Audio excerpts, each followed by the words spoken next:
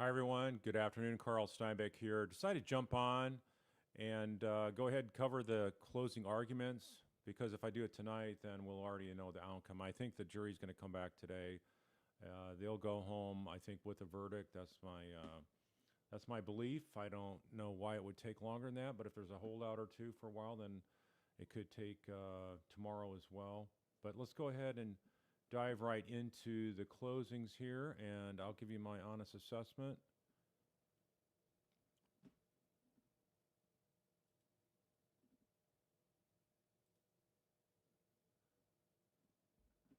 Almost there. Stand by. And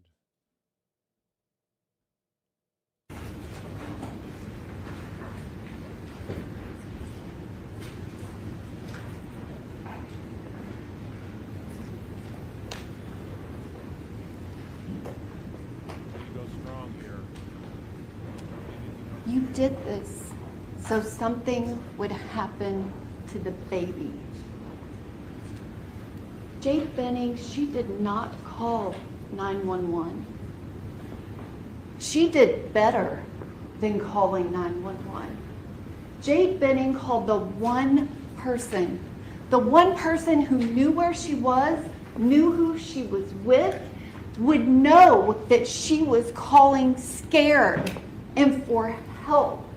Najee Jackson said as soon as she heard her best friend's voice, she knew she was scared and she needed help. Jade Benning did better. She made sure that Blaise Taylor was not the only person to hear her last words. She made sure that you heard her last words. She called Najee Jackson and said, Blaise, you're scaring me. Najee heard him say, you're scaring me. I know you put something in my drink. I knew my drink tasted funny. Let me see what's in your pocket. Let me see.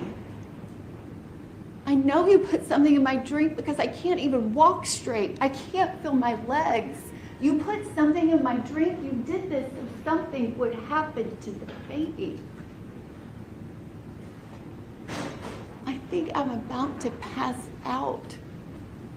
I think from an emotional standpoint, yeah, calling her best friend is a good thing to do, but if you want to save your life, it's not a good thing. So I think the credibility here is a little bit lost by the prosecutor by saying she did the best thing because we know it took more time. So I don't know why the prosecutor would say that. Jade Benning ensured that you heard her words that night where she was so excited to be having a date night with Blaise Taylor. Her best friend came over. They were the only two people there. Dr. Aaron Carney gave a very specific medical explanation that Jade Benning would have gone pulseless within 30 minutes of ingesting that concentration of cocaine dissolved in a liquid. There were only two people there. The proof and testimony that you have heard over the last week from Jade Benning's family and friends, the pictures, the things in her phone, she was so excited to be having this baby. She was so happy and planning for her baby girl to be born. I submit to you that it does not matter how many questions were asked about fentanyl or cocoethylene. It does nothing to change the evidence and proof that you have that Jade Benning did not want to harm herself or her baby. She wanted the opposite of that. The proof and evidence from Najee Jackson and Dr. Aaron Carney is proof beyond a reasonable doubt for counts 2 and 4 that Blaise Taylor intentionally. Are you guys having a hard time hearing me? Can we do a comms check here?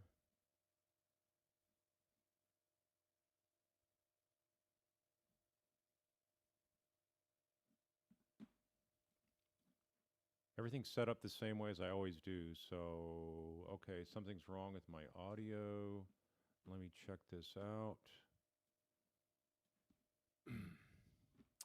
All the settings are normal on my laptop here. Not laptop, but my Mac Mini.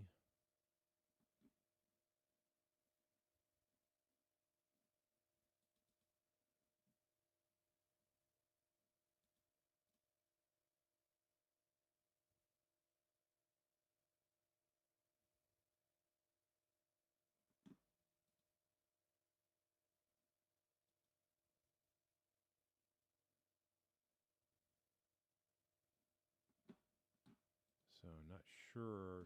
We still having a problem with that?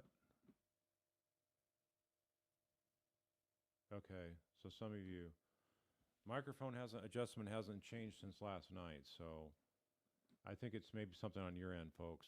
Put that cocaine in Jade's drink to kill the baby.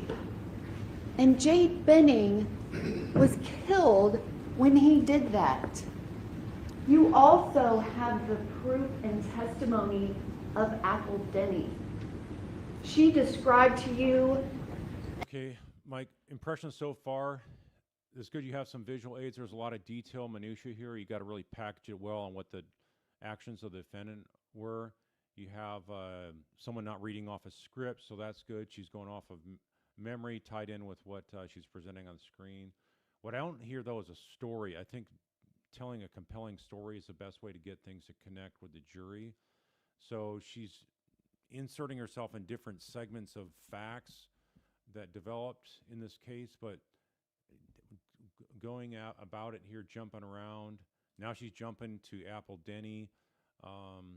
Yeah, tell the story of what his motive was. They don't really go into the financial motive of what it would be to have to pay for a child to be raised and be co-parenting and stuff like that for somebody you're not even in love with. So that's something that they should, I think, focus on instead.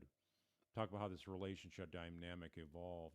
An event that happened several years before in 2017, but when she heard about what happened to Jade Benning and that Jade Benning was dating Blaise Taylor, she knew immediately. She reached out and contacted people because she knew she had information that it was him. She testified, told you about very personal things that happened to her, but she described what happened over a period of 2 days.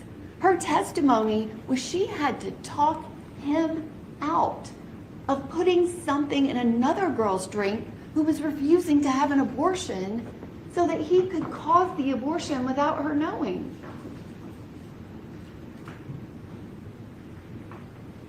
Blaise Taylor chose cocaine. He chose what to put in that drink. He chose a substance that you have heard from multiple witnesses is known to cause spontaneous abortions. Dr. Carney described that it is known to cause a placental abruption. And she also testified that that did not happen to Jade Benning. It did not happen because he killed her. I submit to you that there is proof and evidence that you have heard over the last week that proves beyond a reasonable doubt all 4 counts of the indictment, including the first-degree premeditated murder of Jade Benning. Blaise Taylor chose this. You saw when he got back in touch with Jade Benning They had a conversation that explained what happened back in November of 2022. This is kind of a somewhat joking conversation, but Jake Benning said, "You gave me a crazy ultimatum." Apple Denny testified to that same ultimatum. Can you all hear me better now? I think I found a problem that I fixed. You have Jake Benning's decision to the ultimatum he gave. This is critical. This is a critical piece of information. This Apple, her statement. That's one of the best things they have to show his MO. And so that's good you're hitting on this point and talking through the different text messages. Good points as well. Let's see if she focuses on enough detail here. She chose her baby. She did not choose Blaise Taylor. She did not make the choice that Xavier Winford made back in 2017. She chose her baby. Apple Denny gave that same description of the ultimatum, and you have that there was no contact from November 6th to December 31st of 2022. Jade Benning was planning for her baby. Her life was going on. But you also heard from her family and friends that during that time, she was not posting anything about her pregnancy to social media. She had not posted anything to social media about her pregnancy on the day she was murdered. It was not publicized. When Blaise Taylor comes back into Jake Benning's life, this is the evidence that you heard was not he came back welcoming this opportunity with open arms. He tells her very specifically in these messages that your life is changing. This is going to be a thing for you. At no point does he say we, me, ours. This is going to change Jade's life. And he is not portraying it as a positive. Right. Telling her she shouldn't be so optimistic.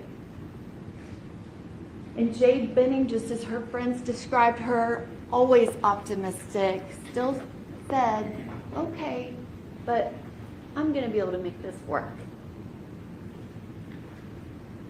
Blaise Taylor did not go to any of her pregnancy appointments with her OBGYN.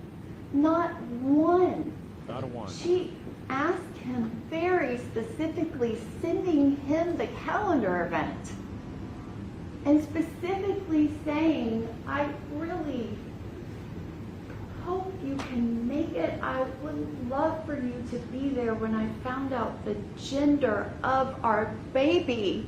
If it's going to be a boy or a girl, I want you to be there. And he did not go. And even when they saw the shadow and she had to have follow-up testing and then another follow-up appointment, he didn't go to any of those. Jade's stepmom, Andrea, she went with her the day that she found out she was having a baby girl. And Jade was still so happy even though he wasn't there. You also have... Yeah, he told her how bad it was how this basically ruins your life if you have a baby, in essence. Proof about why Jade wasn't posting, about why everybody didn't know that it was his baby. He was the father. You have a message where Jade is saying, I talked to my mom and let it be known not to bring up you or my situation to anyone. She is defending him. and his request that no one know that he's the father of the baby. He responds, but it's all good as long as we are on the same page moving forward. Everything is cool, but I appreciate it. The day before Jade Benning is murdered, the day before, the night before she is murdered, Jade Benning wanted to see Blaise Taylor that night, and he didn't. He is texting Xavier Winford, who he's had some kind of relationship with since 2017. That's the one he tried to have an abortion behind her back, where she would basically have an aborted baby and she would not know that he caused it, right? So this is the same MO. So this is very critical information to bring out. He's texting her and saying, you should never doubt anything when it comes to us. And she says, I'm doing my best. And he says, I know, I'm trying to reassure you. She thanks him. He says, I'll do anything to help you. That's what I'm here for. She says, I trust that's true. And he says, good, do you trust in us? She responds, yes. Good, then you have nothing to worry about. Everything is going to work out. I don't want to date you exclusively, but everything's going to work out to my benefit, my advantage, the way I want it to. She says he's loud. He says, me too. I love you, and I need you to love me back and be in love with me. She responds that she loves him, and he says, good, I just want us to be happy together. We are going to be just fine. We just need to stick together. And she promises. Does that sound like somebody wants a future? An 18-year future with this woman that's basically tied in the rest of her life? The rest of his life? I don't think so. And that they are going to stick together. The next night, he goes over to Jade Benning's house for date night. The date night that she's planned. She has canvases so that they can paint pictures for the baby's room. I mean, that's somebody that's really, really having a lot of joy preparing for a baby. Does he have any of that joy? Is there any signs of it? He goes over there to the date night with cocaine to put in her drink. He goes to the date night. The testimony that you heard from Nigella Jackson and from Keontae Jones about them stopping by. See, what I'd be doing is setting it up is like he was looking for the right opportunities, coming back in her life. He interjected himself. She's not bringing up the fact that he says, I don't want to see you if you have a baby, right? She doesn't bring up any of this history and setting out the timeline. So this is disappointing to see. You're not stronger than that. That whole time that he's shuffling those Uno cards, he has the cocaine to put in her drink. He gets there at 7 p.m. They show up at 7:30 for 30 minutes talking about spades and having random conversation, and he has it.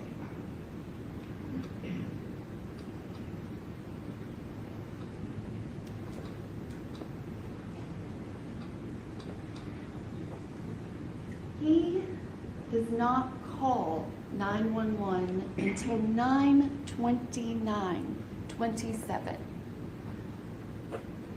I'm sorry, the call that Jade makes is at 9:29. EMTs don't get to her until 9:50. Dr. Carney's testimony is that Jade was given the cocaine that she ingested orally 30 minutes before. You have this photograph from 8/29 that shows the progress. She has not been given anything at that point. The next image that you have is at 9:10 p.m. It is somewhere between this point and the next image of their progress that she has to have been given the cocaine in her drink.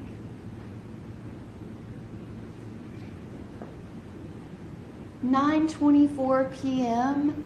is the next time that there is an event. It is Think about why she's making the meal and all that. That's a perfect opportunity when she has a drink that he's making to have something in his pocket and just drop it in the drink, right? So could easily be done without her noticing. after that 30-minute mark, she has finished the painting. You heard Dr. Carney's testimony about how the symptoms would start off not severe, but it would escalate really quickly. And 9:24 to 9:28, you have 4 minutes. 4 minutes after he has put this in her drink. He is there and knows what he has done. And for 4 minutes, takes picture after picture with Jade Benning. Blaise Taylor went there with a plan. There was a plan. He has already poisoned her, and he is taking pictures with her. Blaise Taylor did not plan for Jade Benning calling Nyjah Jackson. That hadn't happened yet. The last event that happens is that deleted picture, and within 45 seconds, Jade is calling her best friend. What did you do? She is calling her best friend scared, and she is not talking to Nyjah. She is talking to Blaise Taylor. 6 minutes and 9 seconds. He is there. While she's Jade dying. is telling him, I can't feel my legs. I can't walk straight. He is there and he is not saying anything to her. Like, Jade, what is wrong? What's going on? Let me help you. Come on, sit down. What is happening? You seemed fine just a second ago. What can I get you? Do you want me to call someone? You didn't hear testimony of any of that from Nyjah Jackson. You also heard Blaise Taylor tell Detective Smith that third interview. He was describing what happened that night, and he said that Jade was trying to lay down. He didn't tell him, so then I helped her. He says that Jade was talking to him. Talking to him. And then he says she wasn't saying stuff right. Maybe she was kind of talking to Nyjah. Now, at this point, when he tells this to Detective Smith, Nyjah Jackson has already told everybody exactly what she heard her best friend said. She's told the people at the hospital, the first officer, the second officer, the detective, family and friends. She's told Blaise Taylor to his face, like, you didn't tell them what she said. This is a good point to make here. All those different points of reference that she accused Blaise Taylor. And so this is really good for the prosecutor to highlight this. He stood there for 6 minutes and 9 seconds knowing that he put cocaine in her drink and she drank it. Well, she said these things to him of, I know you did this. Stood there for 6 minutes and 9 seconds and did nothing to help her. At some point, Blaise Taylor figured out that Jade called Nigella. He tells Detective Smith that he was there when she called her and that he spoke to Nigella on the phone. And Jade told Nigella she wanted her to come over. Nigella Jackson's testimony was unimpeached about what she heard her best friend said and about what happened that night. That's true. Blaise Taylor did call 911. He did. But he already knew that Nigella had been on that phone call. Because this is before Nigella has gotten back to the apartment. She hasn't told anyone she heard what he said. She hasn't called him. She doesn't call him until 9:47:11 when she calls back to Jade's phone. That's when she talks to him. But 5 minutes before that, after he's called 911,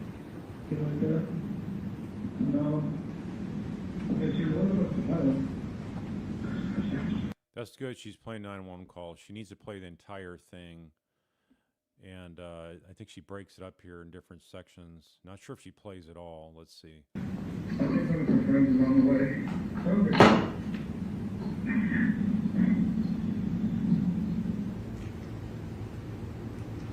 You like that?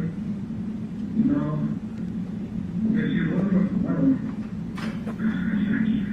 I think one of her friends is on the way. I wish they had a transcript like we saw in the Adelson trials. I wish they had a transcript that you could see exactly what he's saying.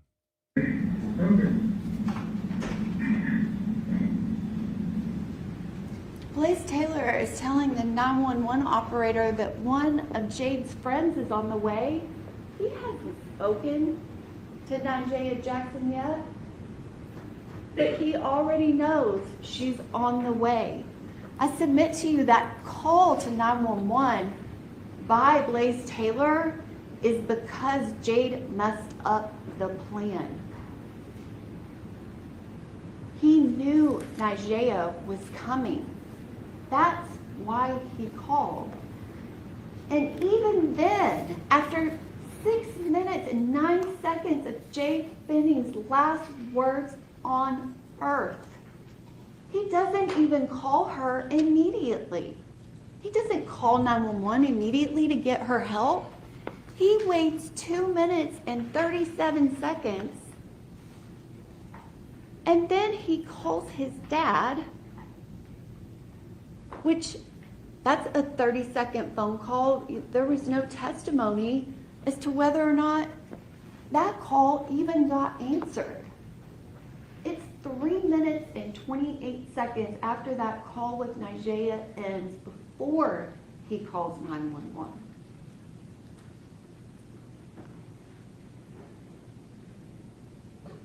There was no cup with any cocaine that was collected in that apartment. There are 3.5 minutes before he calls 911. You do have his statements with Detective Smith. Blaise Taylor tells him, oh, there's no alcohol whatsoever. No, no, no, no, no. And we both drank the same stuff. And then he's asked if he cleaned up, and no cleanup. He says that Jade cleaned up some. There was some cleanup by her, but he was not cleaning anything in the apartment, and when asked if they went back and got the glasses, if the lab would test positive for anything, and he said no. So what happened to pink lemonade? She wouldn't have been able to finish it. So the cocaine would have still been in the residue, whatever's left in that glass or cup or whatever it was with the cocaine in it. So how did that disappear? It won't. Now, there's at least 2.5 minutes before the 911 call, and that's just the call to his father. There's this time of what's happening. This. Okay, she does the start of the countdown, but she should do the entire countdown of the 2 minutes plus, and she doesn't do that here, which is sort of weird. Cup ends up over by the sink. Detective Reese testified that it appeared it had been washed out. The camera, that is after Nigea Jackson moved the camera back to where it normally would have been. This is from 3 days before. This is what the camera would have captured. If someone went over to the kitchen island and did anything to any of the cups, it would have been on that camera. But that camera was not where it normally was. When her friends, thank goodness, went to her apartment to secure it and make sure that the evidence was collected. That's where they found the camera. In her bedroom with the blinds up, in a place that would not capture anything that happened to Jade Benning on her bed and anything that happened in the kitchen. You notice the selfies that they took for 4 minutes while the cocaine was clamping down on her blood vessels before it could make her heart stop. They were all off to the right, not in that camera angle. Very The suspicious. 911 call that happens 3.5 minutes after the call to Nigea ends. Listen to the call and where he is. February 25, 2023, 21:38 and 58 seconds. 911, what is the location of your emergency? I'm not sure if I'm bouncing back. I'm at a friend's house and I think she's having an allergic reaction. I'm not sure. That's what he starts off with. I mean, that's really incriminating, and him not knowing where he's at. I mean, come on, get real. Yeah, there's a lot of your money.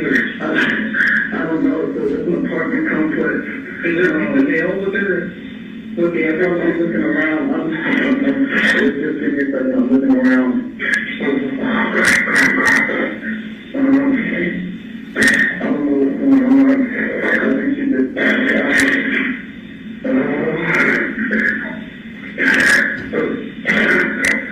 Give me 1 second. Okay, are you on Donald tonight or are you on Lebanon? Lebanon? Yeah, Lebanon. It's apartment 107. Or is it 5040 Lebanon Way? I don't know. It's not Burger King. I do know that. I'm going to a apartment building to get the condo slash apartment.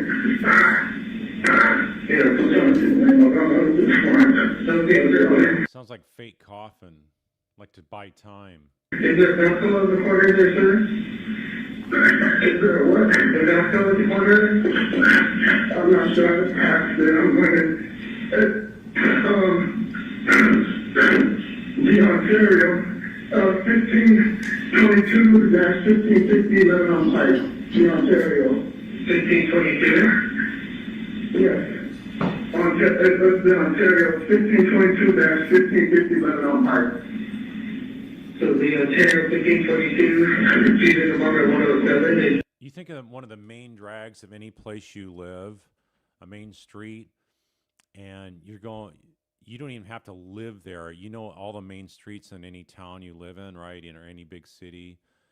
And you would know automatically. He should automatically say, look, I'm on Lebanon Pike. He would know the apartment name Ontario. That's a unique name. It's the name of a large city in Canada, right? So everyone has heard of Ontario. It's not a name that's hard to forget. So it's not like it's something like the Willow Brook on the creek or something like that. That's a word that's maybe hard to remember the exact wording of. Ontario, you would remember that, right? So he's stalling. This is a stall technique. I don't know.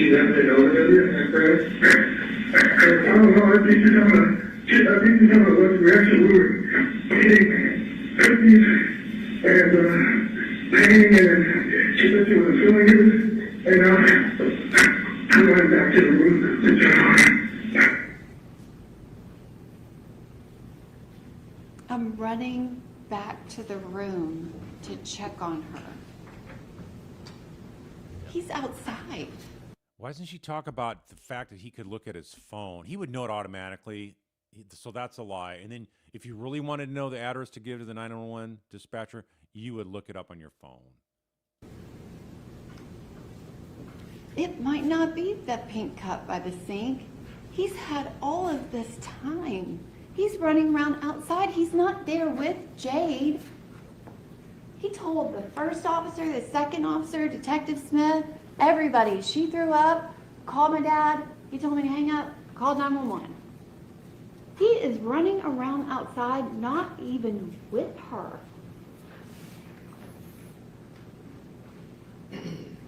No, and what's the case we disconnected while you're here up there? What's the callback number in case we disconnected? This number right here. Is it 8 number 773 Yeah. Okay, now this is 23, 24. Okay, is she awake right now?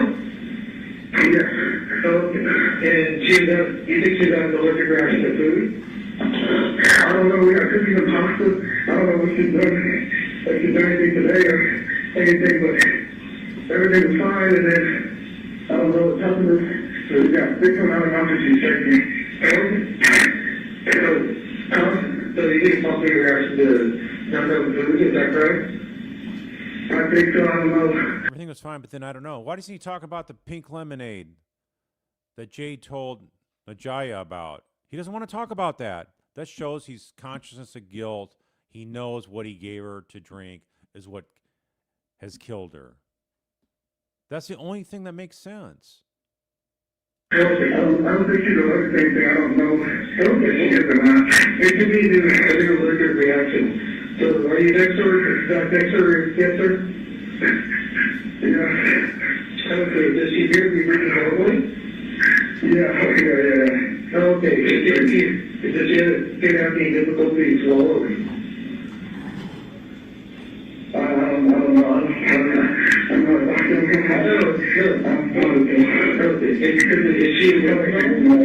doctor. They really should have done an enhancement on this 911 like we had on the Adelson tapes at the Dolce Vita from the FBI doing the surveillance. But what we have here is definitely the guy stalling for time. I think the jury's going to get that. If you're stalling for time, why are you stalling? Are you doing anything to like wake her up, shake her, or have communication with her? No, it's like he doesn't want to really be involved. It sounds like she's snoring.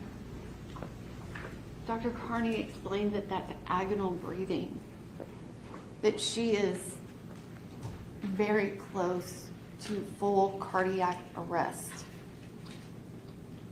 Mr. Taylor describes her as being breathing and conscious the entire 911 call. I submit to you it's unclear if he is giving any information as it happens or if he's just describing what's already happened. calls 911 knowing that Nigea Jackson is on her way and she is going to find Jade Benning pulseless. He called knowing what he gave her. When they found her, she is face down on her bed, her mouth on the comforter with pink vomit. You know, a normal person to do if the EM or the dispatcher's not giving enough directions. What do I got to do? She's vomiting now, and stuff's coming out of her mouth. Foamy stuff's coming out of her mouth. What do I do? What do I do? You know, none of that.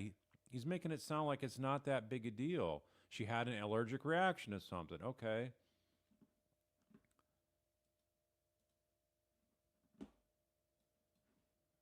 That test positive for cocaine. I submit to you, it doesn't matter what was in the drink. It doesn't matter if there was something else mixed in with it. That doesn't matter. The proof and evidence in this case That's what I've been saying. is that Blaise Taylor. Hold it right there. That's what I've been saying, so I'm glad she's saying it. It's like it doesn't matter what the exact mixture of is cocaine or if there's meth in there, let's say, or from fentanyl, whatever. If there's some marijuana or something, none of that matters. All that matters is you get something off the street, and it's going to be some kind of evil potion of something that can do some massive killing, and that's all they have to show. That's all he knew. He didn't know. He didn't test this out himself. He's not a drug user himself, so. Whatever it was in Jade Benning's drink. He did it and then stayed for 30 minutes. He did it thinking he would be the only one that would hear her words. Good point. He did it thinking you would never hear her words. I like this point she's making. She's got a lot of passion. She's not being too high-pitched in her voice, but this is a good point to drive home to the jury here. Jade Benning said, "You put something in my drink. You did this so something would happen to the baby." Blaise Taylor. And you know what? Same thing could have happened to Xavier. Xavier, you know, if she wouldn't have agreed to the abortion, she could have been the one instead of Jade.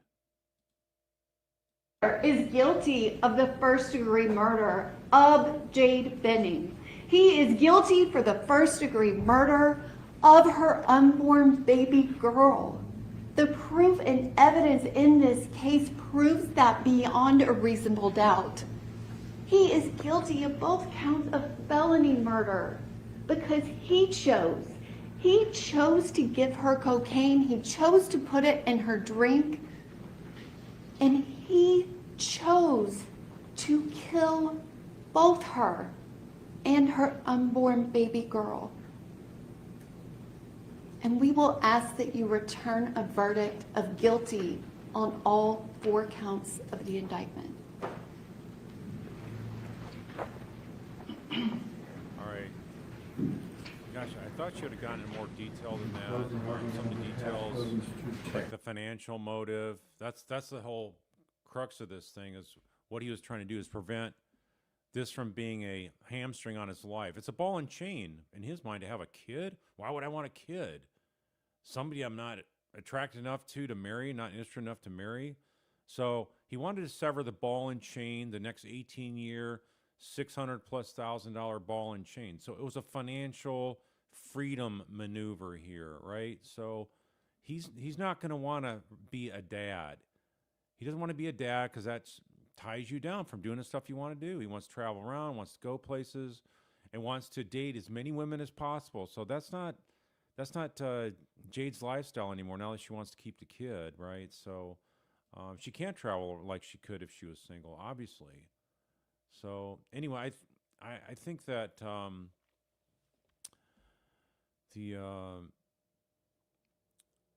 this not telling a story and all that, I'd automatically knock it down to from what could be an A. Automatically, I'm going to knock an argument down to like a to no higher than a B. So the best she can get is a B, right? So, but she made some of the main key points about Najasa. That's a key point that she highlighted very well, I thought. But the bottom line is the evidence is there. The evidence is there to convict, and I'm not so sure they're going to believe it's first degree towards Jade at all. Premeditation can occur within a second. I think he was legally there is enough there for first degree. If you give somebody a concoction that you know could possibly kill them and it kills them, I think that's premeditated. So will the jury cut him a break? And maybe there's some folks that, well, I don't think it's first degree for both. I don't think it's felony murder for both. So they may cut him a break for that. Ms. Colleen, if you have a hard time hearing me, that must be on your end because other people hear me fine. So adjust your settings, please.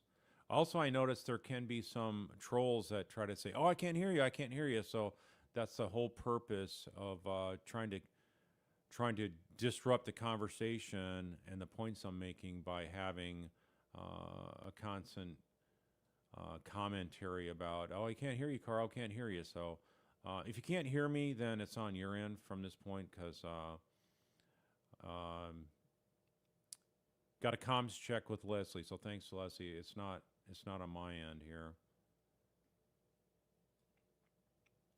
Okay, so let's go ahead, see what happens next here. Yes.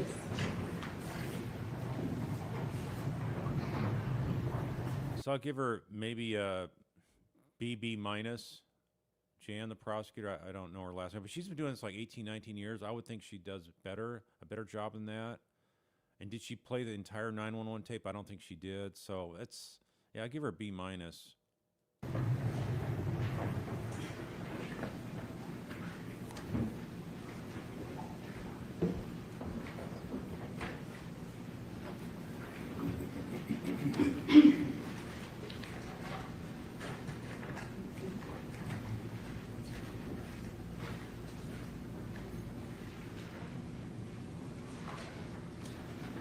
Yeah, there's not a lot of text messages. Yeah, this whole thing about the diaper service, I would have weaved that into this is how the setup occurred. You know, she's not developing the setup. Like, he does not want to have a child. He cut her off. He threatened her and said, look, you're never going to see me again. If you have a kid, you're never going to see me again. I want nothing to do with you. So right there, it shows he doesn't want to have child support payments due, right? You will not have a child and have anything to do with it. Where's all this really playing into the argument well? So, yeah, really disappointed with this.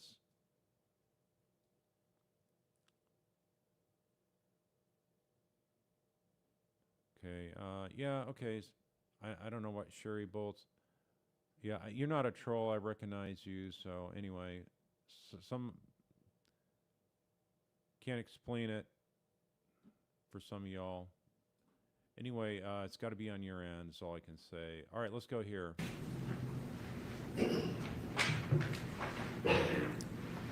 Oh, that's a lovely downtown scene of Nashville. And the tallest building there, it has those two poles that make it look like a Batman. In fact, they call it the Batman Tower or something like that.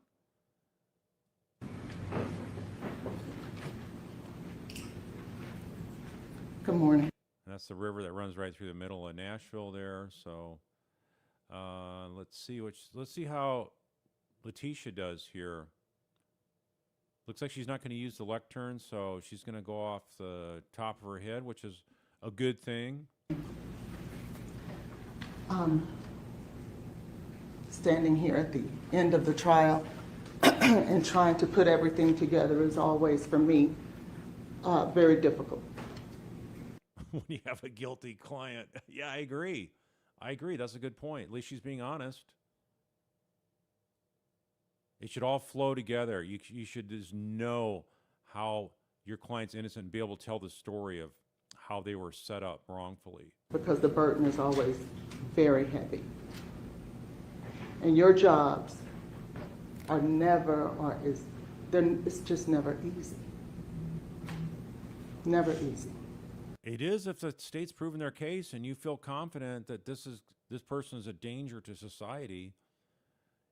You can have strong convictions and understand the weight of it, but that doesn't mean that you're struggling to come up with a guilty verdict. But we're here. And she almost sounds sort of like subdued and sort of down on herself, like she knows she can't make an argument that's going to be credible and connect with the jury to find him not guilty. one of the things that I want to talk to you about. Think about all the other times she's sounding very aggressive and over the top, and now she's morphed into this very soft-spoken, very slow, deliberate type of conversation about what a burden this is. So she's changing it up here. So which is sort of the real version? Is the words that you guys gave us. Not just me, but the state as well. Not just. I'm going to hold your feet to the fire, jury. I'm going to sort of make you feel guilty if you try to backtrack off what you committed to on voir dire. It's Mr. Taylor, but Jade's family as well. No matter what happens as a result of this, it is still a tragedy. It is still a very awful incident that occurred. No matter what happens, so right there as a defense attorney, I would not like that, because you're out basically conceding that no matter what happens, meaning you may convict my client, so I wouldn't even want to go there as a defense attorney, so that's surprising to see. And there is only one question that we have to answer. Is whether It's not we, it's the jury. You're not part of the jury, counsel. or not Blaise Taylor, in your minds and in your opinions, is guilty beyond a reasonable doubt. There is only one question or one thing that we will ask of you, that I will ask of you, that Blaise will ask of you, that his family will ask of you. And that is to keep your word. Keep the word that each one of you gave us. And that is that you could follow the law. You cannot, we cannot build a justice system based on emotion, based on sympathy, based on just the mere fact that a tragedy occurred. So are you conceding that there's nothing sympathetic about your client, but there is towards Jade? Every time a loved one leaves this earth, it is sad and it is a tragedy. But that in and of itself cannot drive our justice system. What we cannot do is say, because someone lost their life, that we don't have to follow the law, that we don't have to hold the state to its burden. Okay, so what she's doing is starting off with a burden of proof, and so that's something a lot of attorneys can do. I think it's more persuasive if you tell the story of how your client was wrongfully accused, and then you talk about the burden of proof and then tie it all together. She's starting out with the burden of proof, so she hasn't got into a story yet, and we haven't got into the facts yet. So is this a different method of doing it? I don't think it's as compelling. Because otherwise this system collapses. We could talk about the pain. But I think the reason she's doing it this way, I don't know if this is her normal way of doing it, but if you don't have the facts good on your side, then start off with the burden of proof. So that's why I think she's doing it. That a mother feels when she loses a child. We can talk about a beautiful young lady and her daughter who is no longer with us. And if you're not human, you won't hurt. But if you are human, you will hurt. But that should not play into your decision making.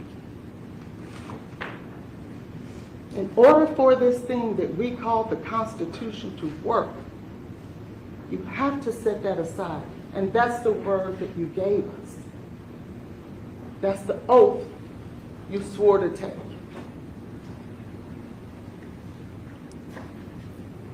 All right, her distance from the jury is appropriate. She's in front of the lectern and not too close, not too far away.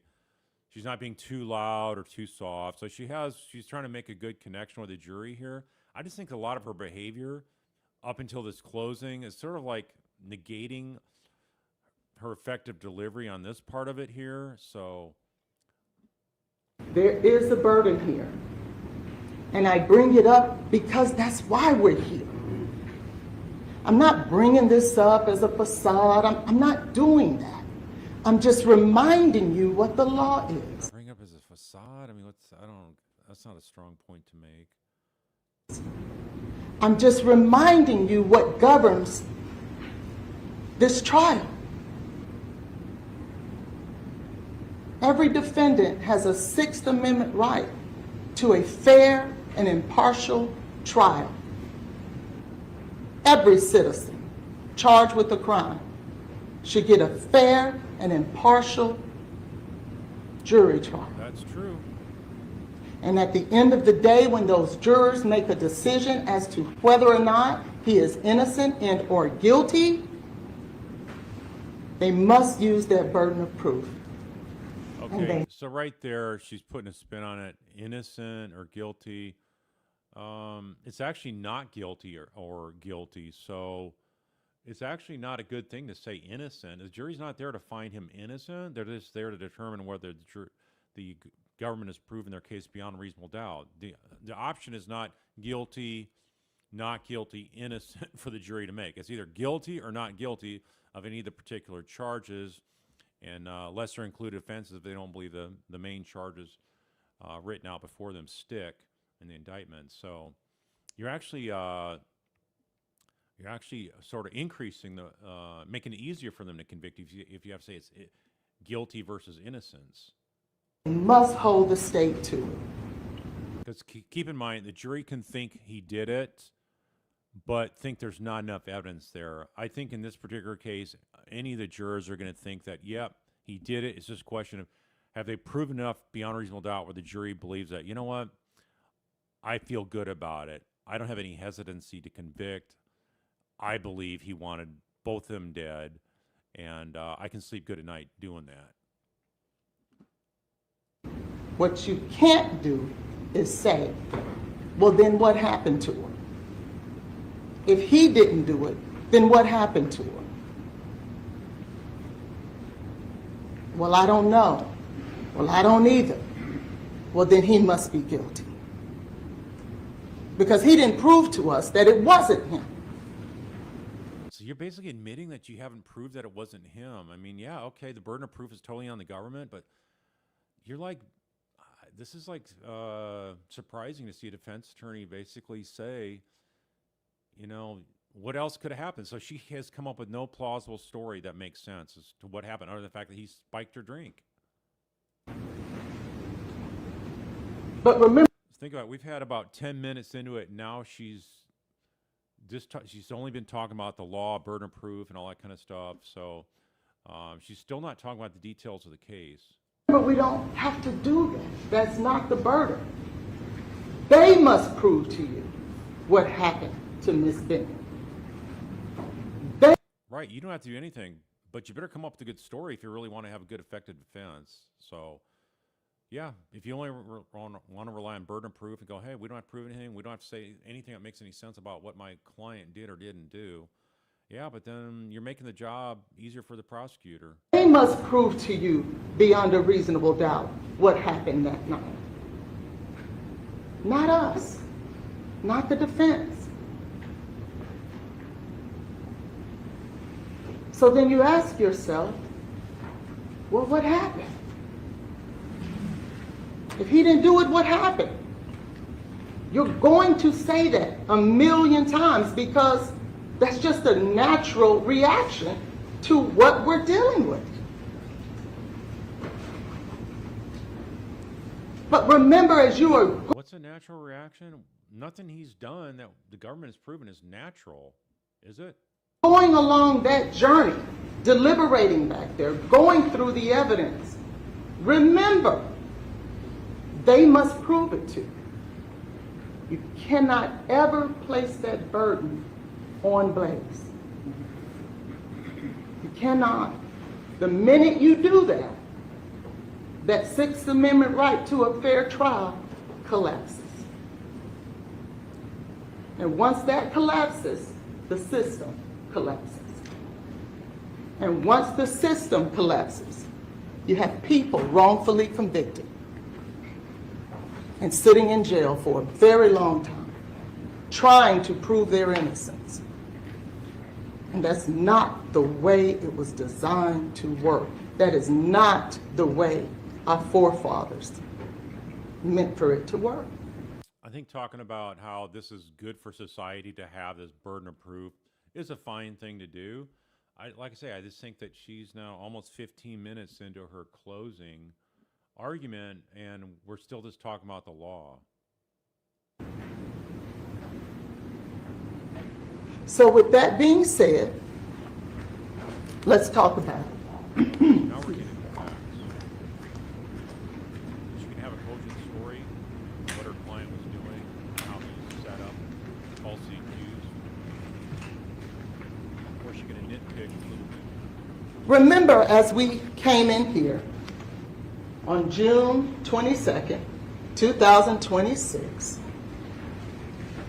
we dealt with an official finding of undetermined, the manner of death in this case, by the state's own medical examiner. She had the option to choose homicide. She knew the facts. You heard from Dr. Carney way before you did. And she couldn't figure out what the manner of death was. She landed on undetermined, and she's still on undetermined. Now you're tasked with whether or not you can take it over the hump and move it to murder beyond a reasonable doubt. That's a good point. I think you got to bring up the autopsy, undetermined, because the examiner did not want to place herself in the role of like, oh, well, I'm not going to try to figure out whether she accidentally took it or somebody gave it to her. That's not something she didn't feel comfortable with. Some MEs would feel comfortable doing that, but she's just more of a cautious examiner doing that, I would submit. I want to talk to you guys first about the facts of this case. She could have really emphasized this more, had more passion. Can you believe that they could not even find this to be homicide? Really play that up, and she really doesn't here very, very strongly, I would say. And what you've learned since you've been here. What I don't want you to do as we take this journey is come into this environment and say to yourselves, I want to live in La La Land. I want everything to be perfect. Life isn't perfect. And the older you get, the more you learn that. The older you get, the harder it gets. Trust me when I tell you that.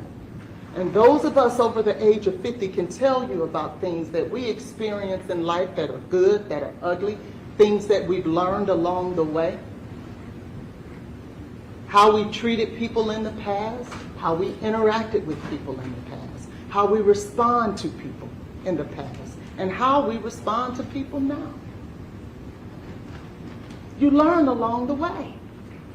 But what life isn't is a perfect cookie cutter La La Land. That's not life. So let's talk about Blaise and Jada. They met on Hinge.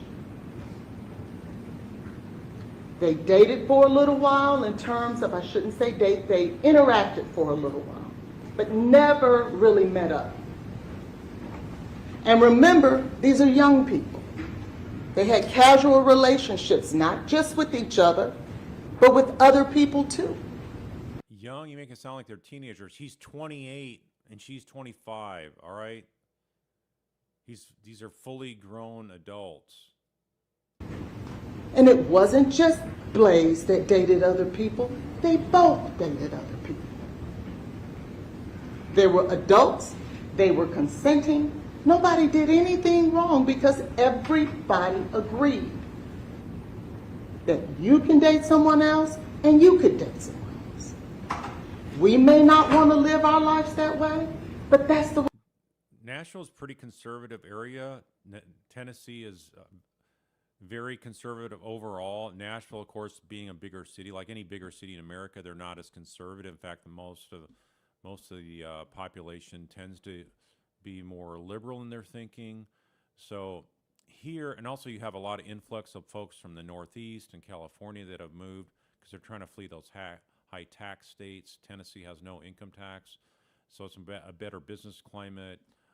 Property taxes are cheaper, that kind of thing. So saying that basically they did nothing wrong and having this kind of lifestyle, that could not sit well with some of the jurors. Some of the jurors, I'm pretty convinced, are going to be thinking, you know, this is a really high risk lifestyle that both of these are living that I don't approve it, and then they're not going to approve of him trying to shirk his responsibilities here. So anyway, I lived, what was it, about an hour south of Nashville for 5 years, not too long ago. The way they chose to live their life.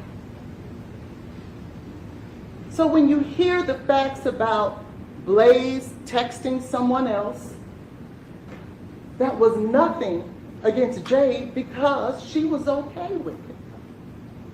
So don't let the state make you think that because he was dating someone else and he texted that other person, that was something nefarious or wrong. It wasn't.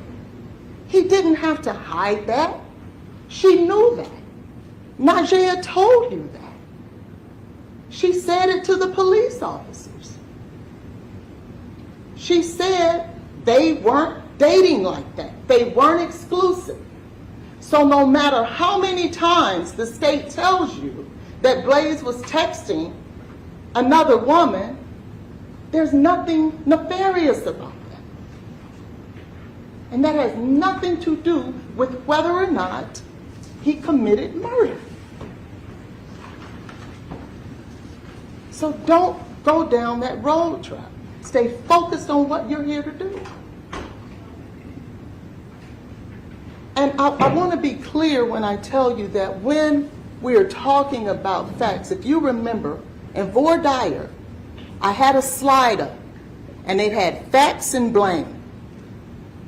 And I asked each one of you, would you be okay if sometimes facts were ugly, but I needed to share that with you so that you could have all the facts to come to a decision? It would be unfair to Blaise if you didn't have all the facts. Notice her tone of voice has shifted to more of a harsh tone.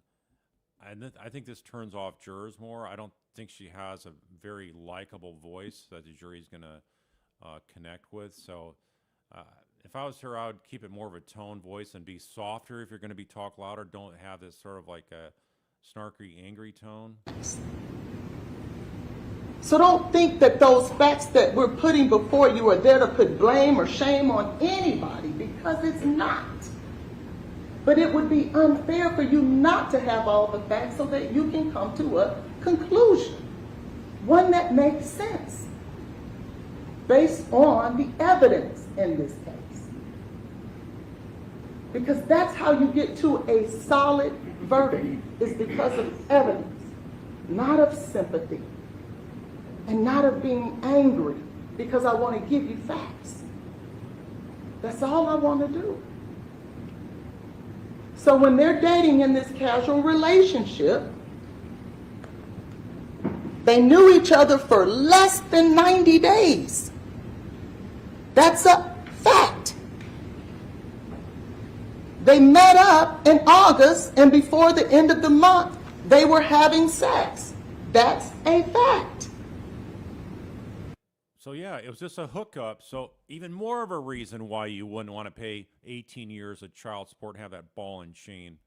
Exactly. That's a good point to help the prosecution here. And they were having sex without a condom. That is a fact.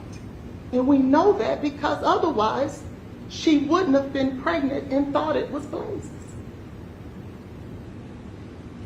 Yeah, and it shows the fact that he doesn't give a rip about whether the baby is in the womb or not, because he's going to make sure it's aborted, right? One way or the other. And like a commenter said, he was not expecting he was going to run into somebody like Jade that's going to keep the baby, no matter what he does to try to manipulate him. So when she finds out that she's pregnant, she and her best friend are trying to make a decision about who the father was. Because at that time, she wasn't sure. And we talked about that with Najee. And to me, I think that that is a crucial fact for you to consider. Because if she wasn't sure Blaise was the father of the baby, neither was he. So you would then have to believe that he would kill her and that child, not even knowing if it's his or not. That's a fact. And so she tells him she's pregnant. And he's not happy about it. Yeah, I think the prosecutor would have more credibility if they went in and said, look, he went to kill the baby. He took the risk of killing both of them, and he assumed that risk. And then you can tell that when he had a chance to try to do something to save the life, what did he do? He slow rolled it. He stalled. Because he's like, well, you know what? I'd rather have both of them dead than have one of Jade survive and then say what I did to kill the baby in the womb. So, yeah, that's...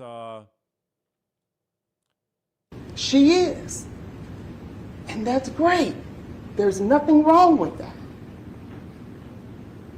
But Blaise, on the other hand, with only knowing her for 90 days, maybe he's not happy about that. I guarantee you he is not the first human being that in his 20s had a unexpected pregnancy pop up and he's not happy. I guarantee you he is not the only human being who's ever felt that way. And they want you to believe that that's just a horrible fact that would give him motive to kill her and the baby. All right. Supportive efforts. He was not there for any of the appointments. He get one comment about, oh, I got a subscription for diapers. I wish the prosecution would get that kind of digital evidence to show that that was false. You know what? Because if he had had a subscription for diapers, they would bring it in as a defense team. That's what would happen. Now, granted, the burden's on the prosecution, but, you know, if you had that as a defense attorney, you'd bring that in. But you know what? Even if you brought that in, diapers, who buys diapers 4 or 5 months before a baby's born? A subscription? So what, they're going to start showing up? Then you're going to have a big stack in the apartment of diapers? I mean, that doesn't make any sense. It's just part of the breadcrumbing to set this thing up to eliminate Ivy. Most folks in their 20 years, who is in their 20s, who get someone pregnant that they don't know within 90 days, I'm willing to bet at least 50-50, are not happy. That's real life stuff. That's not a nefarious fact. That's just real life stuff. Right, because who wants to support somebody for 18 years with a mother, somebody you don't even want to marry? You're not in love with them. All those reasons, yeah, add up to motive. So thank you, counsel. And that's what I'm going to talk to you today about, is real life stuff. All right. real. Because if you remember, you heard from Nigeria, they were talking about possibly going to Indiana for an abortion. Remember, Nigeria was saying it was 2 weeks, 8 weeks, you better make a decision and make it quick if that's what you want to do. Yeah, sounds like it was really Nigeria trying to say, are you sure you want to have it? She was the one that was like trying to make sure that Jade really understood the consequences, but and she said, yeah, I do. I need to make that decision. You heard that testimony. Eventually, she landed on having the baby, which she has every right to do. But somehow, it's okay for her to consider abortion. But it wasn't okay for Blaise to consider it. That's not fair. Don't let them turn that into a nefarious fact that will automatically get you over to murder. They both considered it. It was just her window was shorter than his. And it would be unfair. So well, wait a minute. She's mistaking fact. When did he say, "Yeah, I want you to have the baby"? So that's a major spin right here. The prosecution on rebuttal needs to bring that out. They should have brought it out in their original closing. He did not want this baby, and the strong force he gave of "I'm cutting you off if you don't abort." I mean, that's a major manipulation and control factor. I can't underemphasize that or overemphasize that enough. For you to punish him if you don't punish her. So at some point, they talk about it. Apparently, Blaise was still in the position that he was in, even though she had changed her mind. She didn't change her mind, man. She's doing a lot of spin here. She never had a conversation where she was opening the idea of abortion with Blaise. So don't spin it that way, counsel. And she, with the strength that obviously she has, or had, said, look, I'm not changing my mind. You've made your decision. If you don't want to be part of this baby's life, kick rocks. I'm good. And he said, okay. You don't see after that, because Najee, I asked her those questions. You don't see after that Blaise constantly calling her, trying to convince her to have an abortion, trying to manipulate her into having an abortion, blowing up her phone, smoothing her out. No, he tried to ice her to say, you know what, I'm going to completely cut her off. And if that doesn't work, and she doesn't come back, say, okay, I did the abortion. Then it's phase 2, which is, you know what, I'm going to get around her again and find the right time to slip something in her drink. So that's the kind of thing the prosecutor should be arguing on, like a timeline and how the motive and scheme was developing as she was going month after month of getting ready to have this baby. Because if ultimately his plan was going to be to try to kill the baby, it would have made way more sense to do it up front than wait till she's almost 6 months pregnant. Why would you wait until somebody gets 6 months pregnant if that was your plan all along? Remember, she came back in contact with her, December 31st. So he's going to drag it out and let that fetus get 2 months bigger? No, I just told you what it was. He was giving her the gray rock, ignore her, shut her down, because that's what he said he would do. I will cut you off unless you have an abortion. So he was giving her time to think about, gee, I having this baby, I don't have a baby daddy involved, so gosh, I don't want to do this alone, so I guess I got to have an abortion, right? That's what he was thinking was going to play out. But when it wasn't working, then he goes to plan B. That don't make sense. He could have done that a whole lot sooner. That would have made sense. that would have been easier. A miscarriage within the first 90 days, that makes sense. Some people don't even tell people they're pregnant for the first 90 days until they're sure that they get past that first trimester. But he'll wait until she's 6 months. So she makes a decision. Yeah, and talk about what he was doing in the meantime, dating other girls, dating Xavier, and he has no interest in someone carrying a baby. Why would he want to date somebody carrying a baby if he doesn't want to have the baby? He wants his baby aborted one way or the other. She says, you go your way, I'll go mine. And he honors that. He honors her wishes. Now, if he was cooking up and stirring up this evil plan, why wouldn't he start the manipulation right off? I just answered that, so the jury can figure that out too. Najee told you that she liked him. She wanted to be with him. So it would have been easy for him to do that. But he didn't. And I think that's a very important fact. Because if you remember that text message that they read, to you,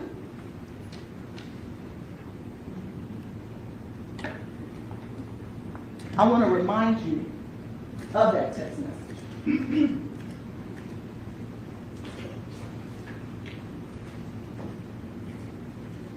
Let's go to what say it. He was determined. This is Jade. Remember, they read this to you. Next time, I'm tagging along for the adventure. LOL. Blaise says, LOL, okay. That's if you want, of course. This is Jade. LOL. He says, gotta still have a job first. And second, you probably ain't doing much traveling for a while anymore.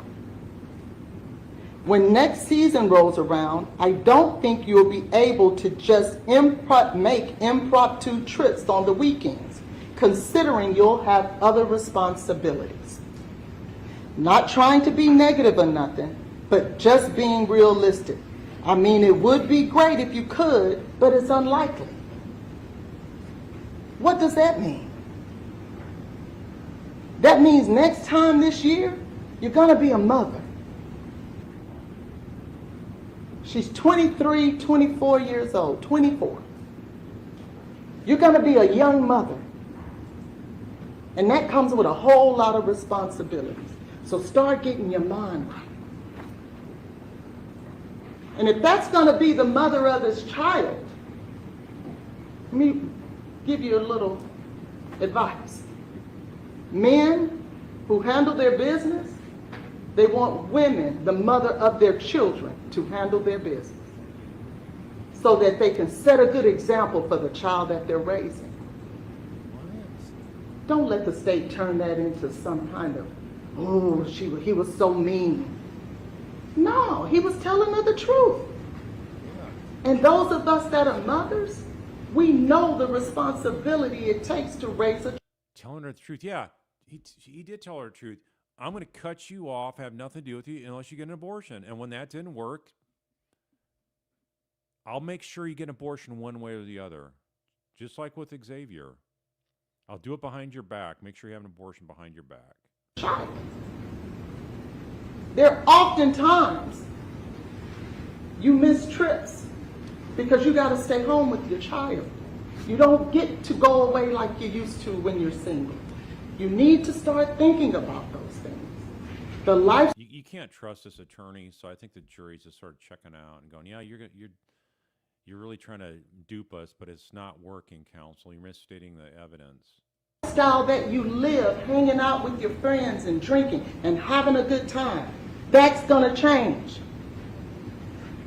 And that's what he's telling her. Not to be mean, but to be real. What's wrong with that? Yeah, he's being real, all right. I'm gonna get rid of this baby one way or the other. Yeah, and he acted on it, all right.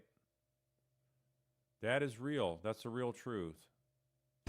Then he goes on to say, or she says, LOL, okay, didn't mean to make it all serious, but yes, responsibilities will be different, but living life will still be happening as well. So he's still trying to talk her out of it, you know?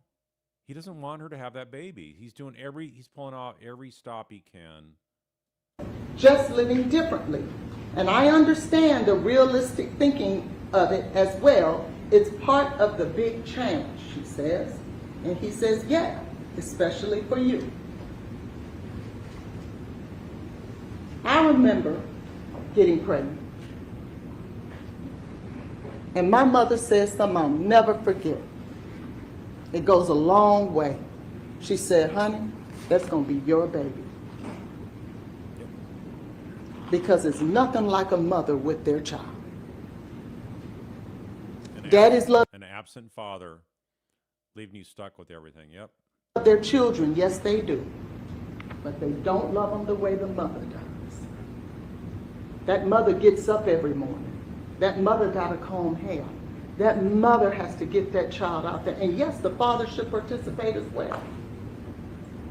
But the reality of it is,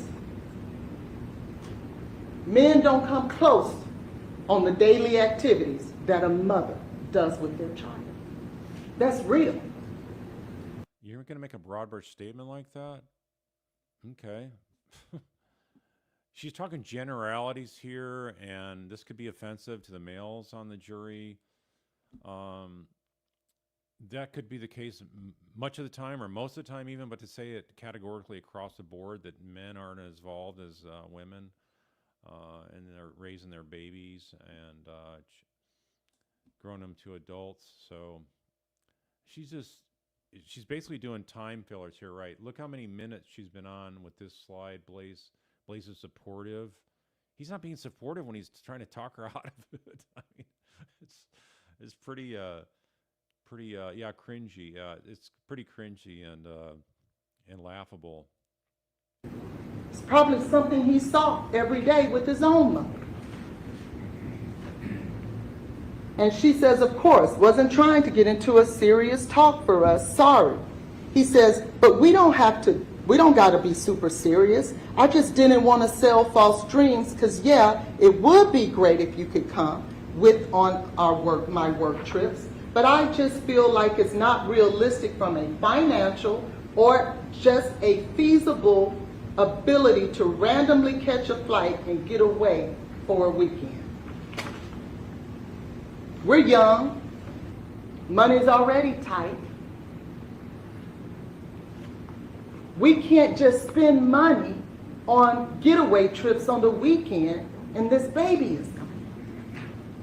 And I could lie to That's another mind twist or mind bender he's trying to do, an arm twister. He's trying to say, look, I'm going to be going on trips with you. We're going to be doing all kinds of fun stuff. But you know what? You got a baby. You got a big gut. I got to deal with that and then start paying all this money to support you. And I don't even want to marry you. I don't even want to live with you. I just wanted you for hookups. I didn't sign up for all this other stuff. Why are you trying to wreck this? Get rid of the baby so we can still have this hookup culture going on. to you, or I can keep it real with you. Blaise wouldn't have been able to win here. It didn't matter. If he would have sold her a dream and lied to her on here, they would have been telling you that. But now he's keeping it real with her, being honest with her, and now that's wrong too.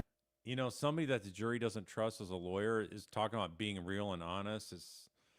They're probably getting a snicker out of that. Would you rather him lie? Lie like the defense has been doing? No, don't do that. The man was trying to be honest. The man was trying to be responsible. Yeah, he's trying to tell her the honest to God truth, which is, you know what, your life is going to be miserable unless you get rid of this. Yeah, in his mind, that's what he believed. Yeah, there is a lot of pain and agony in raising kids, no doubt. But, you know, he did everything he could to get her to have an abortion, and she was not going for it at all. In fact, when he was around her, right before she got murdered, he wasn't there to build a relationship. He was there to terminate a pregnancy. Okay, that's what the evidence shows. And somehow, that's wrong too.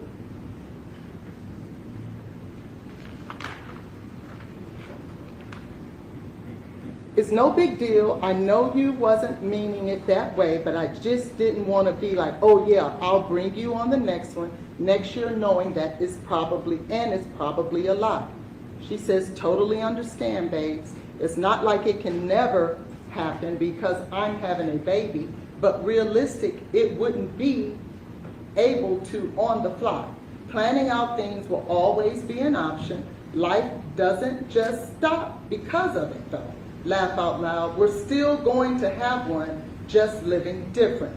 He says, I hear you, but you can't minimize how much things are going to change for you. You've got to be realistic that things are about to be hella different for you. Oh my gosh, this is so bad for a defense attorney. You're actually helping give the motive that he was doing everything he could to pressure her to abort. He's pulling out all the stops. And you're highlighting this in your closing? That's like shocking. Shocking. And will change drastically. Your day-to-day life is not going to be the same. Yeah, life goes on, but it's forever altered and changed in a drastic way. Yeah, meaning my life is really going to be changing financially. You're going to be raising the kid. I don't want to be involved in raising the kid, but financially, I'm not going to be there if I can avoid it, okay? I'm not going to do it. No way. Raising somebody else's kid I want nothing to do with? No. Forget it. That's not me. I'm not saying it's over or anything, but it worries me sometimes when you downplay it and act like it's no big deal. And I know you always want to be super optimistic and stuff, but I feel like you need to be honest with yourself about the situation and know what's down the road for you. Now let's back up with that. He says, it worries me sometimes when you downplay it. That means there's something that has gone on in the past that has caused him, with the woman who is potentially going to be the mother of his child, to start having serious conversations with her. Hey, serious conversations. She's still harping on this. Think about the support efforts to...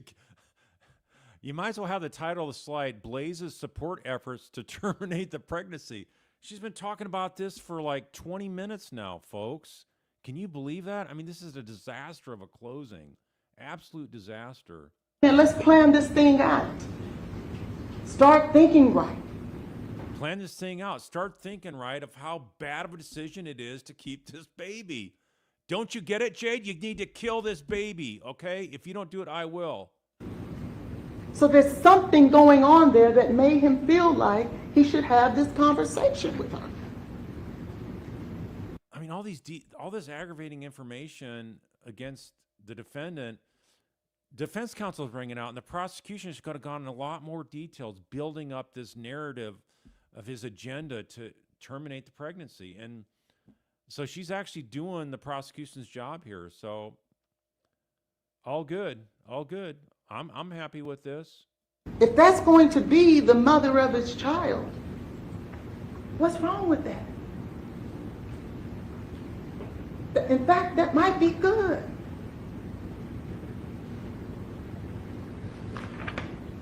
And then he says, I just want to make sure you understand the gravity of the situation and you're preparing. The gravity of the situation, your life is ruined and my life is ruined. I mean, I cannot believe this, that an attorney is bringing this up on closing. Preparing for those realities. That's all. She says, I'm not trying to minimize things, and sometimes I can be super optimistic. She's admitting to it about things which can be scary. Yeah, she's just in love with the idea of having a baby, bringing Ivy into the world, and having a little companion to raise. And she's in love with having this baby, and he's absolutely dead set against this happening. He's not going to let it happen. But I do sit and process that there will be drastic life changes and prepare myself for the tough realities as much as I can. She knows it's not a cakewalk raising a child, having some babies crying in the middle of the night, keeping you up, all the money you got to spend raising a child, hundreds of thousands of dollars. Yeah, that's going to be a life-altering thing that happens to you. But you know what? She's looking forward to doing all that, because if you really love your baby, it's not a burden, okay? It's a joy to do those kind of chores and whatnot. That are to come. I'm not just trying to make it seem like everything is going to be all peaches and cream. I am hearing and understanding everything you are saying. He liked it, and then he says, hey, what time are you going to work? Yeah, she knows it's not all peaches and cream. It's not some just easy thing where I just can be a mom certain hours of the week and the rest of the time somebody else is going to raise a kid. No, this is like major life-altering stuff. And you know what? She's just letting him know. It's not changing anything, whatever you tell me about how difficult it is and how bad of a decision this is. So keep going on here. I mean, we're at, what is it, 25 minutes almost? Talking about Blaise's supportive efforts to terminate the pregnancy. She says around 3. So she wasn't upset about the conversation. And if you remember, Mr. Devlin, when he was testifying about some of the text messages between them, do you remember when she said that it turned her on when he talked serious with her? That's what this is. That came out of her mouth. It turns me on when you talk serious to me. About how bad of an idea it is to have this child. Okay, at least she appreciates the fact that he's recognizing. That's the thing. Jade's so naive. She's thinking, okay, well, at least he's letting me know, and he understands that this is a tough thing to raise a child. But she's thinking that they're going to be a couple down the road. That's what I think she's responding to. She's not talking about the fact that he's not going to be around. That's not what she's thinking. But that's what his intent is, to string her along till he gets close enough to her. If she doesn't do the job, he'll finish it. Some people like to date people and be with people that motivate them to be their best. People who hold their feet to the fire. Iron sharpens iron. And I always say, I never want to be the smartest person in the room, because how can I get better? So when you're attracted to people who are responsible, and that's who you attach yourself with. I mean, calling him responsible and he tried to go behind Xavier's back and kill her baby. I mean, the last thing this guy is irresponsible, right? You're hoping. Talk about gaslighting. Wow. That it makes you a better person. All of our parents have told us, watch your friends. Watch who you hang out with. Yeah, what? Did anybody tell him, hey, you need to clean up your life, dude? You're headed for a train wreck here. Look at the 5 closest people in your life, and you'll see your future. So Okay, now she's giving like a course on psychology. Yeah. I don't know. I don't know. Where's this going? So she hasn't told the story yet. She's just talking about little snippets of excerpts. But man, I'm loving to see this disaster closing for the defense. So the B- that the prosecutor got, she's like making it look more like an A+. Wouldn't have said that she's turned on by having serious conversations with him if she wasn't. And so that was the nature of that conversation. Now, there was so much talk about how Blaise just totally disregarded the baby, totally disregarded her pregnancy. That wasn't talk, that was evidence. As if he was just pushing her off to the side, waiting for the perfect moment to kill her and the child. Yeah, that's what it sort of looks like. That's what evidence looks like. So you're just going to dismiss it out of hand? Because if you notice the tone of that text message conversation, it was talking about the future. Why talk about the future if your plan is to kill her anyway? You wouldn't even have to have those conversations. You could just continue to make her feel peachy and creamy. You don't make plans and you don't try to help the person become more realistic about what it takes to be a mother if it's not your intention for her to be a mother. Oh gosh, we're almost 30 minutes into this, and all she's talking about is him pressuring her to have the abortion. I just, it's mind-boggling. It's mind-boggling how bad this is. It's really bad. I'm shocked at how bad this closing is. Unbelievably terrible, terrible. You're hurting your client doing this, in my opinion. Unbelievable. That doesn't even make sense. So I wanted to show you a few things because we didn't get to show you everything in the phone, because if you remember when I asked Mr. Devlin, was there a whole lot more in there? He says, yes, we only provided a sample. So some of those text messages were, Blaise told me last night he signed up for monthly subscriptions of diapers from this company, Kudos, LOL. Why would he do that if it was his intention to kill the child? Didn't you ever state at occasion you knew that he and Miss Benning talked about naming the baby Jim? Do you remember when I asked Nigella Jackson that? And she says, yes. I said, well, that would be involved with the baby, wouldn't it? She says, I mean, yeah. Because remember, her name is Jade, his name is Blaise, and so they were going to name the baby Jim. That's being involved. It may not have been to the level that she would have wanted it, and I guarantee you yet again, if we're talking about real life, there's a whole lot of women out there who would love for their significant others to be a little bit more involved with the child. I certainly know that I would. Really? That's what you got to talk about in your closing? Responsibility of parenting and stuff like that? I mean, this is like, including yourself? You know what it's like? Here, does Blaise rub your belly? LOL. Sometimes. Why don't you bring in like all those massive boxes of diapers and just have them sitting there by council table, you know? Show us how supportive he really is. They're still talking about support. It's over 30 minutes now. And she's still talking about him pressuring Jade to have the abortion. If he's planning names, buying diaper subscriptions, and rubbing her belly.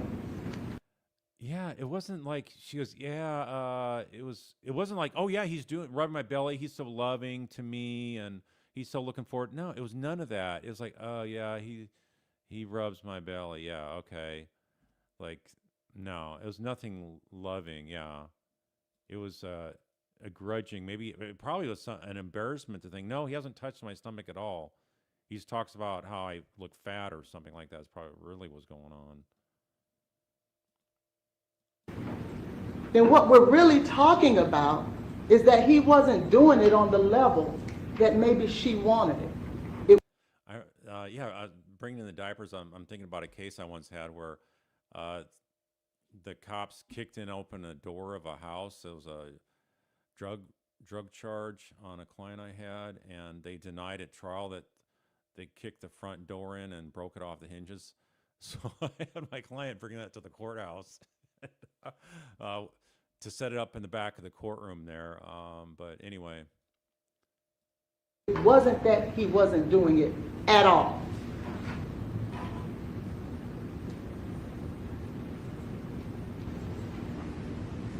Let's go now to the day in question, because we know how they met, we know how they dated, we know what the understanding was, we know they both considered abortion at one time.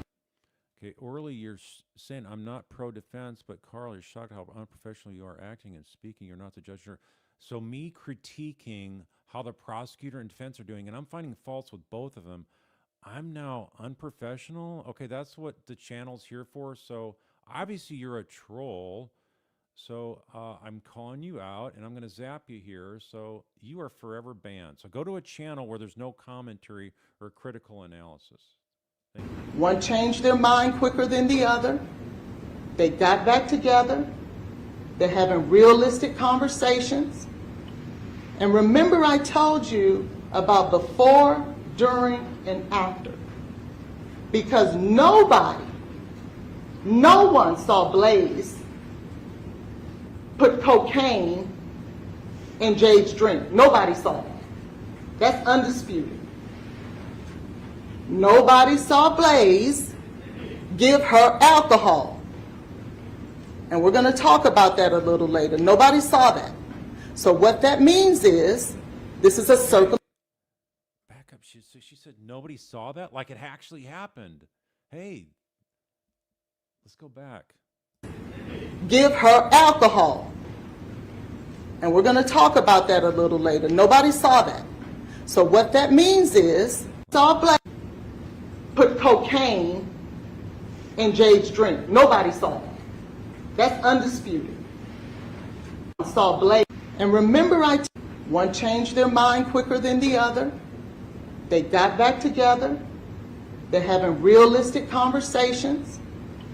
And remember I told you about before, during, and after. Because no one saw Blaise put cocaine in Jade's drink. Nobody saw that. Nobody saw it. In other words, it happened, but nobody saw it happen, right? She never said it never happened. She just said nobody saw it happen. In other words, it happened, but nobody saw it other than the person that died, right? So that's undisputed. Nobody saw Blaise give her alcohol. And we're going to talk about that a little later. Nobody saw that. So what that means is, this is a circumstantial case. And in order for you to come to a conclusion that is proper in a circumstantial case, because those are the most dangerous ones, because nobody sees what happened, you have to consider all the surrounding circumstances. Most of the time, the crime is in the cleanup, and I'm sure you've heard that before. So you have your before bucket, your during bucket, and your after. At all points, circumstantial evidence of guilt. Yes, that's good to say. We do know, and like I said, I'm not doing this to shame anyone, because if I was, I would have a ton of text messages up there about drugs and all kinds of stuff, but I'm not doing. Well, you just did. You're just shaming Jade right now. You just did. The only reason I'm sharing this information with you is so that you can have the facts as they really are. So when we talk about before, there was only one person involved with drugs, and it wasn't Blaise. You didn't hear any evidence of Blaise purchasing cocaine, smoking. Okay, what she's doing is this broad brush, like she was using drugs up until the time of her murder, and that's just not the case. So you're putting a major spin on the evidence that was brought out at trial. Weed, doing mushrooms, getting drunk, drinking alcohol. In fact, it was the exact opposite. The evidence you heard is that Blaise does not drink and does not do drugs. However, what you did hear is that Jade does drink to the point that she gets drunk, and she does drugs.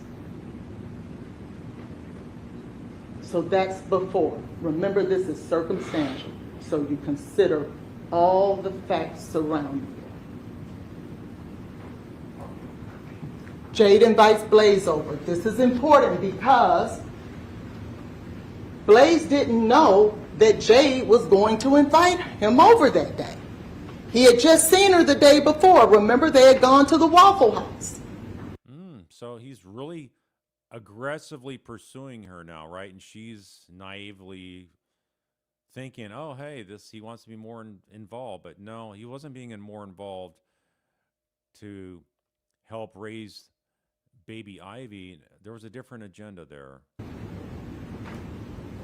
So there were 2 days before that he was with her, that he could have pulled off the elaborate plan, but he didn't.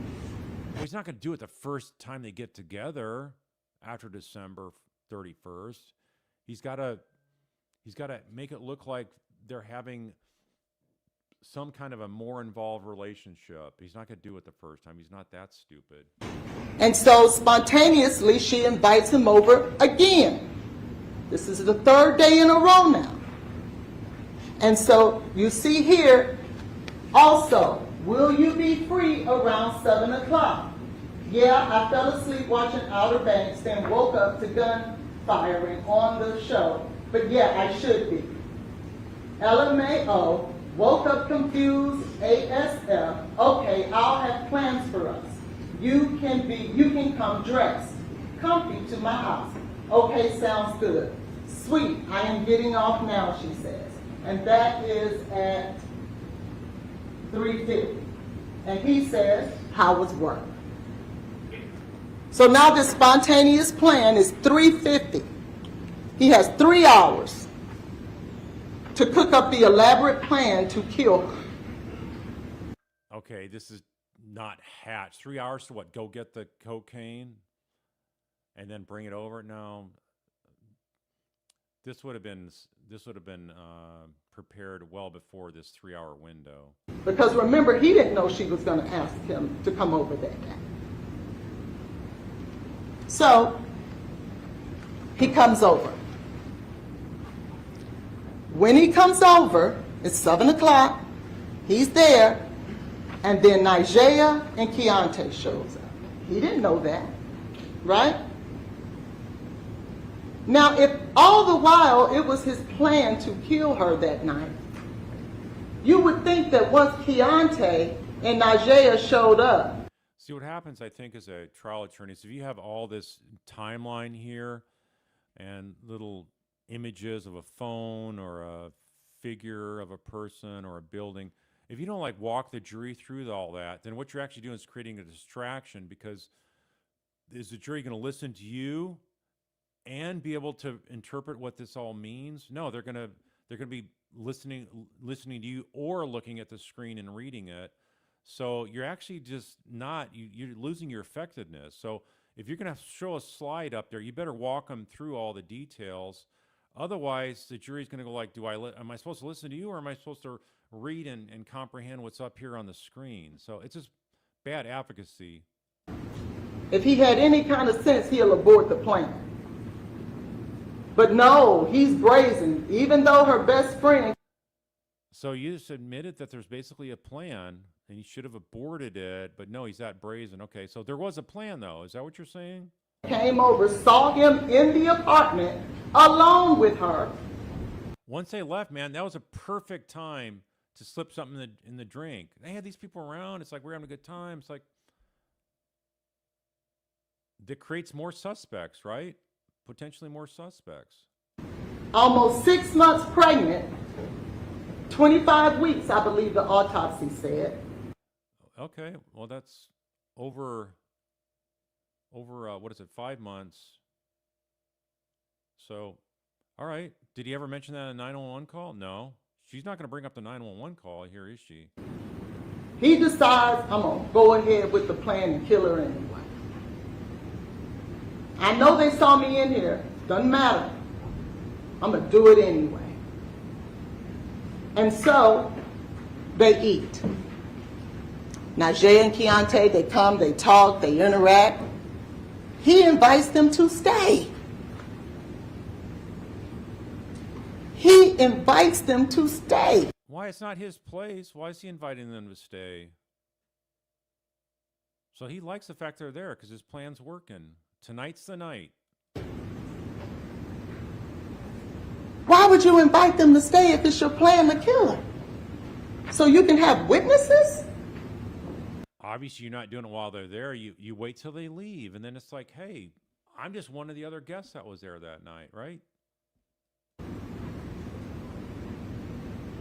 No. So they stay, they talk, he's shuffling Uno cards because the murderer who doesn't drink or do drugs plays Uno and then kills pregnant women on his downtime. Yeah, this is just cringy to talk about your client as the murderer. You're being sarcastic here, but it's just really bad form, I think, as a trial attorney. You don't talk flippantly in that regard. You can be flippant about some things and make a mockery of things, but I think doing that about your client, using the words of them as a murderer, that's just really bad form in my opinion. And then they leave, and then they talk and they dance, they take selfies, and then the call comes. It's 9:29. The first call from Nigeria. And the reason I wanted... If it's just the two of them, why would she be calling Nigeria without him being right there?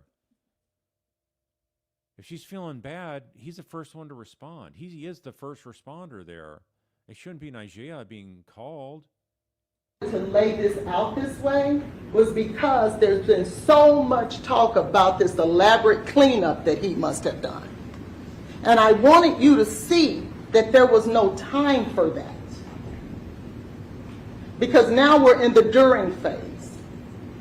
And so 9:29, Nigeria calls, and that call lasts 6 minutes, 9 seconds. That takes us to 9:35 and some change. And I think the interchange between that time and when he calls his father at 9:38 and 12 seconds is about 2 minutes. Now, mind you, Jade is having a medical emergency. All kind of things are going on. She's foaming at the mouth. She's shaking. She sounds like... What about the stalling on the 911 call? Stalled in making before he made the call, and then when he made the call, he's playing dumb and delaying things further and misleading, giving false information. Like she's snoring. They tell him to get a towel, go wipe her mouth, put her on her side. He's trying to tend to her. But he's being punished for that. And if he wouldn't have tended to her, he would have been punished for that. But even still, as he is calling, or in the call at 9:29, when Nigeria says that she's saying, "You put something in my drink." What did you put in my drink? Do you remember the text message that Nigeria sent as a result of hearing "you put something in my drink"? Are you talking to me? I want everybody to think about your best friend. And your best friend calls you on the phone. I want you to envision that. And you pick up the phone and you say hello. This is improper argument. You're not supposed to get the jury to personalize something in their life with the evidence of this case like that. I think she's crossing the line here. It's not hurting the prosecution's case at all. It's just bad taste, I think. And they tell you on the other phone, you hear, "You're stabbing me. You're shooting me. You're killing me." Stabbing, shooting. Where are you coming up with this? This is not what the evidence is about. Killing, yeah, but the other stuff, stabbing, killing, okay. She's really over the top here. Are you going to say, "Are you talking to me"? You know they're not talking to you. You're going to say, "What's wrong? What's going on over there? Do I need to come get you? Do I need to call 911? That's a natural response. But instead, you send a text saying, "Are you talking to me?" Remember, nobody else heard exactly what was going on that phone call. Nobody but Najee. Okay, so what do you got to counter it? So let's look at the facts surrounding that. As much as she says that this was the worst thing she's ever heard, her friend was in so much danger, so much distress. It was horrible. It was scary. She knew, because she just left there, she knew that he was in that apartment. She was in that apartment alone with the man who was trying to kill her. Yeah, she was alone with the monster. And you know what? He took that opportunity. You're basically admitting as soon as they left, then all hell breaks loose, and she's dying, in the process of dying, not long after those folks left the apartment. I mean, it's pretty clear that him alone in that apartment is when the time frame for the slip in the Mickey. According to her, but she doesn't call 911. Instead, she calls Keontae. You know what? Her mind was already adversely affected by the cocaine, so she's not thinking clearly, right? She may not think clearly anyway, being 5 months pregnant, right, with the hormonal changes and whatnot. But then she's just thinking, reaching out to her closest friend, like, hey, help me, help me. It's an outcry for help. And, unfortunately, Najee didn't do the right thing and call 911 right away, so that delayed it. But I don't think there's anything they could have done to probably save her at that point, even with such a massive amount of cocaine. Who only met Jade twice. And apparently he gets on the phone. They're talking. At least he says he could hear her trying to talk. So if she's trying to talk, Dr. Ola Sugar told you she has to be breathing in order to do that. Remember, Keontae actually said he did hear her voice. But even with that, as dire straits as... Nothing audible because she was dying. Her voice was being pretty much snuffed out. Isaiah explains that it is. He goes out with his buddies anyway. Think about that. If it was as horrible and dangerous, why would this guy put his clothes on and go on out anyway? And then remember, Nigeria, immediately after hanging up, called Jade's mom and shares with her what she heard, what Jade said. And notwithstanding that, Jade's mom sends Blaise a text and says, oh, the baby's good, the heartbeat is okay. If it was as serious and people believed Nigeria or believed in the credibility of her, do you think that Jade's mother would text that man and tell him and give him an update about the baby? Are you going to text the man who's just been accused of killing your child and give them an update about the baby? Are you going to do that?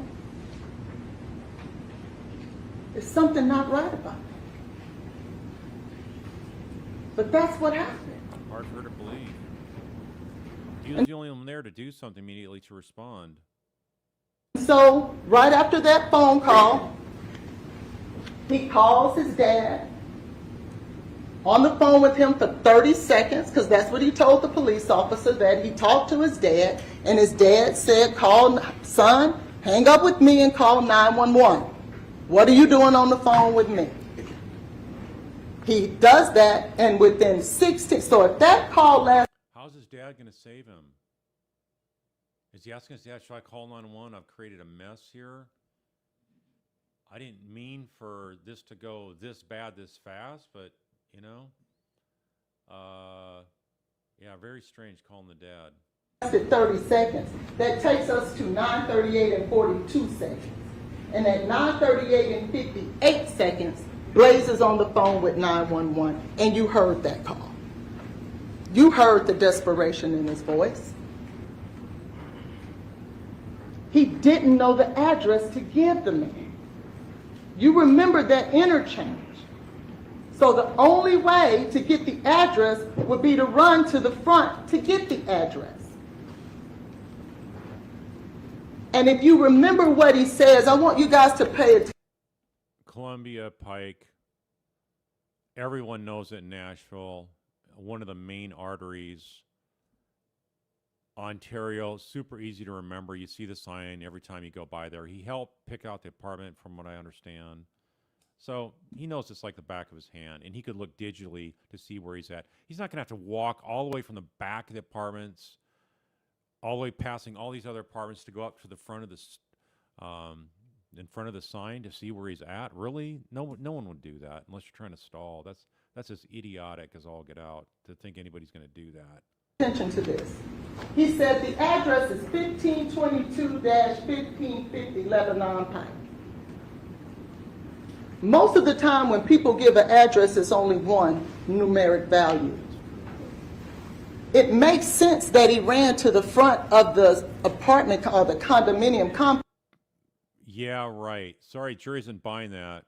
All right, you're losing more and more credibility points the longer this goes on with the jury. Because that's the exact address he gave them. So then, after that, Nice. How nice to be able to stall like that.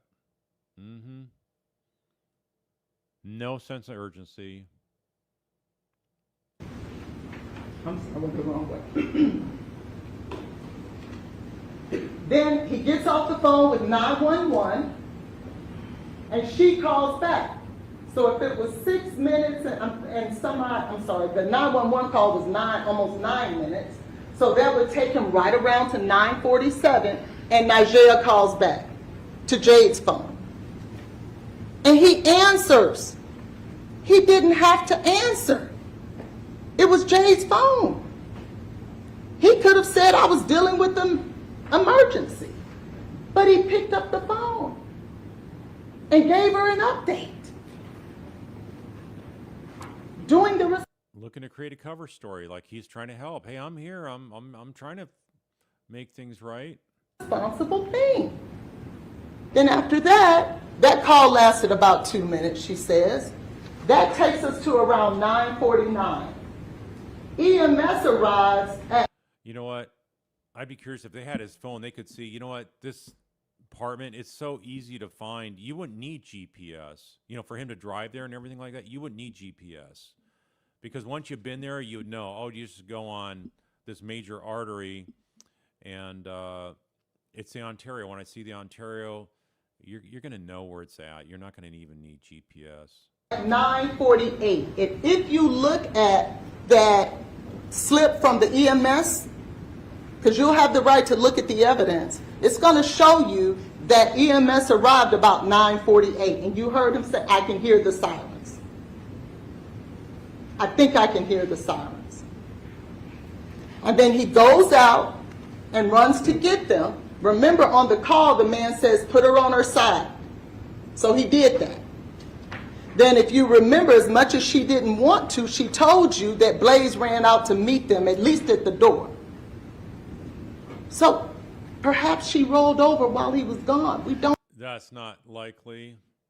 I wish that would have been brought out more at trial by the experts of the state, but you know, you didn't bring that out from your witnesses either. So no, she was face down, and if she's sideways, pretty much seconds away from dying, she's not going to then roll over on her stomach, especially if she's got the big belly with Ivy there.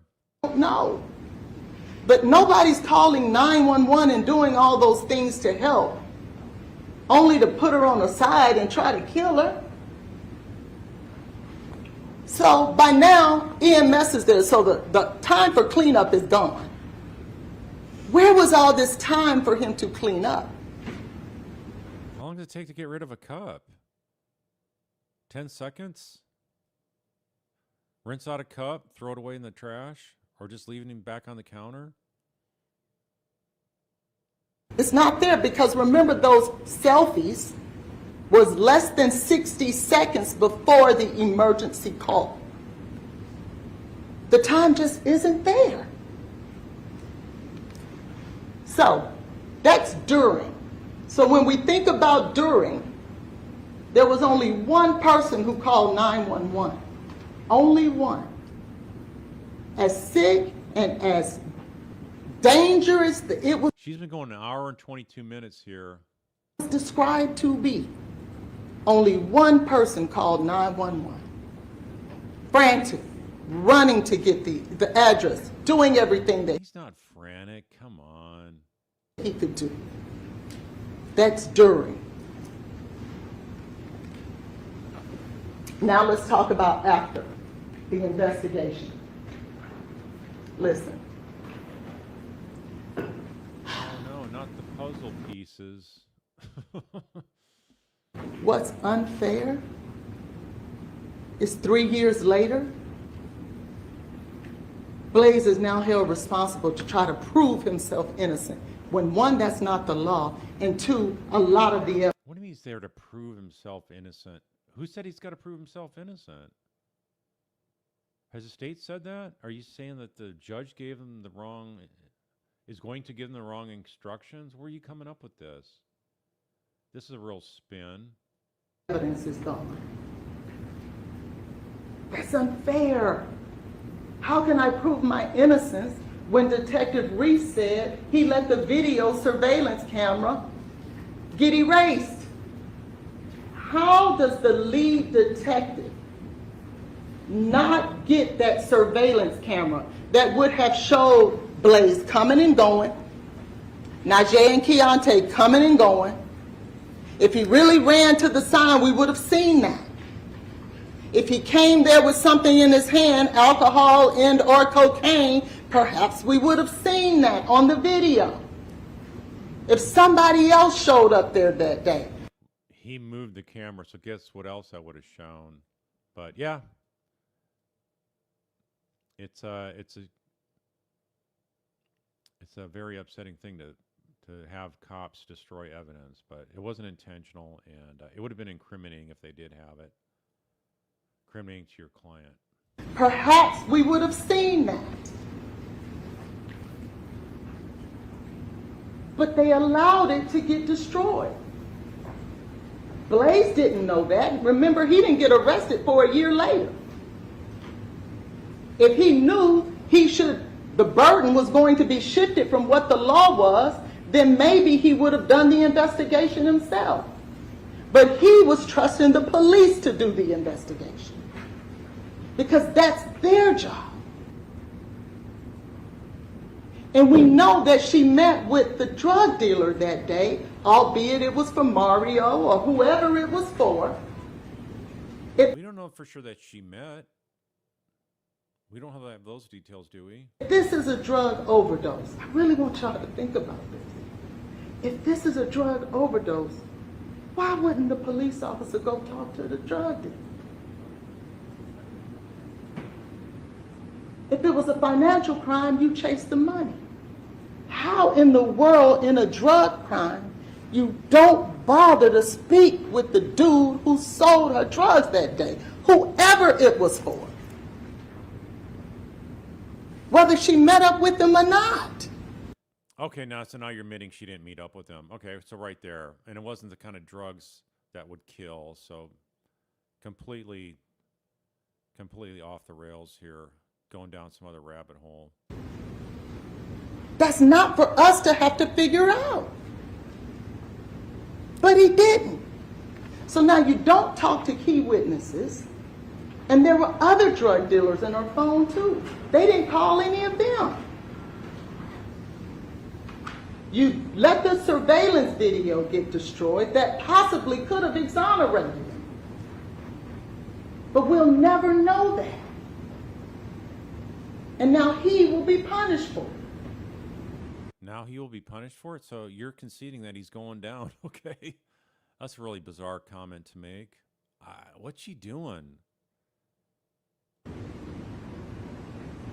You let the cup that was supposedly the missing cup, the crime scene investigation team, they didn't see it. It was on the counter. Somehow we missed it. But all along, there was this missing cup that Blaise must have taken because he cleaned up. We already seen there was time to clean up. And he had taken the cup with him. The whole time, Detective Reese had to tell you, we missed the cup. It was there the whole time. Lucky for your client. So That's something that I guess is helping your client, because otherwise they would have had the cup with the cocaine in it, right? Is that what you're saying? Well, perhaps if Blaise knew one day he would be sitting here facing felony murder charges, he'd have had the cup tested himself. But he can't do that now. And he shouldn't have to do that now. All right. Because that's not the law. That was their job. And if it was cocaine. You know what? If I was a prosecutor, you know, the details didn't really matter. You got to go into the minute details of what he did and didn't do that day and leading up to that. And one of the things I think they should have brought up was like the pink lemonade that was being drank by Jade. Where's that cup, right? He should have said, hey, this is the cup when EMS said, hey, this is the cup that she had taken. So there's got to be something in this cup. He never said anything about a cup. So I think that is incriminating. He didn't want that cup being exposed. The one that she told Najira about. In it, they would have known it. But they did take a bunch of glasses. They took all kinds of things from out of their dishwise, and there wasn't anything on it. Anything. And think about this. Remember how they talked about all Okay, we this got a verdict. cocaine? Hold on. One thing they cannot get away from Stand by. is that Is it she guilty had here? cocaethylene in her system. They can't get as Wrap it much up. as they would love to. They Let's go to actual live. So I'm at what part there? Leslie just let me know there's a verdict in. I can't see the time here. All right. Let me jump up ahead. I think this has been a continuous stream.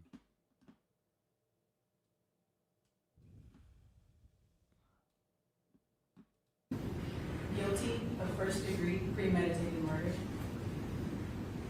For count 3, guilty of first-degree felony murder during the commission of a felony.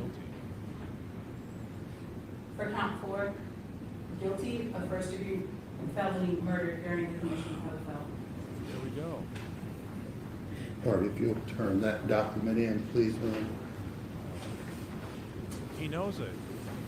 He's acting like he knows it. There you go. There you go. I think he's guilty of everything across the board. For them to come back that quick, folks, I didn't even get a chance to finish All the right, ladies and closing. gentlemen, the jury, you can back up just a second. Ladies and gentlemen, the jury, you've heard your foreperson, juror number 7, announce your verdict in this particular case, that you found Mr. Taylor guilty of, in count 1, second-degree murder, in count 2, first-degree premeditated murder, Yep. in counts 3 and 4, felony murder during the commission of a first-degree murder. I'll ask you if that is your individual verdict. If it is, you would indicate it is. If it's not, you would indicate it's not. Juror number 1, is that your individual verdict? Yes. Juror number 2, is that your verdict? Yes. Wow. Juror number 3, is that your verdict? Yes. Juror number 4, is that your verdict? Yes. Juror number 5, is that your verdict? Yes. Juror number 6, is that your verdict? Yes. Juror number 7, the foreperson, is that your verdict? Yes. Juror number 8, is that your verdict? Yes. Juror number 9, is that your individual verdict? Yes. Juror number 10, is that your verdict? Yes, sir. Juror number 11, is that your verdict? Yes. Juror number 12, crying. is that your verdict? Yes. I'm crying. Okay. All right, thank you very much. As you know, we'll need to discuss with the attorneys further issues in this case. Don't discuss the case any further. We'll get back with you here shortly. You can step down the hallway with the court officer. There you go. They got it right, folks. They got it right. Oh, now she puts the arm around him, you know? Yeah, okay. Thank God the jury got it right.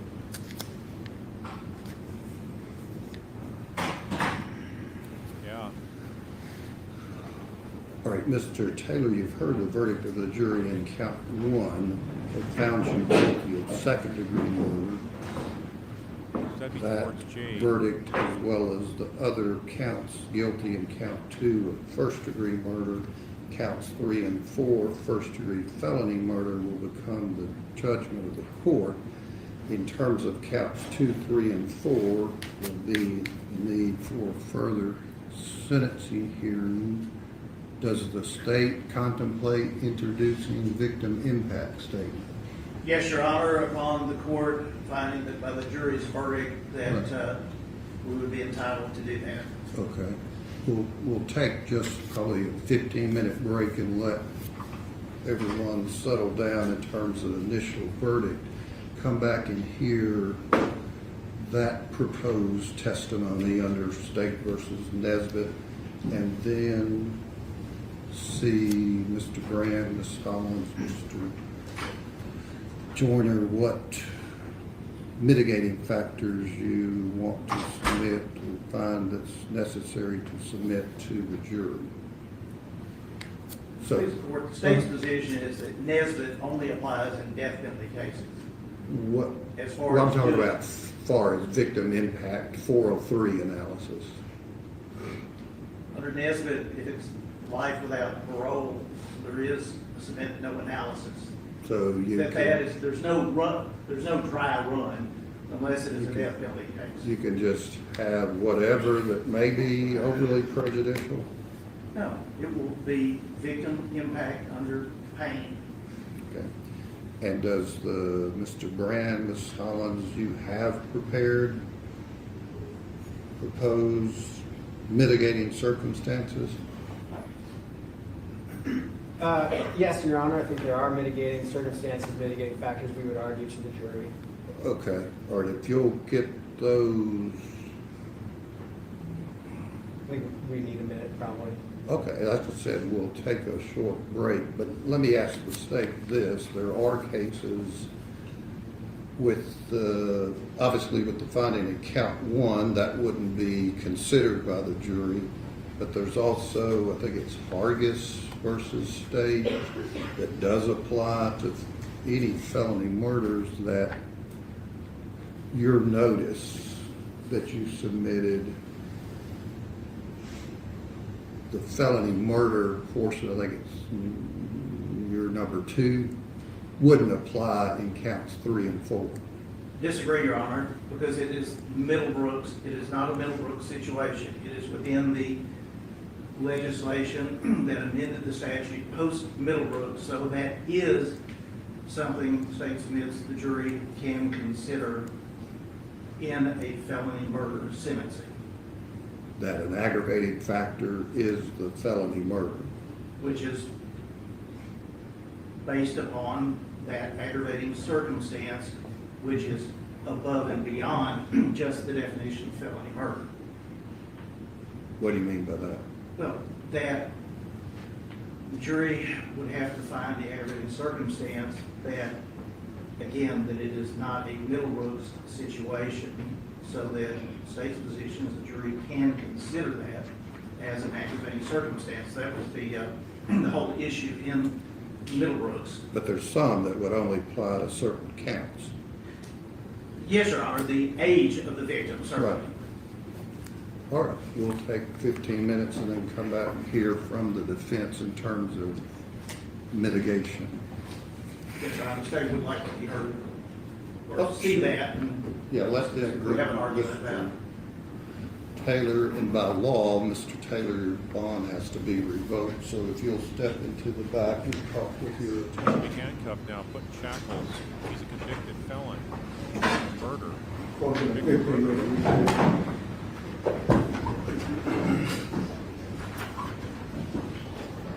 Wow. That was fast, folks. Shows you what a weak defense is.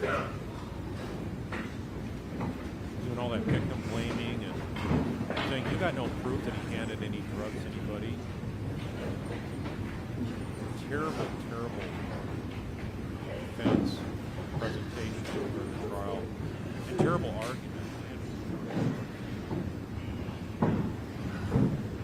And Jay's family's finally seeing some justice. He's out on bond, walking around.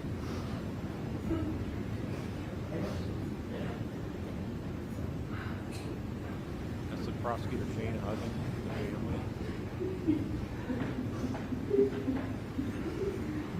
First time her mom smiled, I'm sure, in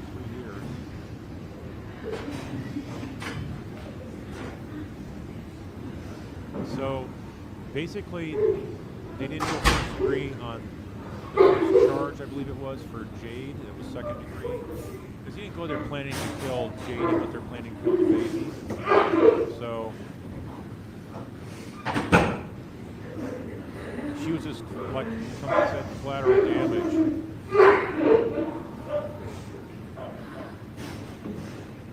So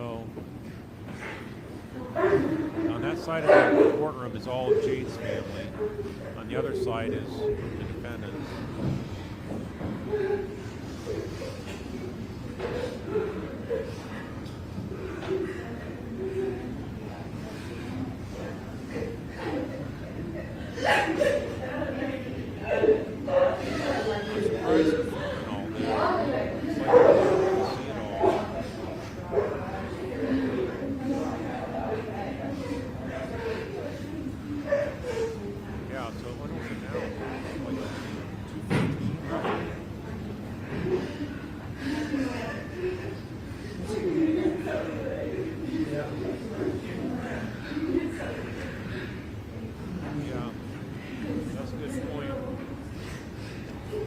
Got a wrongful death against him coming out. Probably gonna declare bankruptcy or something so he can avoid it,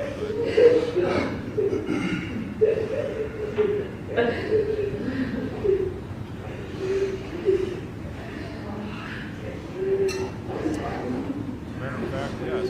He wanted to make the baby die, and while doing so, he killed Jade. He could have tried to save Jade, do a better job. Don't know if it would matter, but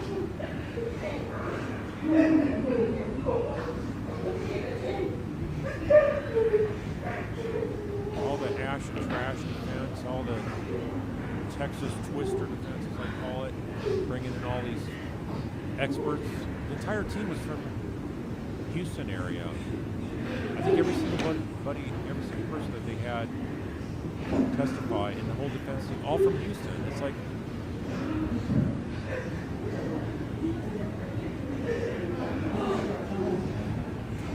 thanks MCR.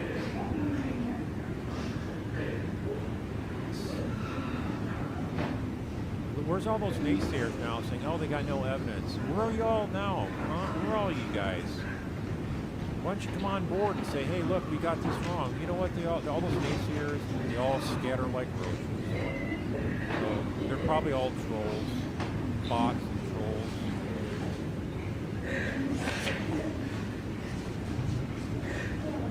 He's found guilty. He's found guilty of everything except first degree on count 1. Everything else was maxed out, it sounds like. What happened was the verdict came in and we didn't know about it. All of a sudden, no, the camera's being shown.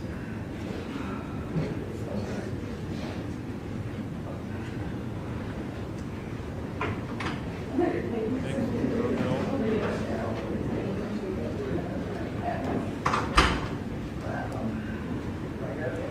Glad the prosecution got it across the finish line.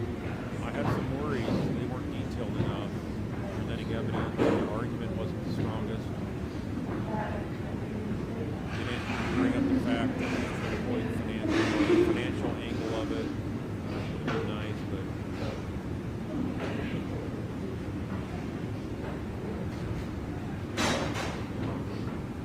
yeah, that was swift justice. That's one way to say it. I misspelled guilty verdict. I edited the title here.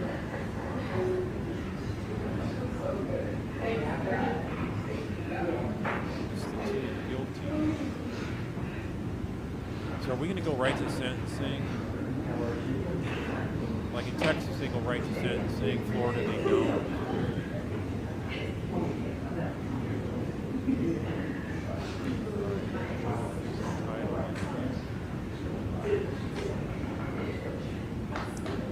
Look, they're on the other side. They're all sitting down. Those are folks that are either neutral or they're part of the defense family. I think the family all left, perhaps. Or the defendant.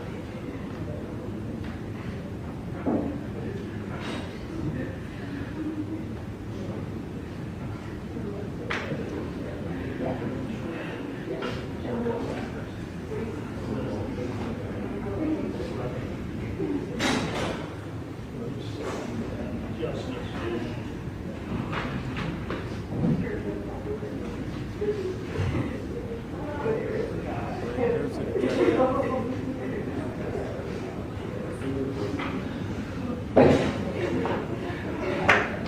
I thought I was on, I wasn't live, okay.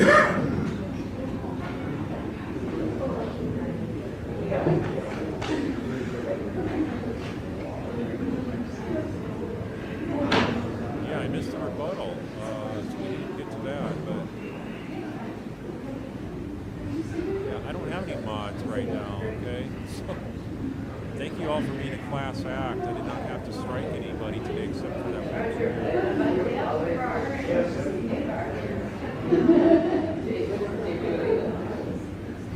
Way to go, Tennessee jury.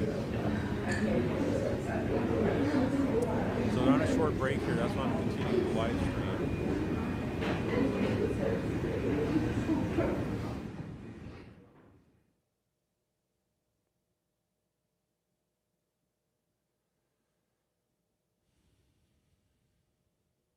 Yeah, I think I could see that happening. I thought that was very likely that, and I was going to get to that, and once I saw the closings, but I just don't think, and I said that throughout this, I don't think he meant he showed up there to kill Jade, and that's why the jury did the right thing by doing second degree. So, all right, victim impact statements next. I couldn't hear that well enough, but I think there was something about victim impacts being mentioned, so maybe that's what they're talking about. Just like we had in the Florida case, victim impacts, and did they go right to sentencing or not? I've not Googled that. AI can give you bogus info if you use AI.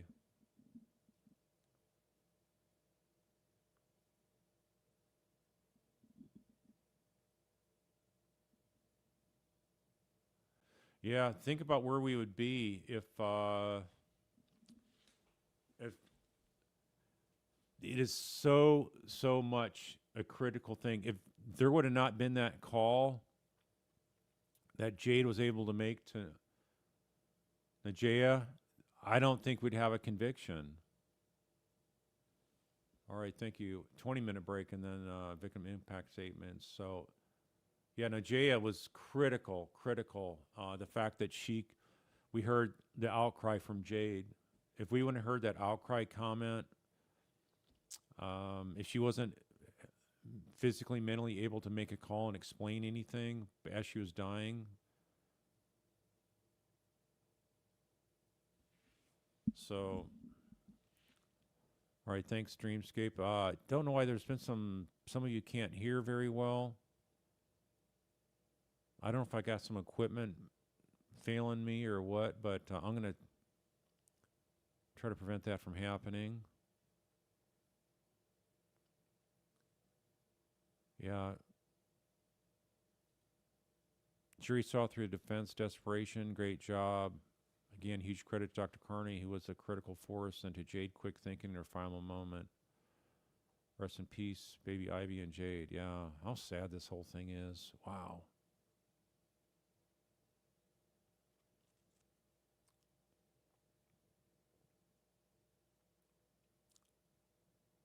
All right, somebody's saying this defense needs to be referred to the Tennessee bar. They're not from Tennessee, they're from Texas, Houston, Texas. So,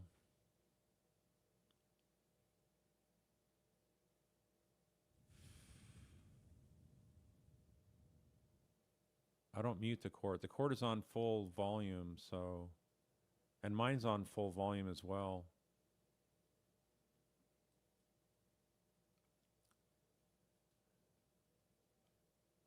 Yep, without that phone call, there would have been reasonable doubt, I think, by some jurors. So been a huge difference in outcome. They may not even have pursued it. That was critical. This person agrees, no conviction without the phone call.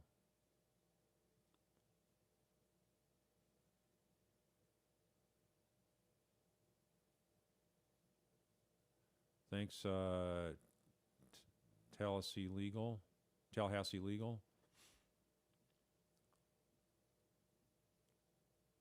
Yeah, and without that phone call, yeah, I agree. He would have just left. She would have died, and he would have left. I wasn't there. She was alive. We said goodbye, and that was it.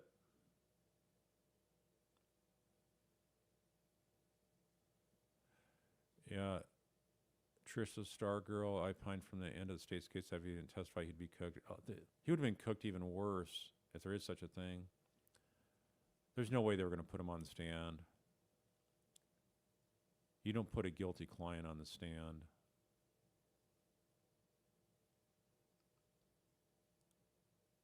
There's no way he could explain all the details. They'd have had him on the stand for hours on end.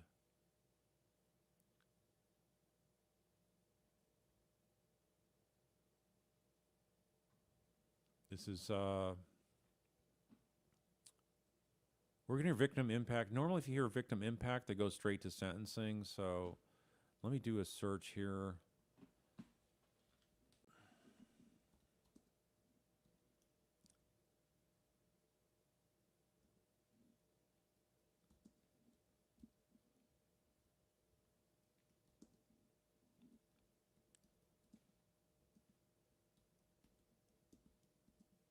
I thought I'd have a chance to look this up because the jury's going to be out for several hours. I thought we'd be here waiting for the jury a couple more hours.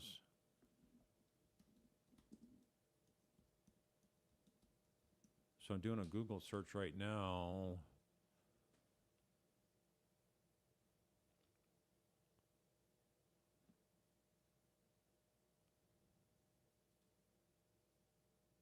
Yeah, it says here, if the defendant is found guilty at trial, the sentencing does not always happen. Yeah, for felonies, the judge usually orders a pre-sentence investigation. Sort of like they did, exact same thing they did in the Adelson cases in Florida. Even though it's mandatory, they wanted because there was lesser included, or other charges that Donna and Charlie were convicted on that did not carry life without parole. They wanted to do a pre-sentence investigation on that. So, yeah, so I don't think they're going to have sentencing today. I think they're just going to do victim impact, which would make more sense if you have that united with when the sentencing is going to happen.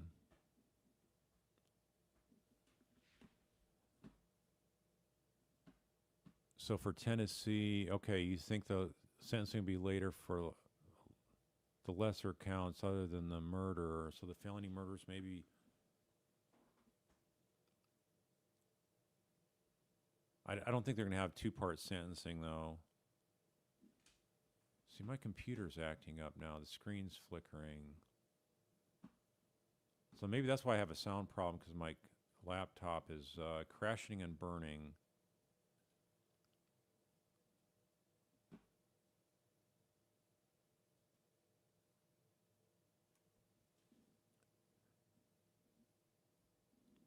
So for first-degree murder, conviction in Tennessee,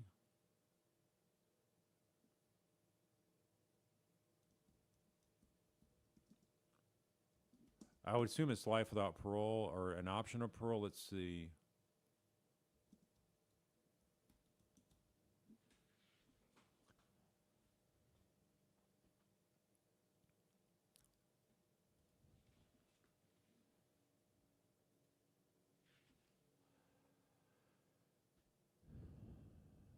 Yeah, let's see. In Tennessee, a first degree, then this is AI, so it could be wrong. Tennessee, a first degree murder conviction carries, I'll just show this here.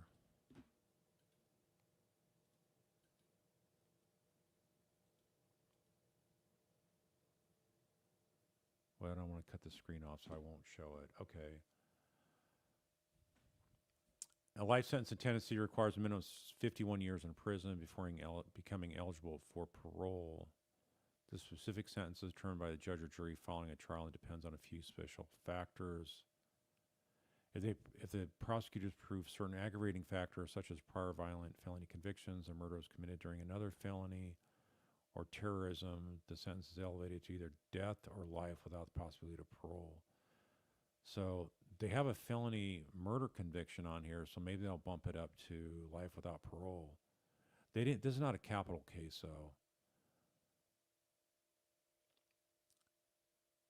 If no aggravating factors are proven, life sentence is with parole possible after 51 years. Yeah, I think my computer is on its way to crashing, so that's probably why I've had sound problems.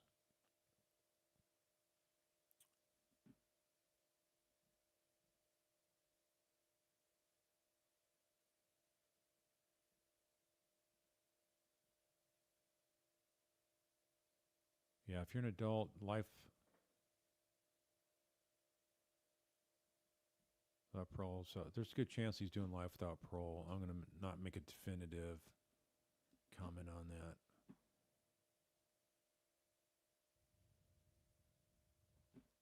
Yeah, I don't think we're going to have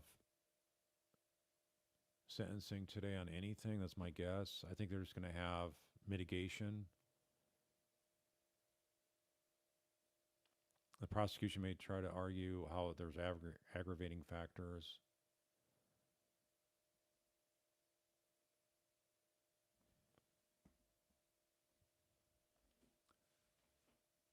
Yeah, I think he's going to declare bankruptcy, so I don't think his dad, the Texas A&M coach, is going to have to pay for civil. But you know what they're going to have to pay is he going to hire appellate lawyers to try to fight this on appeal? Is he going to pay another $500,000 to $750K to appeal this?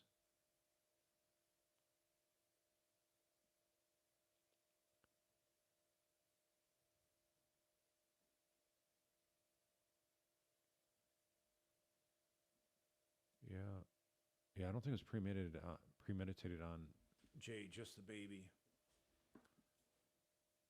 But it became necessary to not intervene and try to save her better when she was dying, because that would make him look guilty of being the one that provided the cocaine. Uh-oh, what's going on here?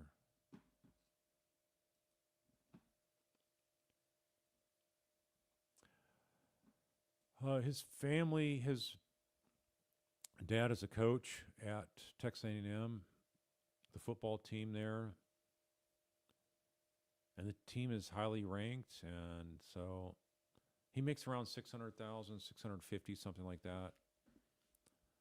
The mom is an educator, I think, in administration, so they have decent money, very well off compared to most Americans, I would say. They had to pay 2% of the I think it was a $2.5 million bond, so they had to come up with $250,000, or maybe assign over property that they owned to cover that. Yeah, I plan to cover Murdo round 2. I didn't cover the first trial. When I saw that there was incriminating video of him down at the dog kennel, I was like, wow, this guy's toast. And there were so many naysayers that said, oh, the state hasn't got anything to prove on this case. As it turns out. Is that on Court TV or is that on my computer here?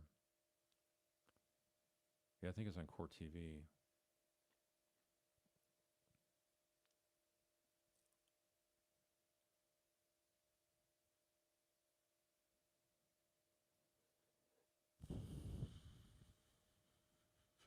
Yeah, I don't know. Someone's asking here, do I think the verdict will affect his dad's career? It's not going to affect his career. I would think it's going to affect him mentally, being as effective of a coach when you got your son a convicted murderer and you're trying to focus on coaching, that can be difficult. Cal legal, do I think he could argue ineffective counsel on appeal? They'll try that. I don't think they have any grounds to appeal that'll be successful.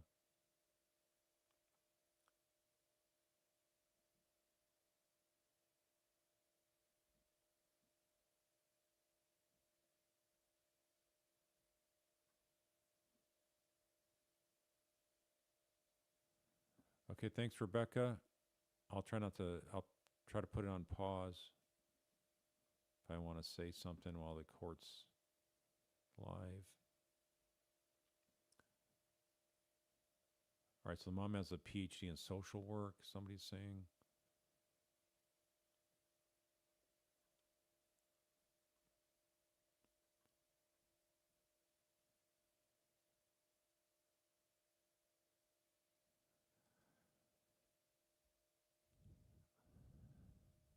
Larisha Harris says defense court etiquette was shocking. To come to another town and behave as they did, no excuse. I'm sure what the jury did see, they were appalled. I agree with that. It was despicable, a lot of what was going on in that courtroom by the defense.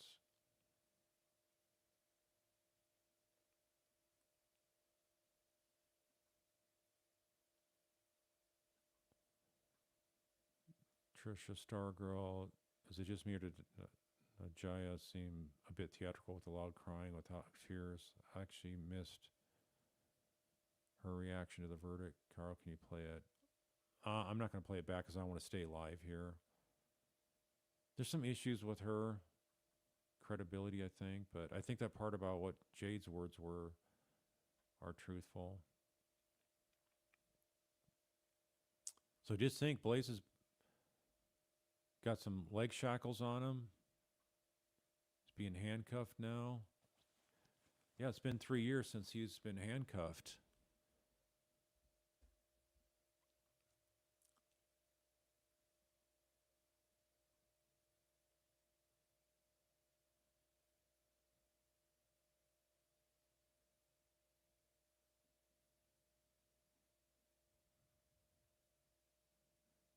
Yeah, there's that football player in Carolina Panthers, Ray Caruth.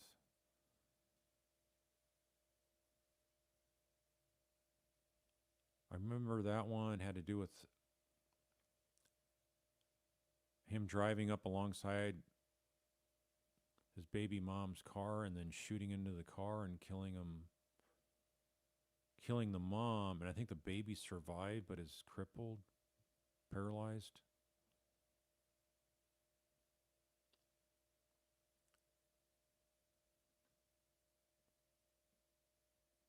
Yeah, they could sue wrongful death, but he's going to be in prison. He doesn't have any money to defend. So it'll be sort of like the Adelsons, sort of judgment proof. A lot of states, unless somebody has extreme wealth, they're pretty much judgment proof. Your house is protected, your vehicle's protected, your pension's protected, your job, income.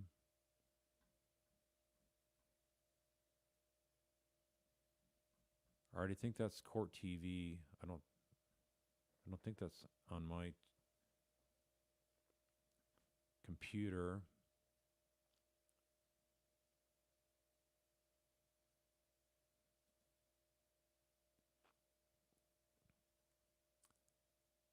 No, Marianne. He was found guilty of first-degree murder as to the baby, Ivy, not as to Jade. Jade was second degree.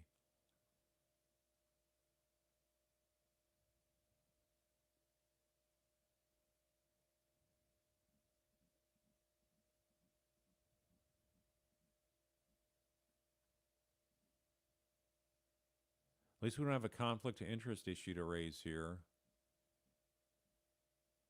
I'm going to talk about that tonight. I understand that we have the Florida Court of Appeals for Charlie's appeal, Charlie Adelson's appeal, his conviction of murder, denied the appeal.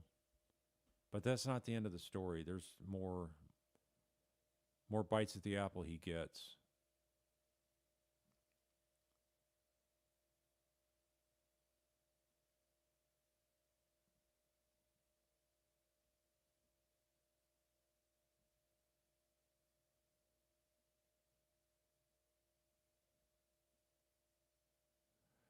Yeah, MCR, you feel bad for the killer's parents. Yeah, I mean it's sad all the way around. He chose that. The son did. Think about all the money they spent and will spend fighting this conviction now. Queen of Hearts, you're saying football's everything in some schools. Some football players skate through school and don't learn a thing, no accountability. Yeah, I mean, he played football at Arkansas State where his dad was a coach. So he coached for his, played for his dad who was coaching. So has he gotten special treatment and never being held accountable for stuff? I don't know.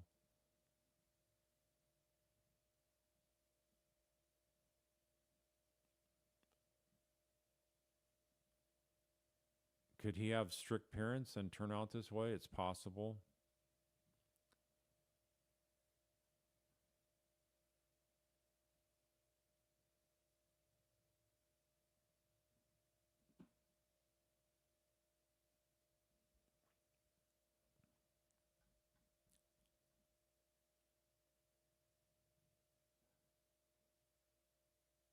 Yep. Okay, that was it.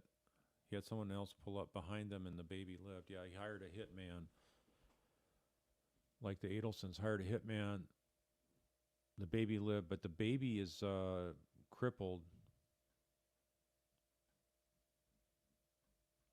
Yeah, those look like some kind of camera options on court TV. All right, you know what I'm going to do? I'm going to switch. Oh, that's Law and Crime. Okay.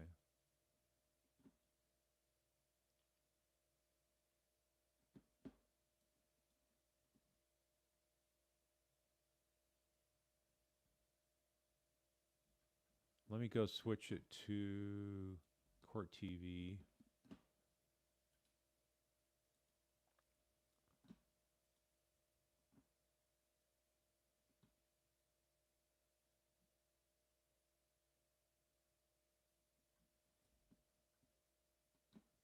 Gotta find it here.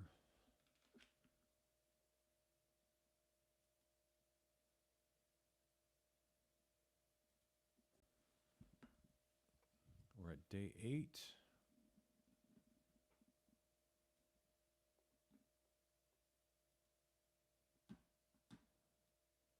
All right, so I'm gonna remove that one.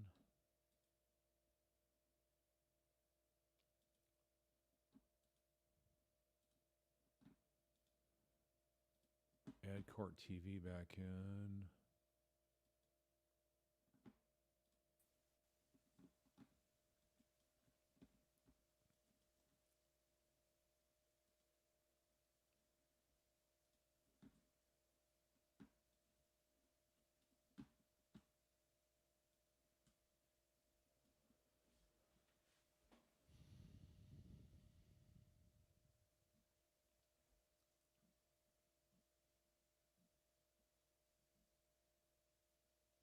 Yeah, there's something. My computer's on the blink. I'm gonna have to get a new computer here.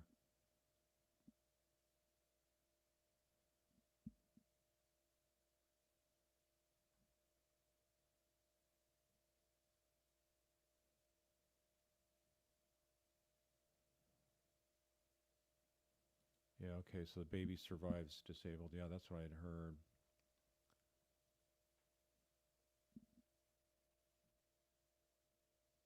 All right, I'm gonna take a break. I'll be right back here.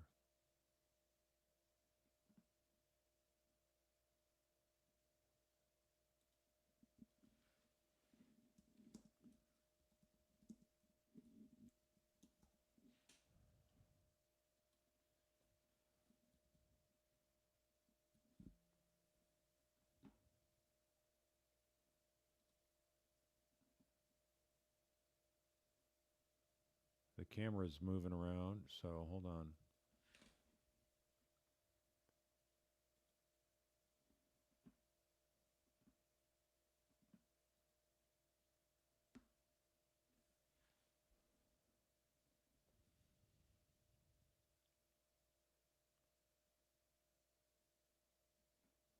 MCR, you're saying, why did they pass on the murder one? Well, it was just as to Jade, because, okay,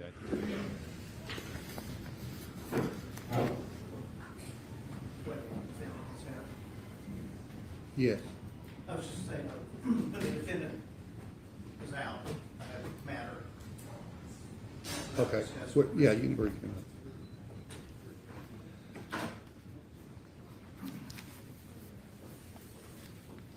I liked his judge. I just think he wasn't tough enough on the defense. What is it?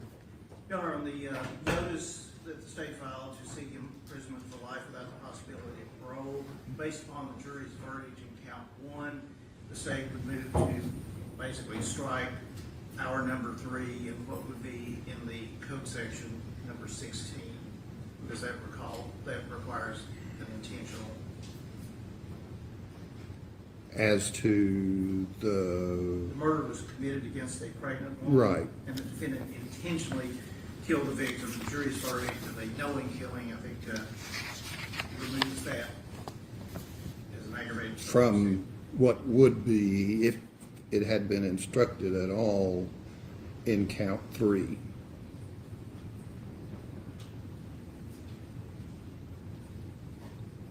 Right. Yes, sir. Okay. Yes, sir. All right, so that wouldn't be, all right, now, any submission, Mr. Graham, Ms. Harris, on the mitigating circumstances? Yes, Your Honor. As far as mitigating circumstances, and I've discussed this with Mr. Moore, Echo or something? we would submit that the mitigating circumstances in section J1, that the defendant had no significant criminal history, would be appropriate in this case. My understanding is there's no objection to that. Okay, That's correct, Your Honor. And then, I apologize, I don't know which number this is, but the catch-all provision that number any other, 10, yes, number 10, any other circumstance essentially fairly raised by the proof in this case. does the state care to be heard on that? Judge, submit under the law that has to be specific as to what that is, like a list of, that the defendant graduated top of his class and those sorts of things. Sure, and Not just a catch-all. right, and so to specify, we would intend to put on proof related to Mr. Taylor's education, his high performance in school, his high performance in athletics. You would? We are going to. Okay. Yes, we are going to put on that proof today at today's Okay. hearing. His involvement in nonprofits, community involvement, other essentially positive personal traits and background related to Mr. Taylor that would support mitigation. Okay. All right, I guess we can discuss the language of the court would place in there once we hear the proof. Anything else before the jury's brought down? No, Your I Honor. mean, you Statement give is opening intended to- statements A and, brief, yes, Your Honor. okay. And we would as well. The state Okay. And does the state, just again for court's edification, know how many witnesses you may be calling? 3. All right, let the jury step down.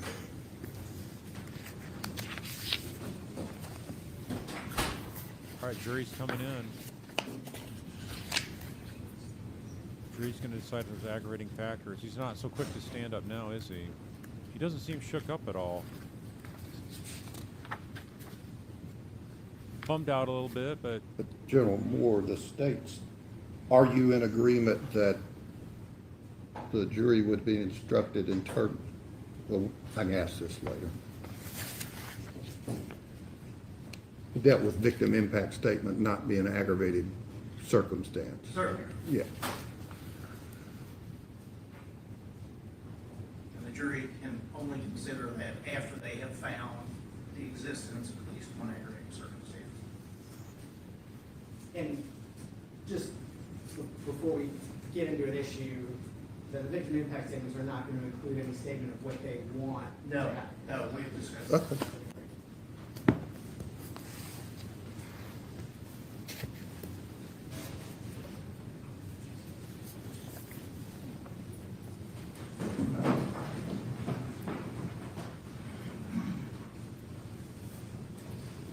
Well, you know, his lead defense attorney was a top 500 trial lawyer in America, according to some service. She's best of the best, among the best lawyers in America since 2023. Or you can have a seat. So, All right, members of the jury, when we get to this portion of this particular trial, the law allows for the attorneys to give to you opening statements, then present proof, and I'll explain all this in the jury instructions. The parties are allowed to introduce appropriate, relevant proof to the issues for your determination in terms of the penalty that the state's seeking of life without parole, or whether it should be a life sentence imposed on the counts 2, 3, and 4 that you've rendered the verdict on. Right, does the state care to make an opening statement? Yes, Your Honor, just briefly.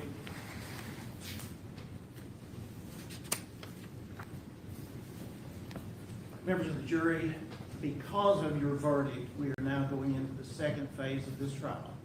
And what the state will present is based upon, like it seems long ago that I read the indictment. In this part of the proceeding, the state relies upon aggravating circumstances that are named. And there are two of those presented for your consideration.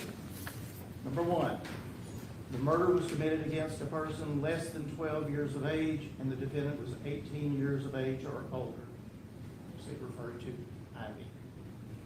Number two, the murder was knowingly committed, solicited, directed, or aided by the defendant while the defendant had a substantial role in committing or attempting to commit, or was fleeing after having a substantial role in committing or attempting to commit any first-degree murder. Again, based upon your verdict. The existence of those circumstances have been found beyond a reasonable doubt by your verdict. That allows, at this point in the proceedings, for the state to present what under the law is called victim impact testimony, to give you a view into what Jade and Ivy's death, the effect it has had upon her family, her extended family, and not going into really anything else. It's limited to that. Victim impact. And we'll be calling 3 witnesses. Jade's aunt, Brady Moran, and who would have been Ivy's great aunt, Andrea Browning, who you heard before, and Jade's mother and Ivy's grandmother, Bridget Parks. At the conclusion of that testimony, and whatever the defendant chooses to present anything, this is what this is proceeding, that is submitted to your discretion. The judge will tell you the law, and once we conclude the proof, there'll be opening argument of the state. Perhaps the defense would have a chance, or they will have a chance to make an argument, and the state would close. Again, because we have the burden of proof throughout the criminal trial. But that is the process, and that is what you will hear in this part of the proceedings, to allow you to, in your discretion, determine what the punishment should be for the 3 first-degree murder cases. Thank you. Thank you, Your Honor. All right, any opening statement? Thank you. Where's Letitia? This Come on. case is and always has been tragic. Nothing that anybody's going to say this relatively short portion of the trial is going to change that. And the thing we are going to ask you to remember is even if you find there's aggravating circumstances, and really the aggravating circumstances the state is going to ask you to find are based on your conviction. Mr. Taylor's been convicted, there's no question. It doesn't require you to give him the harshest penalty ever. He's going to prison no matter what. The best outcome today is the rest of his life in prison, 60 years in prison, with maybe in 51 years, he goes up for parole. He's 30 years now. At 80, he goes up for parole. That's the best outcome for today. You don't have to give him life without the possibility of parole. You can give him the opportunity to try for rehabilitation. You can give him the opportunity to work hard in prison. He's not going to. This is a tragic case, but it doesn't have to be the worst of the worst outcome. Thank you. Great. Who's the state wanting to call? Your Honor, the state's first witness would be Ms. Brandy Moran, and as part of the proof in this portion of the proceedings, the state would ask the jury to incorporate all of the proof that has been presented. Okay, I mean, the law allows that. All right, let her step in.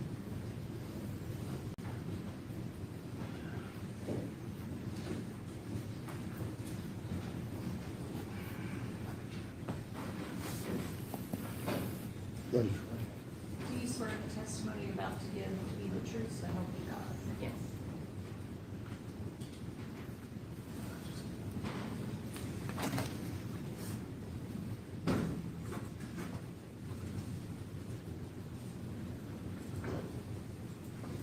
Ma'am, could you please state your name and spell your first and last name for the court recorder? Brandy Moran, it's BRANDIMORAN.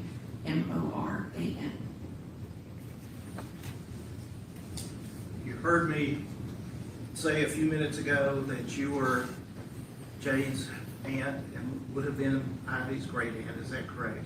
That's correct. And just so we're clear about the relationship, explain the family dynamics to us.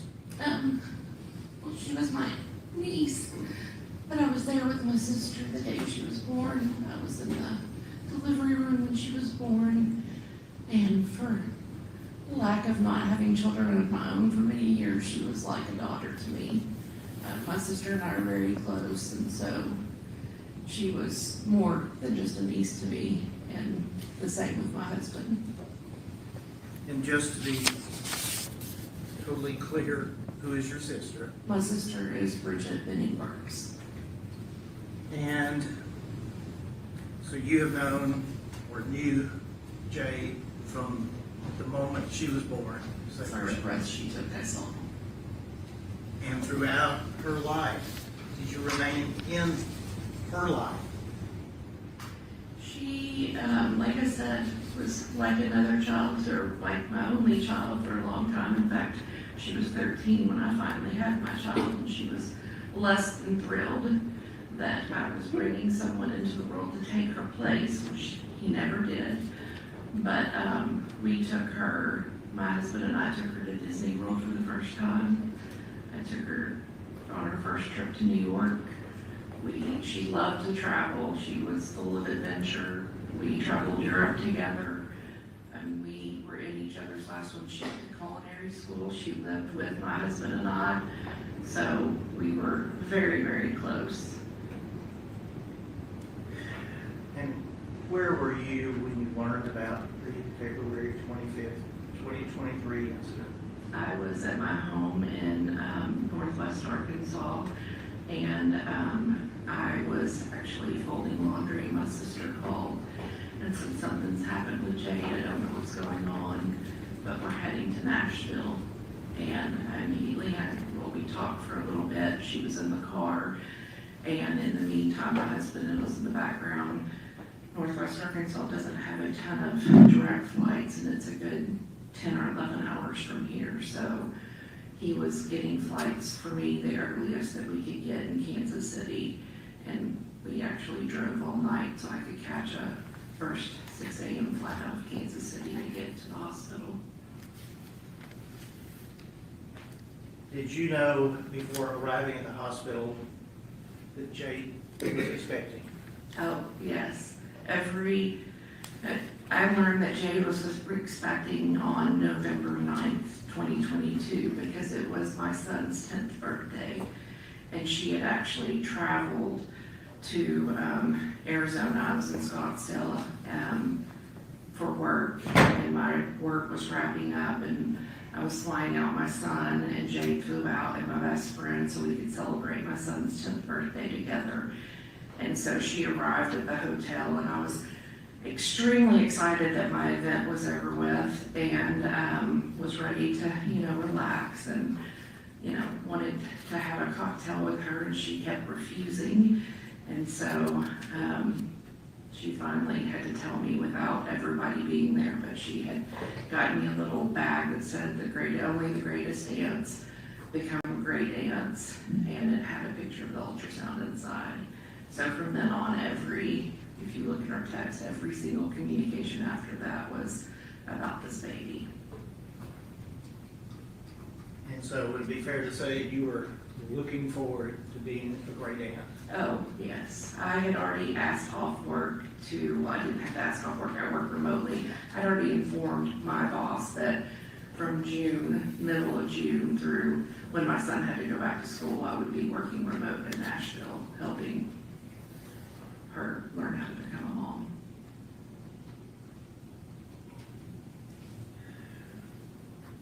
The jury has heard that she was removed from life support, she and Ivy, on her birthday.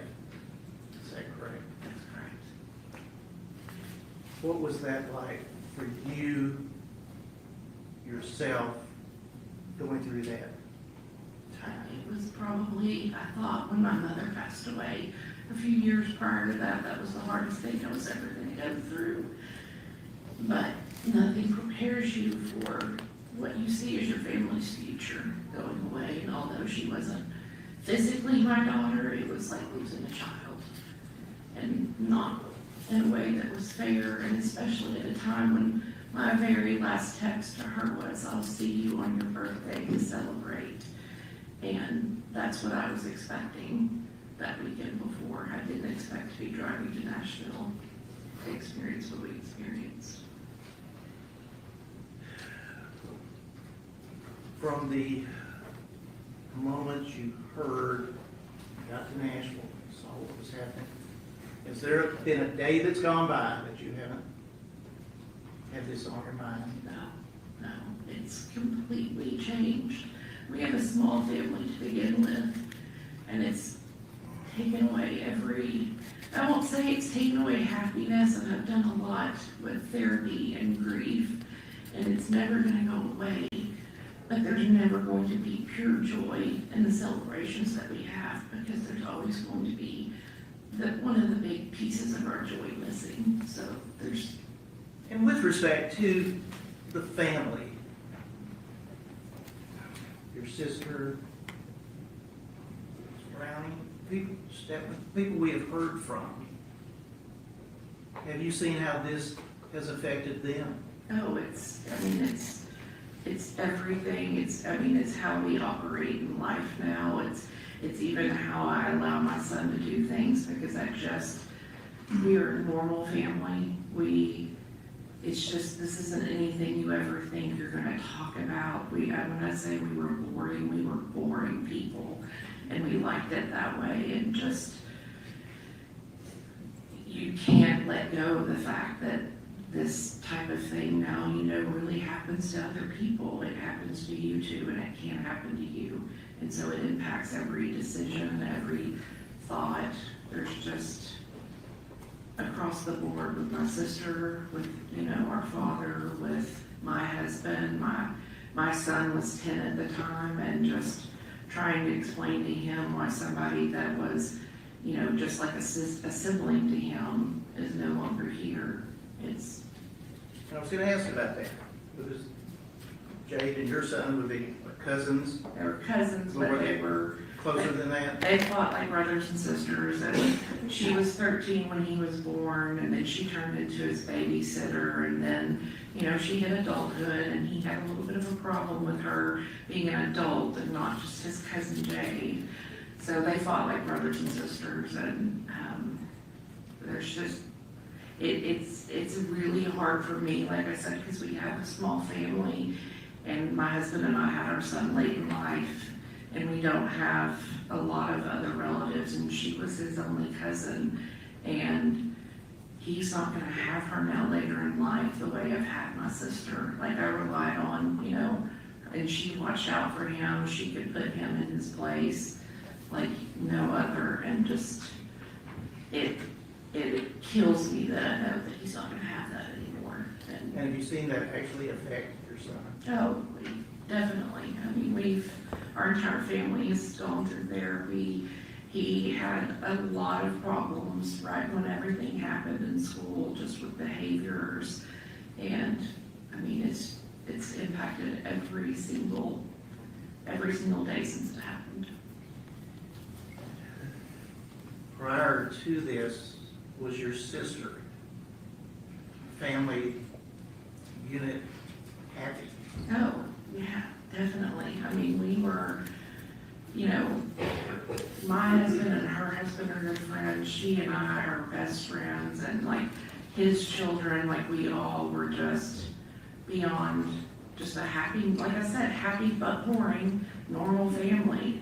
And there's just, I think somebody mentioned Jade's light, and that light's gone, and there's a dimness over our entire family that I don't ever see us getting back.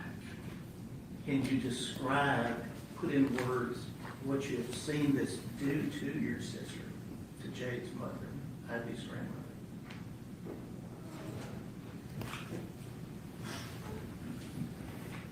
It's just destroyed her. When she talked about Jade being her life, she was her life. They talked every day. And aside from the fear and the hurt I know she has, I've lived with the fear of, like, is she going to be able to get back at us? And thinking about my sister not being here because she can't live without her daughter has been probably one of the hardest things that I've sat and just prayed and hoped that she is strong enough and will be strong enough, because I can't imagine. I can't then look at my own child every Mother's Day and feel guilty that he's still here, and my sister doesn't have her little girl anymore.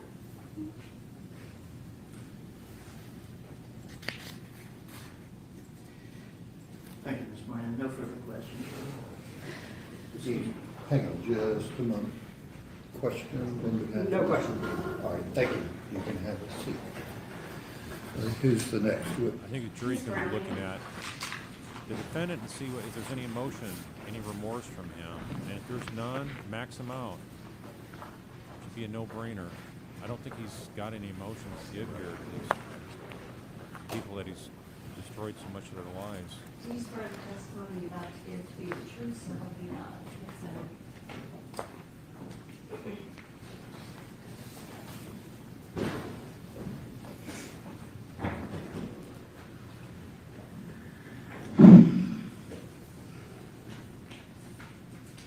Ms. Browning, could you please state and spell your name for the record? Yes, it's Andrea Browning, Anderea, Browning.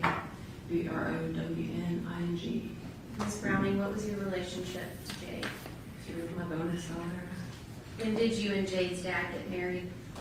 2009. When did you first meet Jade? She was about 7 years old, which is how old my daughter is now, our other daughter, Ava. And can you walk us through Jade's early life? Yeah, she was a little spitfire. The first time I met her, I'll never forget, because the light everybody keeps talking about, it's so obvious. And I was just, this girl was so full of life and so full of confidence. She always had a smile on her face, and she was always ready for anything. and she adored her dad and her family. And she just, you could see it all over her face and her body, her whole body lit up. And Miss Browning, do you have another daughter? Yeah, Ava. How old is Ava? Ava's 7 now. She was 3 at the time. And can you describe Ava and Jade's relationship? Yeah, that's tough because, you know, like I said, Ava has Down syndrome, and so she's developmentally delayed, and she didn't know Jade because Jade was in Arkansas when they was born, and it was also during COVID, and we were taking lots of precautions about who we were exposing her to. And she finally met Jade in, I believe it was 2021, and they looked into each other's eyes and knew that they were sisters. There was a connection immediately. Like, it was really eerie, but also amazing at the same time. But having her here was so great for Ava because she got to know her last year. And also the toughest part about it was that's it. That's all Ava gets of her was just that 1 year when she was 3 years old. And what impact have you seen on Ava's life since losing Jade? It's tough to tell her because she doesn't understand a whole lot about it, especially because she was so young at the time. But she's really into pictures, and she's always pointing Sissy out in pictures. And she asks about Sissy. She uses an AAC for communication. She just randomly hits Sissy on her words all the time. And it's got a little picture of Jade. And Sissy's always with you, so we can tell her and just keep explaining to her how great and wonderful her sister and how much she loved her. And, you know, one of the toughest things I'll have to carry with that is that the Instagram post that Jade made that said being in Nashville, one of the best things about being in Nashville is getting to watch my sister grow. And they will know her. And can you tell us about finding out Jade was pregnant and how excited the family was? They were so excited. I was initially shocked, and she could see that, and I think it was a short conversation, but we were automatically super supportive of her and super ready to do anything and everything, take her shopping, help her with decorating, help her with anything she needed help with. I mean, I had just become a mom myself not that long ago. You know, we talked a lot just about, you know, whatever you need, we've got you. And she didn't ask for much. She had a whole bunch. She knew she could do it. She's got all the confidence in the world. And the jury has heard a lot about Jade's support system and how many people showed up to Vanderbilt and how many people took action that night.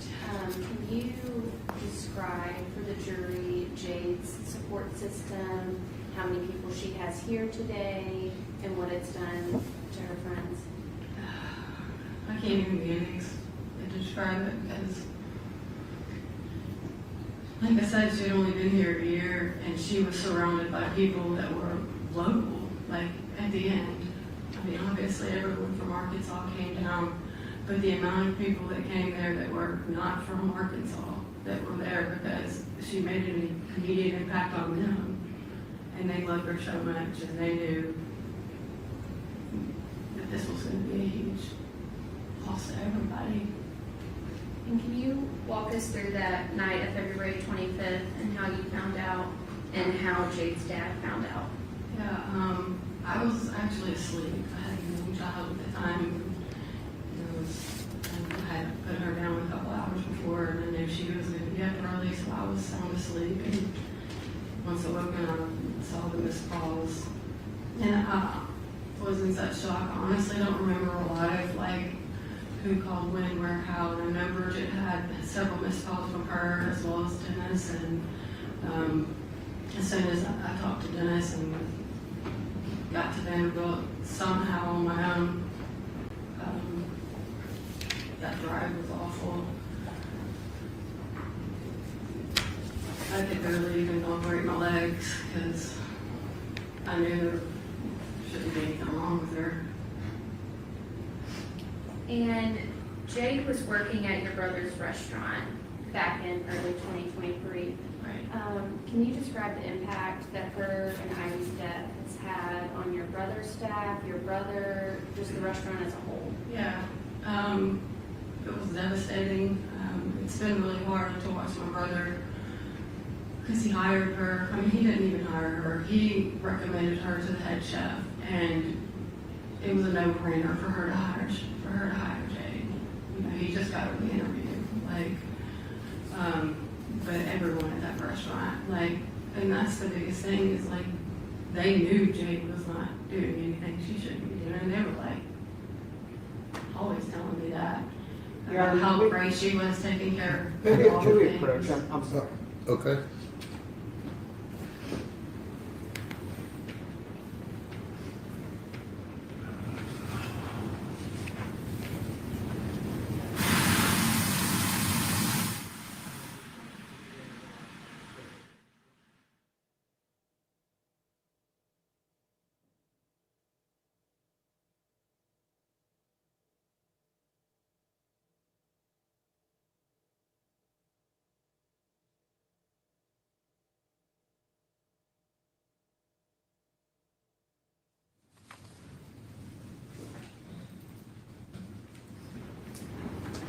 All right, what's your next question?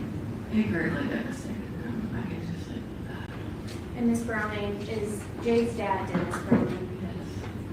And can you walk us through the impact that Jade and Ivy's death has had on you and Dennis? It's just been devastating, just knowing that Jade is only sister, and we know that she was always going to be around for her when we weren't, and it's ripped us apart. It's brought us closer together, but it's changed everything. We are very much more protective of Baby now, having experienced what we experienced, and I know that it's just changed everything for us. Those are all my questions. Any questions? No question. Thank you. All right, who's the next witness? Ms. Bridget Burks.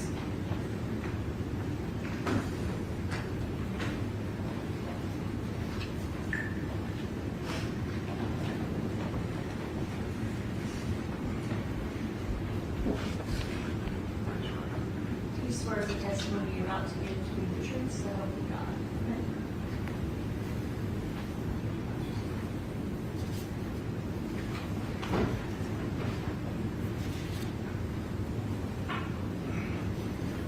Could you please state and spell your name for the record? Bridget Benning Burks, BRIDGET, BENNING, BURKS. And Ms. Burks, who was Jade Benning to you? My baby girl. And was Jade your only child? Yes.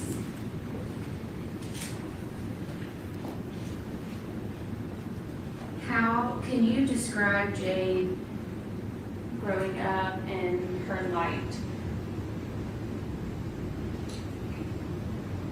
As soon as she walked in the room, you knew, because she was so full of life. She's known for being very loud. Got in trouble several times for being loud. So you knew her presence, her laugh.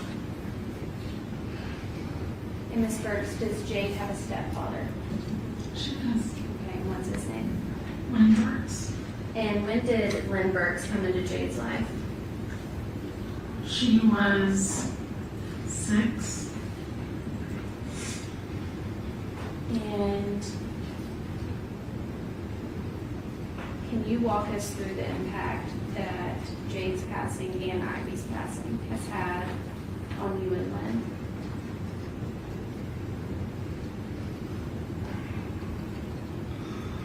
We also have 2 boys, and so it just makes it harder, makes us worry more about our other 2 boys. That was his baby girl. You couldn't tell him any different. And it's just void that will always be there. Is your day-to-day life different without Jade? Most of the time. People ask, are you okay? And I always say yes. But behind closed doors, I'm fine. Did you and Jade talk almost, if not every single day? Yes. And Ivy would have been your first grandchild. Yeah. Can you walk us through the impact of losing Ivy?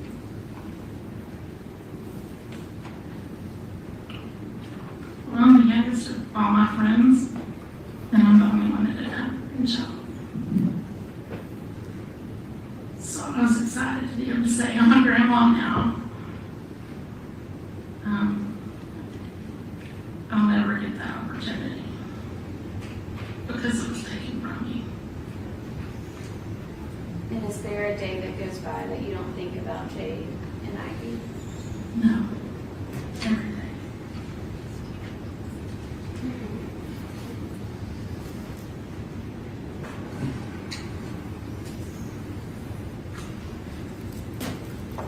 These are all my questions. Any questions? No question.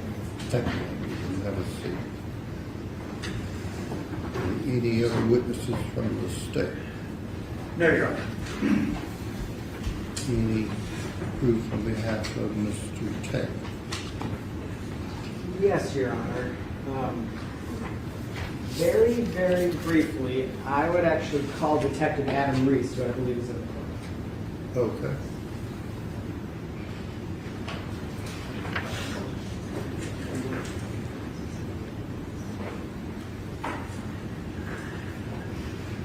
Calling detective to minimize aggravation. You swear the testimony you're about to give to be the truth, so help you God. Yes.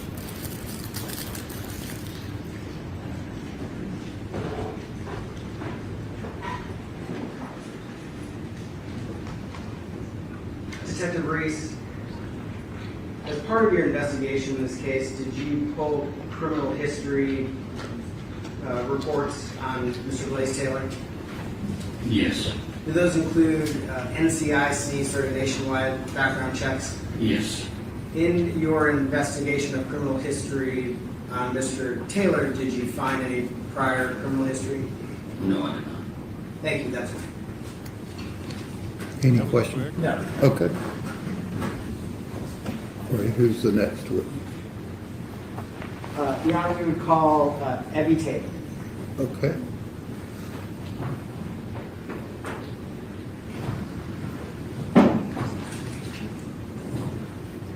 Normally they're going to try to humanize the client, show the potential for a good life after he goes to You prison. swear the testimony you're about to give to be the truth, so help you God.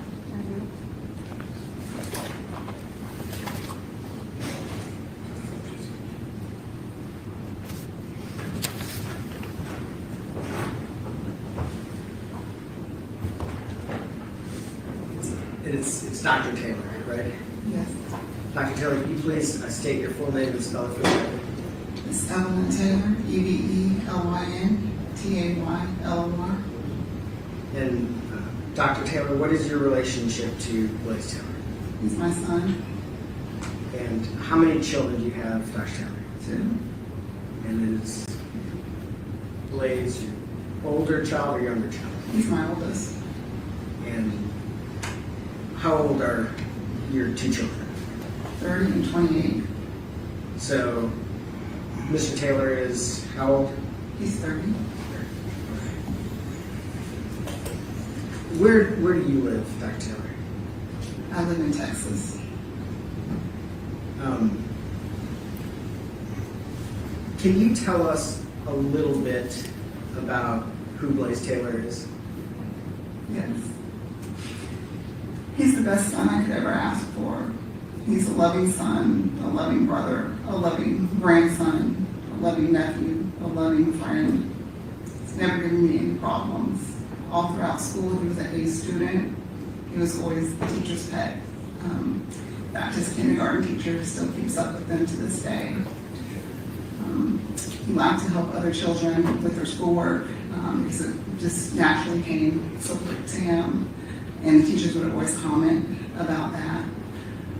He loves sports. He wanted to follow in his father's footsteps, and so he played sports. Every time we moved, he made a lot of friends. He was team captain and leadership. He was a team leader. A lot of the parents would come to me and tell me that how much respect they had for him. He was a good student in the classroom and in sports, and he was the type of boy that they wanted their children to hang around because he was never getting in any kind of trouble and was very respectful. Where did this, I'm gonna interject for a minute. Where did Mr. Taylor grow up? We lived all over. He was born in Texas, but because of my husband's profession, we move every few years. So we lived in Texas. From there, we went to New Mexico, and then Louisiana, and then Tennessee, then Oklahoma, and then Alabama, and then Arkansas. And is it fair to say sports are kind of a big deal for your family? Yes. So you mentioned he was very involved in sports. What sports specifically was Mr. Taylor involved in? Well, his favorite sport was football. And that's real big in your family. Yes. Right? When did he start playing football? When he was 5 years old. And how long did he play? He played through college, and then he got an invite to try out for the New Orleans Saints upon graduation or after his senior year. And he ended up not pursuing it professionally? He didn't make the team, the Saints. How did he, let's start with high school. How did he perform in football in high school? He was a team captain in high school, one of the leaders on the team. He actually graduated early. He graduated a semester early so he can go to college early. And you mentioned a little bit about his grades while he was team captain and playing football. How were his grades in high school? All A's. And then where did he end up going to college? He went to Arkansas State University. And I think we heard a little bit about that during the trial. Did he play football in college also? Yes, he played football in college, and he actually graduated with his bachelor's and his master's degree in business in 2.5 years. He was the first college football player to ever do that. And while he was there, he started a nonprofit, the Power 1 or 2. He's very passionate about helping children in underserved areas and communities. And so while in college, he and his sister co-founded that nonprofit. And they just did a lot of community events for those children, mentored them. He was a big brother. He volunteered at the alternative school. And his senior year, I think he went like 3 times a week. Does that nonprofit still exist? The nonprofit still exists. They've actually given almost like over $90,000 in scholarships. They help each year. They do school supply drives for kids in underserved areas. They do Thanksgiving baskets and adopt a kid for Christmas for children that don't have resources to get presents for Christmas. Pretty much whatever the needs are wherever we live in the community, they just try to serve those children and just meet their needs. And you said Mr. Taylor's sister was involved in that as well? Yes. So if you talk to his sister Star, she'll say that he's her role model. She followed behind in his footsteps, and she's an A student as well. And if you ask her why does she make A's, she'll say because Blaise did. Why do you play basketball? Because Blaise did. From the time she was little, he would help her put her shoes on the right feet. When I was her coach, she would be looking at him, and even though he was only in junior high, she valued his opinion and wanted to hear what he was saying, what she can do better, how she can improve. Whether it was in the classroom, whether it was with sports, whether it was trivia things or whatever, whenever she needed advice, she would say that she would go to her brother. And is Blaise's sister here? Has she been here? She is. She has been. Is your family close? We're a very close-knit family. We move a lot. We know we have each other, and then Every time we move, we make several moves, but we always find like adopted families wherever we are. Usually it's through sports, kids on their sports teams, and then they become a part of our family. I know that this process has been very hard. Does Mr. Taylor have support still from your family? Oh, yes, we have support from our family. We have family members here. It's just hard because we're not from Tennessee. And we've had lots of different moves, so people that we're close to are in various states across the U.S. So when Mr. Taylor started working for the Titans, which we heard a bit about, he was in Tennessee and you were still in Texas? No, we were in North Carolina at that time. You were in North Carolina. Did you have an opportunity, did you keep up with sort of how he was doing at work? In work, yes. We talk regularly, and, football's a big part of our family. That's what his dad does, so we have lots of conversations about work. What's your impression of Blaise's work ethic? Oh, he has really good work ethic. If you ask anybody that knows him, that's one of the characteristics they'll say. He's a hard worker. He's always on time. He'll be one of the first ones there. He's going to make sure that he gets the job done. He has a really good work ethic in everything he does, whether it was his schoolwork, an actual job where he's getting paid, whether it's been on service, he always goes above and beyond. Okay. How about, are there any other, we talked a little bit about the nonprofit, are there any other kinds of community involvement or examples that you can think about from Blaise's life, either recently or longer ago, that you can tell the jury about? Well, he has a servant's heart, so he does a lot of community service. Usually wherever we live, like with his dad, the football teams usually do community service, so he can be involved in various things that they do. I know one thing, like when he was in high school, where he was actually old enough to make a decision to do those things, he was really involved with the Miracle League. And so that's something he did throughout high school, with big brother type programs, mentoring younger children. He would do that.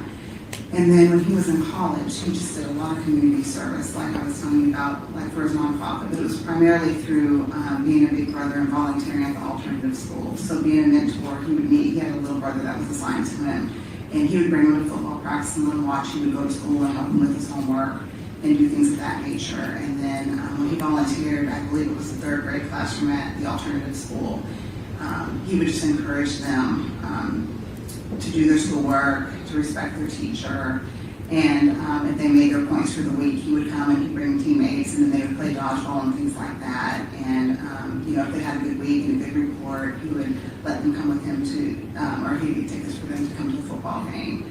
And he was really involved with the community baskets, and we would do community Thanksgiving dinners.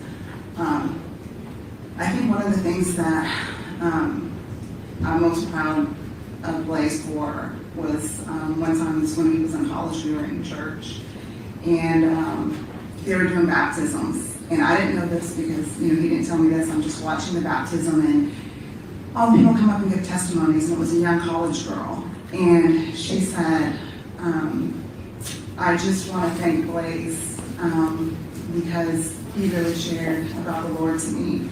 And he was really instrumental in my relationship with the Lord and my baptism. And all the accolades that he had, like in the classroom or on the field, they were nothing compared to what I feel like he did for this young lady that said that she's a friend that just went to the university. And just the fact that he was instrumental in her being baptized, it's those types of things that make me really proud of Blaise. Dr. Taylor, one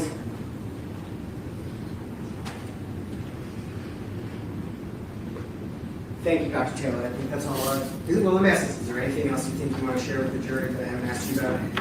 Your Honor, I would object to being that open-ended. Okay. And that's all I Okay. have. All right. Any questions from the state? No, Your Honor. Thank you. That is the defense's proof. Okay. Where's the emotion? She really testified without any emotion at all. Like,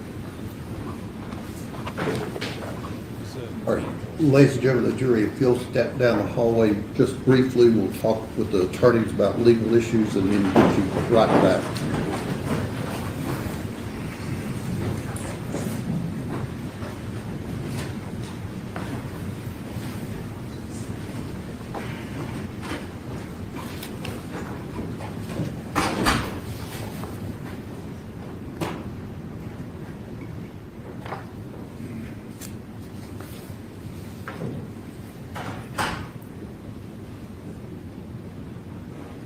You can have a seat.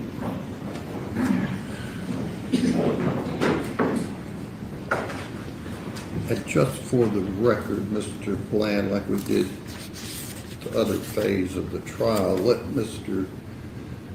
Taylor step around and deal with his decision not to testify. If you raise your right hand and be sworn. He's not going to testify in sentencing. Do you swear to tell the truth, so help you God? I do. Mr. Taylor, you understand that at the sentencing phase of the trial, you have an absolute right to make a statement to the jury. I do. You also don't have to say anything, you have the absolute right to remain silent. I do. And we have discussed that option and the pros and cons, and whether you want to make a statement at this point in time. Yes. And based on those discussions, you made the decision that you're not going to make a statement or otherwise testify.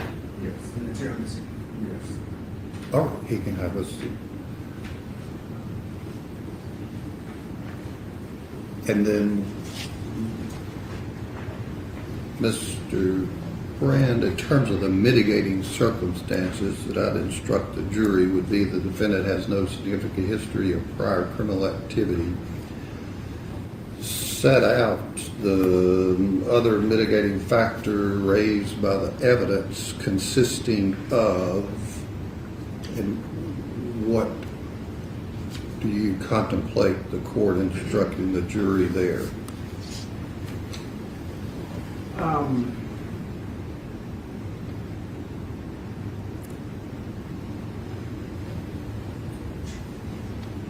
Trying to think of how to phrase this, Your Honor. Right. I mean, excellent student.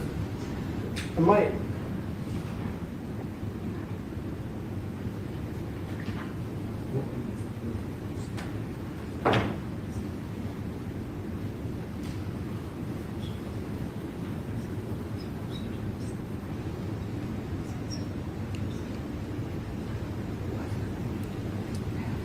Still can't get over the mom. They didn't ask questions. What if we said,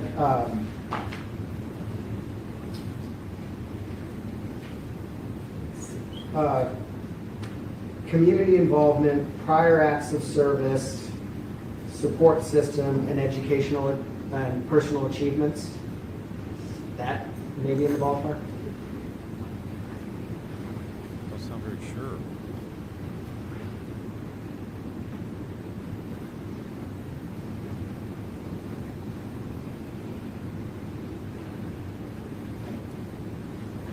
So they're trying to work on jury instruction. Or community involvement, education, and personal achievement, and what was the other? Acts of service. The aggravating Active versus service? mitigating. Acts of service. Acts, Acts of service, helping children. does the state care to be heard on that? No, Your Honor, I think they come under the catch-all. Okay, and I was planning on setting forth that catch-all about any other mitigating, but then consisting of and then listing. Yes, Your Honor, I think that would be appropriate under the case law. And then charge as to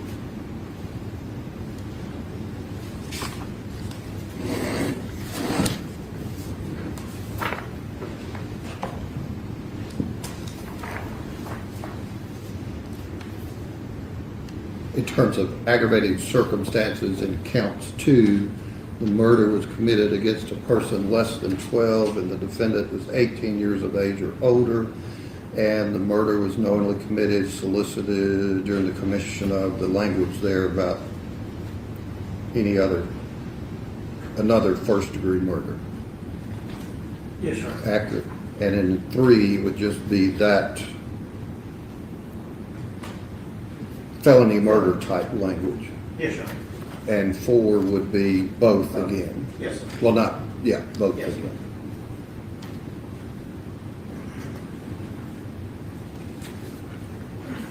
All right, anything further from the state in terms of jury instruction? Not without having seen that. Do you want 10 minutes before we come back with the closing argument? And I can give you the draft? Just want to make sure that I don't say anything that's not going to be Okay. in the charge. Yeah, Okay. I would appreciate seeing the jury instructions, but we don't need much time. Okay, all right, good. Court, 6 minutes. It's law-abiding character. Court, my brief Those will be brought out by the prosecution.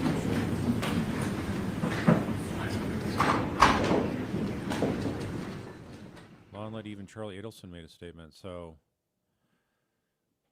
yeah, I think, some defense attorneys are thinking, well, I don't want to put my client on the stand because then how do we deal with this issue of, can you guys hear me? Or is there some people? Yeah, I think he was just sitting there looking down the whole time.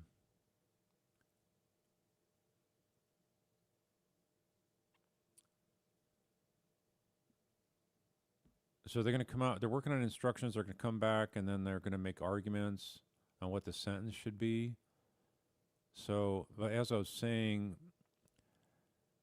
they're not going to put them on for even saying, hey, I want to have a constructive life. I want to serve whatever time I have to in prison. I want to be able to someday see the light and be able to do something to contribute to society.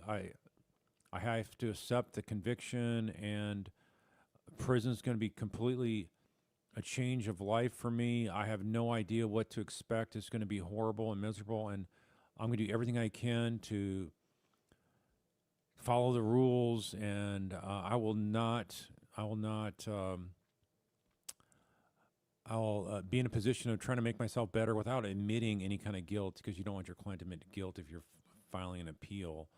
But yeah, do something to show some humanity in this guy. But he's just always remaining silent, and that's his right, and they can't hold it against him. But if you're trying to fight for parole, to try to get parole out of this, then maybe they figure it's really not worth it. It's just a futility and exercise. Maybe he's automatically going to get, because they figuring he's going to be aggravated with a first-degree murder conviction for killing Ivy, that he's not going to ever really get to see the light of day.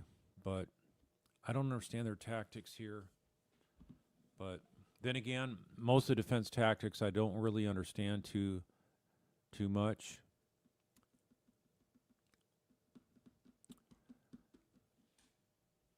That is true. Matters of fact, Donna Adelson, Corey Richardson, and Sarah Boone used their sentencing tell off the court. So I think in this particular case, I can see it going either way.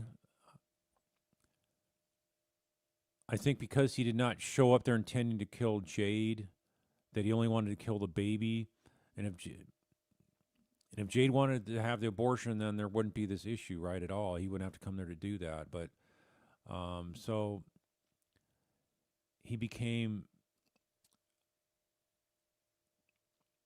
the baby's killer, and then he happens to kill the mom in the process. So the fact that he only wanted to be killing one person versus two, could that be mitigation if he has no prior criminal history and has otherwise been a valuable member of society? But there's other stuff that maybe he hasn't gotten caught with stuff in the past.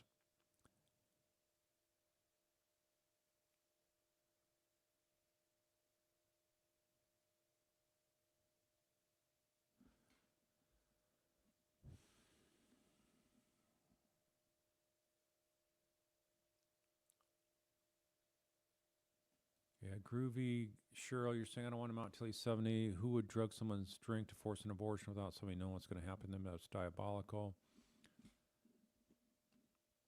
Well, Xavier must know that, and she's still with him, so I don't understand why women put up with guys like this, but it happens all the time, and then you wonder why death and mayhem happen.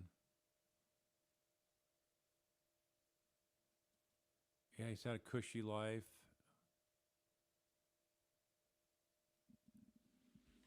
You know, maybe he'd have been better off if the parents left him in jail during this time, preparing for trial. Give him a wake-up call. This is really his first wake-up call with this verdict. He's been able to have his parents always bail him out of any trouble he would be in, obviously. I'm not familiar with Melanie Ferris.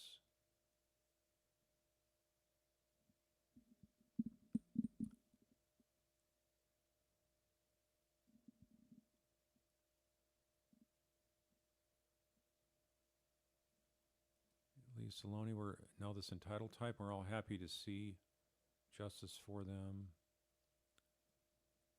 Yeah, I think he probably was enabled.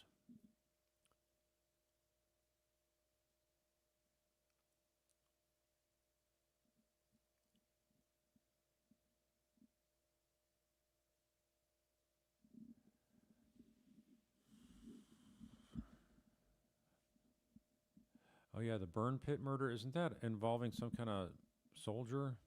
I haven't been following that. I just see some of the headlines on YouTube.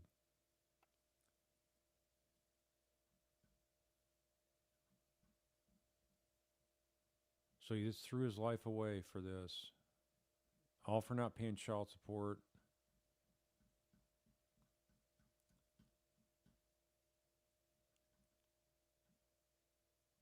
Unbelievable.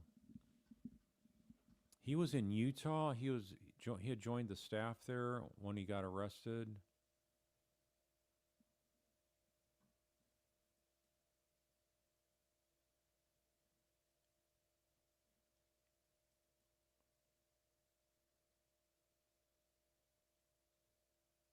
Yeah, as far as the elocution, his statement, if he makes an unsworn, most states, if you make an unsworn statement, you're not subject to cross-examination. So I think that'd probably be the same here in Tennessee. It's that way in the military as well.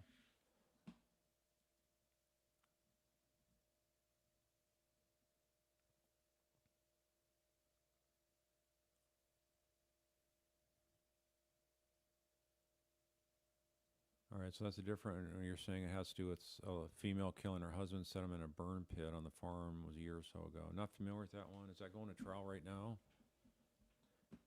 All right, he was a successful lawyer in Georgia, deleted by his wife in a burn pit on their property. Wow. Okay. Melody Ferris, you're saying that is okay.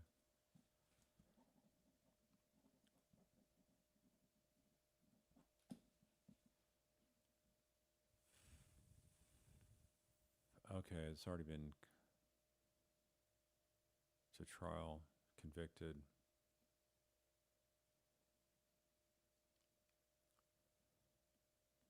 So I still think this whole issue of this closing argument by the defense is so bizarre. For those of you that are joining this late, or if you're on rewatch, you haven't looked at the closing argument by the defense counsel. My comments on that, I think, are worth going back and looking to see how bizarre it is.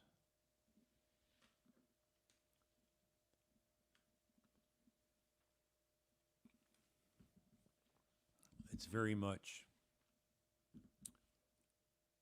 to me, did nothing to help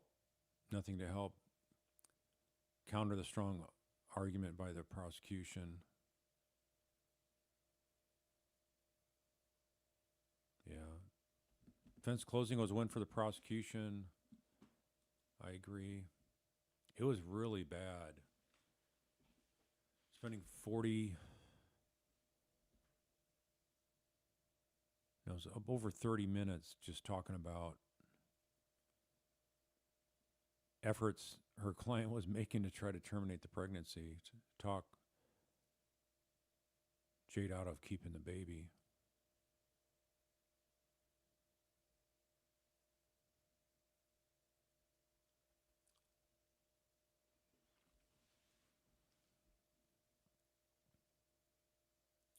All right, so we're looking at 4:02. We're on the same time there in Nashville. There's Central Time in the United States. So we're just going to hear some probably arguments and instructions, or maybe the opposite order, and then the jury's going to go out and deliberate. They're going to have to tell them what sentencing options they have.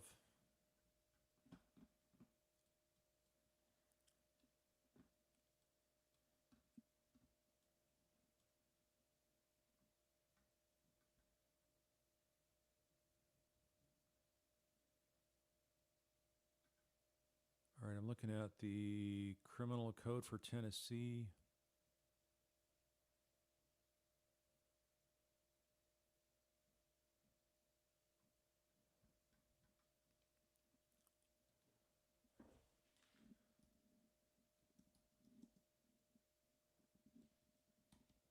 They just show what the elements of murder are, but they don't show where I'm looking at right now what the punishment is. Statutory range of punishments, mandatory minimums.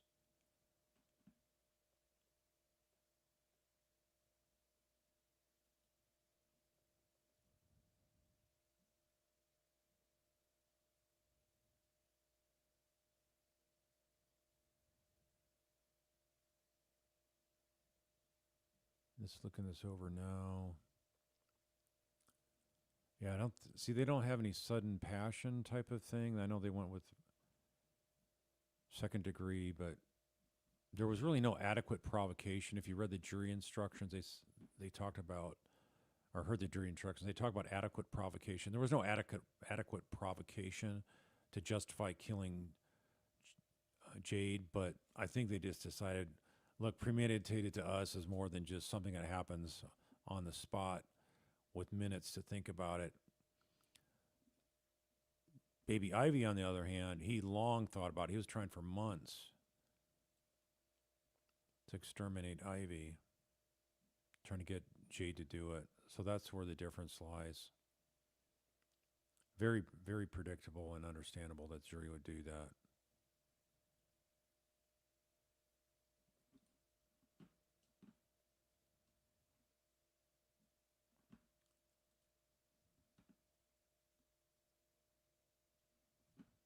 Lon, yeah, you remember that Donna got out of cross-examination of her statement.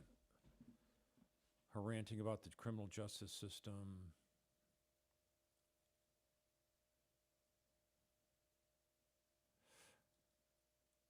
Tal legal, you're saying you can see it very young people, young children who begin manipulating their parents as early as pre-K. They may not fool their teachers and peers, but their parents are easily played. Yeah, I mean, this guy looked like he was liked and respected by teammates, classmates, that kind of thing. But yeah, there was some kind of evil thing going on, lurking behind.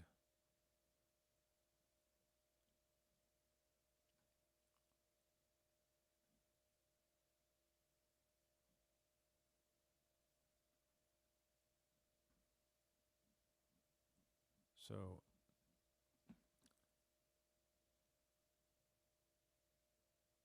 yeah, what was the actual time count? Less than 3 hours. I think it was, God, it seemed like, yeah, it was less than 3 hours, because shortly after the jury was sent out, I jumped on and started doing the live stream. And we were like almost an hour into hers. The prosecution wasn't quite an hour. So yeah, it was definitely less than 3 hours.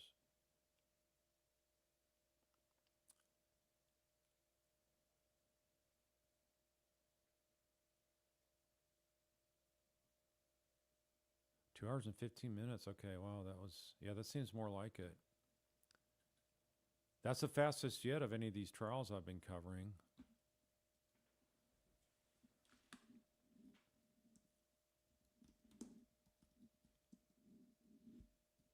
Let Let me try to do some legal research here.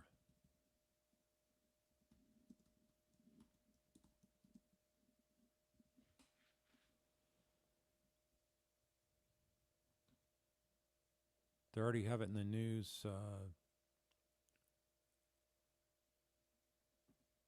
Of course, the conviction.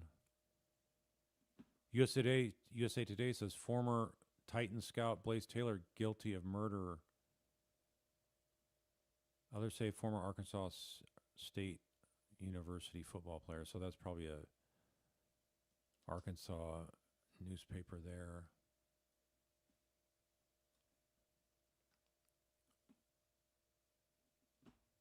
Yeah, I didn't cover the Sarah Boone one, so that was 2 hours.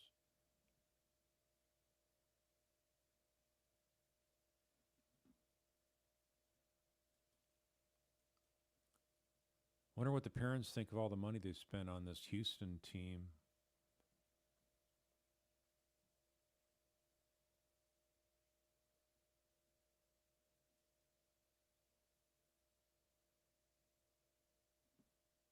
Sports Illustrated already has this covered.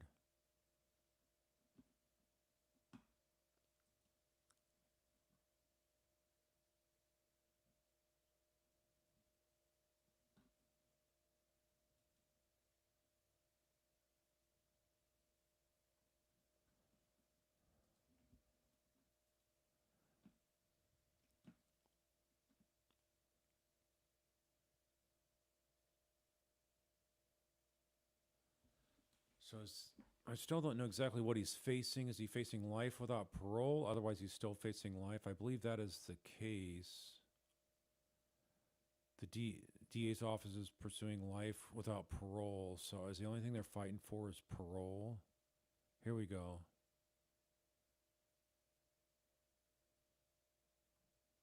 So he's maxed out on everything except a second charge, which is they found secondary for killing Jade. Everything else is for Jury instruction. No, Your Honor. Mr. Brown, okay. All right, let the jury step down.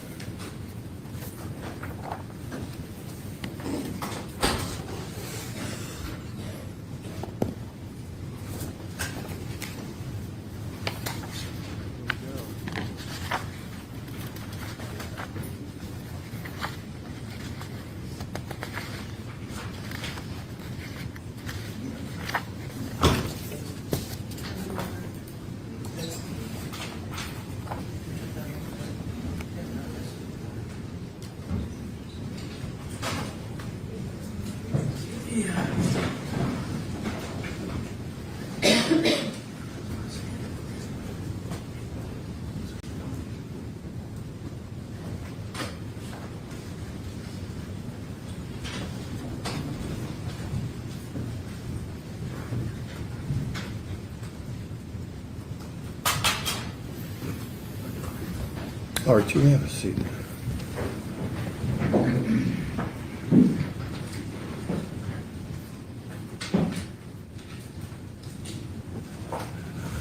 All right, any closing argument on behalf of the state?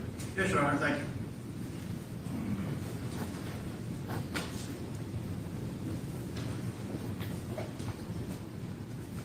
Members of the jury, we're down to just about the last decision you'll have to make. And that is, what is the appropriate punishment in this case? I want to start out by saying that, yes, the judge will tell you that a life sentence in the state of Tennessee today is 51 years before parole eligibility. That's a long time. It's a really long time. But contrary to what Mr. Brand said about life without parole being the harshest penalty, the harshest penalty wasn't asked for, the death penalty. So there are 3 punishments for first-degree murder in the state of Tennessee. One wasn't on the table. Life without parole is the next step down, and life imprisonment is the minimum. sentence for first-degree murder. The state submits that while there might not be a quantitative difference, who knows how long someone is going to live, but there is a qualitative difference. That is, what does the crimes that you have found Mr. Taylor guilty of, what do they deserve? And you can consider, I submit by your verdict, we already mentioned this, you found the aggravating circumstances by your verdict beyond a reasonable doubt. That then allows you, and Judge Dozier will read the instructions, not nearly as long as the first one, that upon that finding, you can consider victim impact testimony. What this man's actions have done to the people who loved Jade Benning and would have loved Ivy and did while she was in the womb. She never got a chance. She never got a chance to know how much she was loved. Mr. Taylor, the judge will tell you, consider mitigating. Yeah. Before this, he had no criminal record.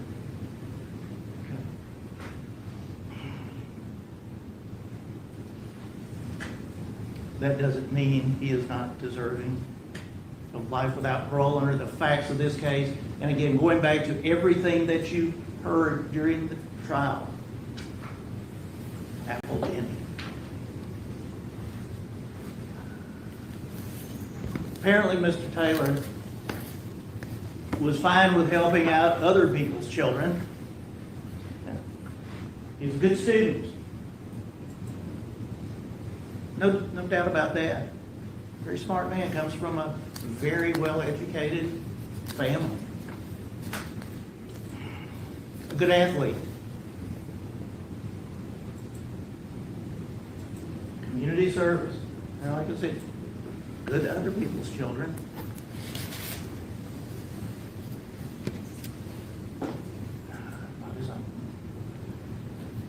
That qualitative difference is that life without parole, the state submits to you, is the appropriate punishment. And you'll really have to decide that and come to on each count. But it is your decision, your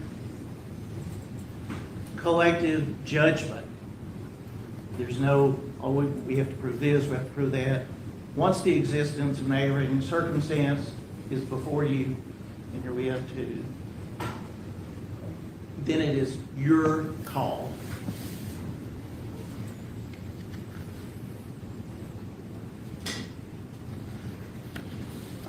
And one of the things, victim impact, and you've got,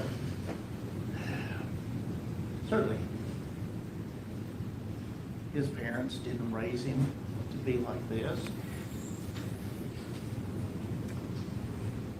But the decisions that he has made were his and his alone.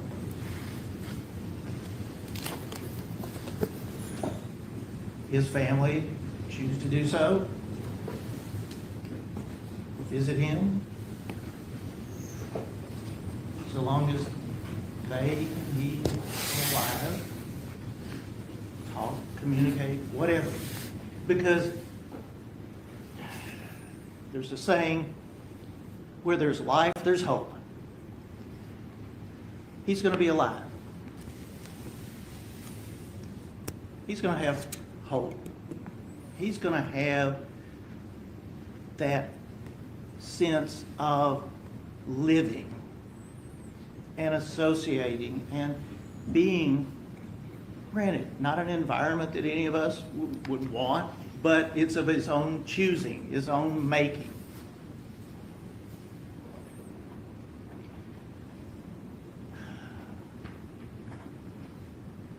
Jade and Ivy's family never have that opportunity. He took that from them 3.5 years ago, February 25th, 2023. He took something that no one is able to give back. And for that, on behalf of the state of Tennessee, submit that whatever hope of freedom that he should have, he does not deserve, and that he should not receive the minimum punishment for these offenses. Thank you very much. Yeah. 51 years, so he'd be 81, where he's eligible for parole. Thank you.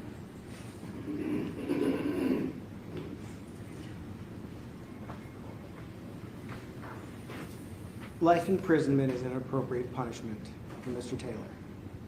And punishment is what it is. It is not a minimum get off easy kind of sentence. It is life in prison.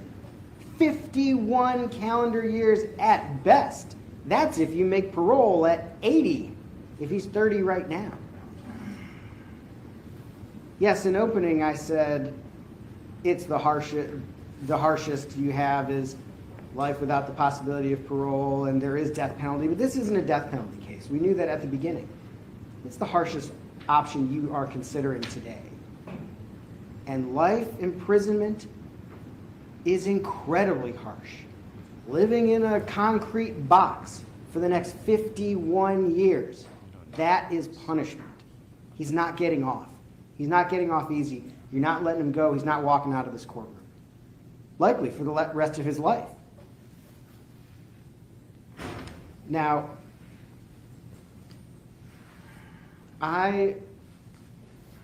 looking at the jury verdict, it occurs to me that maybe there is some consideration from the jury that you all think Mr. Taylor intended to kill baby Ivy and maybe didn't have the intent to kill Jade.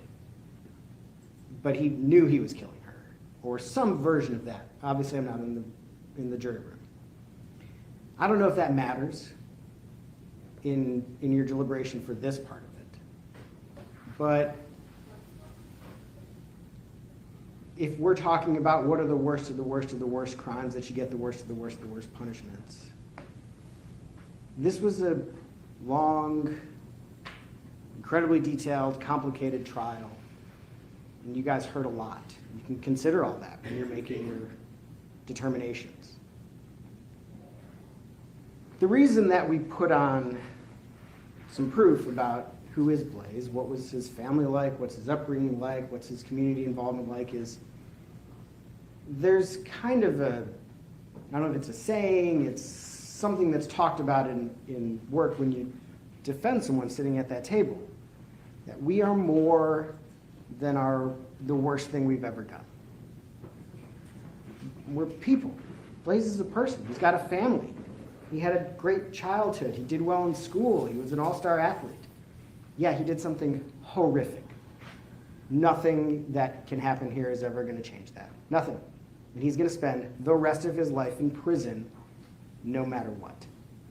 So you all can go home and rest assured that no matter what you do here today, he's going to spend the rest of his life in prison. It doesn't require life without the possibility of parole to send that message, to send that punishment. It's not either we let him off easy or we have to punish him the worst of the worst of the worst of the worst. He's being punished. He's getting the message. But he is not someone who has spent his entire life as a criminal. He is someone who's had a good life, who's done good things. I don't have anything to say about it. Did something terrible. There's, let's call it what it is. When you hear the jury instructions, there's going to be a lot of talk about aggravating and mitigating factors. And I said this in my opening, and I'll say it again. If you find aggravating factors, you don't have to find that he gets life without the possibility of parole. It's just something you can consider. Life imprisonment is punishment. It's life in a box. It's life in a prison. It is a message. It is a lot. It is enough. And we would ask you to return for your sentencing that be the appropriate sentence in this case. All right, any rebuttal from Just this? very, very briefly, it's time to You didn't try to save Jade, have so this why should jury you save him? determine, does he deserve the minimum allowable? Or does this crime, these crimes, Mr. Brand argues this is not the worst of the worst. What could be worse than killing your own child and your own child's mother? That is my life without parole. Is an option in this case, and is an option the state of Tennessee would respectfully request you consider and return. Thank you. Thank you, Your Honor. All right.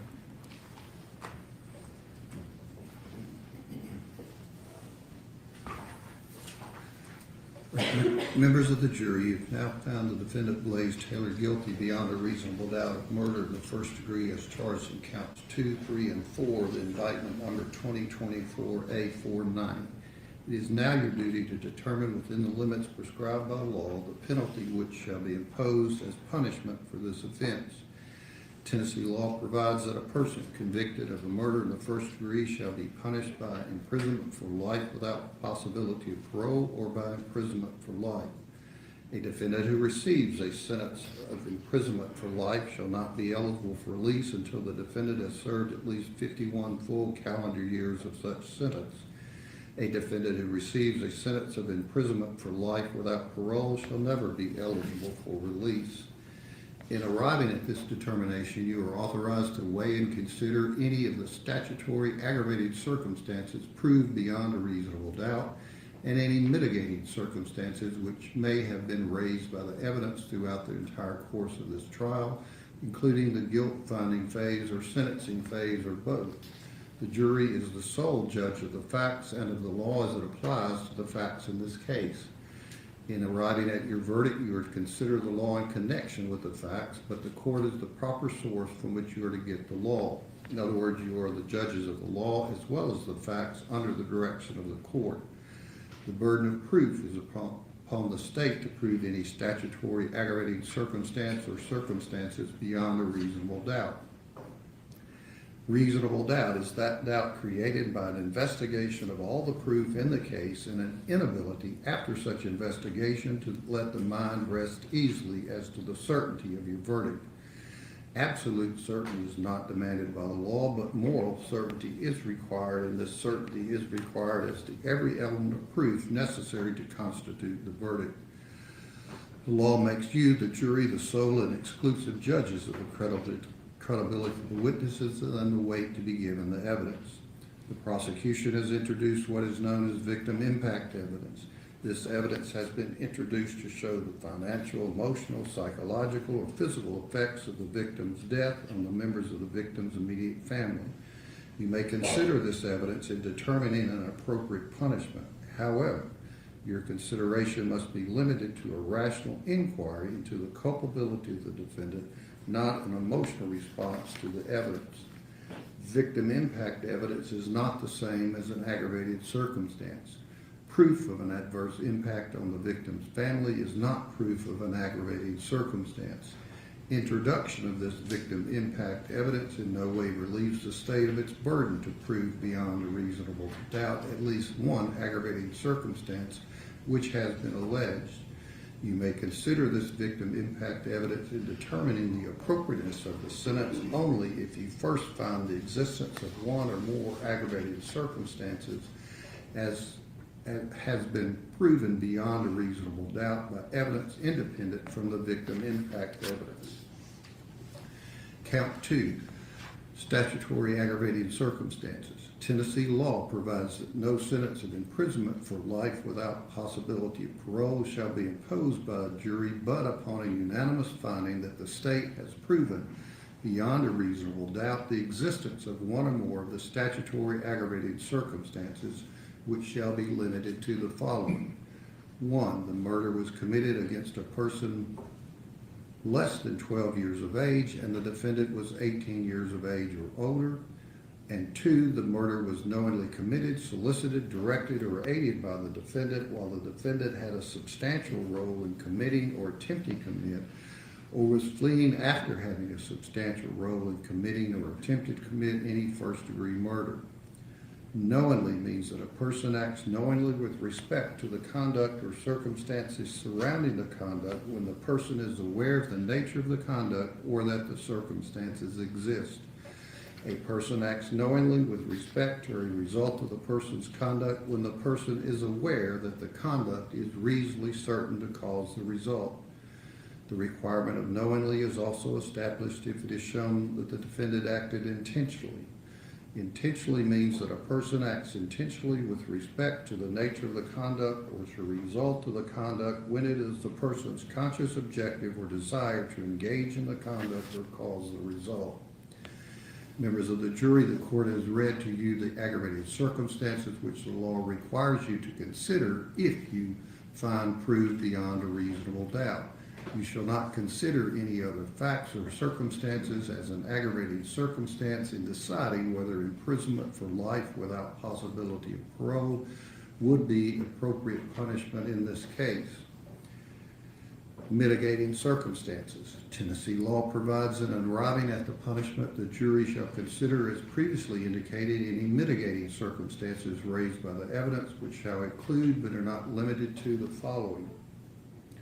The defendant has no significant history of prior criminal activity, and 2, any other mitigating factor which is raised by the evidence produced by either the prosecution or defense at either the guilt or sentencing hearing. That is, you shall consider any aspect of the defendant's character, any aspect of the circumstances of the offense favorable to the defendant, which is supported by the evidence, consisting of A, community involvement, B, education and personal achievements, and C, acts of service.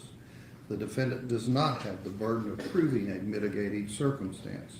There is no requirement of jury unanimity as to any particular mitigating circumstance, or that you agree on the same mitigating circumstance. Count 3, the felony murder involving J. Tristan Benny, statutory aggravating circumstances. Tennessee law provides that no sentence of imprisonment for life without possibility of parole shall be imposed by a jury, but upon a unanimous finding that the state has proven beyond a reasonable doubt the existence of one or more of the statutory aggravating circumstances, which shall be limited to the following. 1, the murder was knowingly committed, solicited, directed, or aided by the defendant while the defendant had a substantial role in committing or attempting to commit, or is fleeing after having a substantial role in committing or attempting to commit any first-degree murder. The definitions of knowingly, intentionally, which apply to this offense, have been previously explained to you in these instructions, and you should refer to those definitions as they apply to this offense. Members of the jury, the court has read to you the aggravating circumstances which the law requires you to consider if you find proved beyond a reasonable doubt. You shall not consider any other facts or circumstances as an aggravated circumstance in deciding whether imprisonment for life without possibility of parole would be an appropriate punishment in this case. Mitigating circumstances. Tennessee law provides that in arriving at the punishment, the jury shall consider, as previously indicated, any mitigating circumstances raised by the evidence, which shall include but are not limited to the following. 1, the defendant has no significant history of prior criminal activity, and 2, any other mitigating factor which is raised by the evidence produced by either the prosecution or defense at either the guilt or sentencing hearing. That is, you shall consider any aspects of the defendant's character or any aspect of the circumstances of the offense favorable to the defendant, which is supported by the evidence, consisting of A, community involvement, B, education and personal achievements, and C, acts of service. The defendant does not have the burden of proving a mitigating circumstance. There's no requirement of jury unanimity as to any particular mitigating circumstance or that you agree on the same mitigating circumstance. Count 4, felony murder involving the victim, the unborn female child of J. Benning. Statutory aggravating circumstances. Tennessee law provides that no sentence of imprisonment for life without possibility of parole shall be imposed by a jury but upon a unanimous finding that the state has proven beyond a reasonable doubt the existence of one or more statutory aggravating circumstances which shall be limited to the following.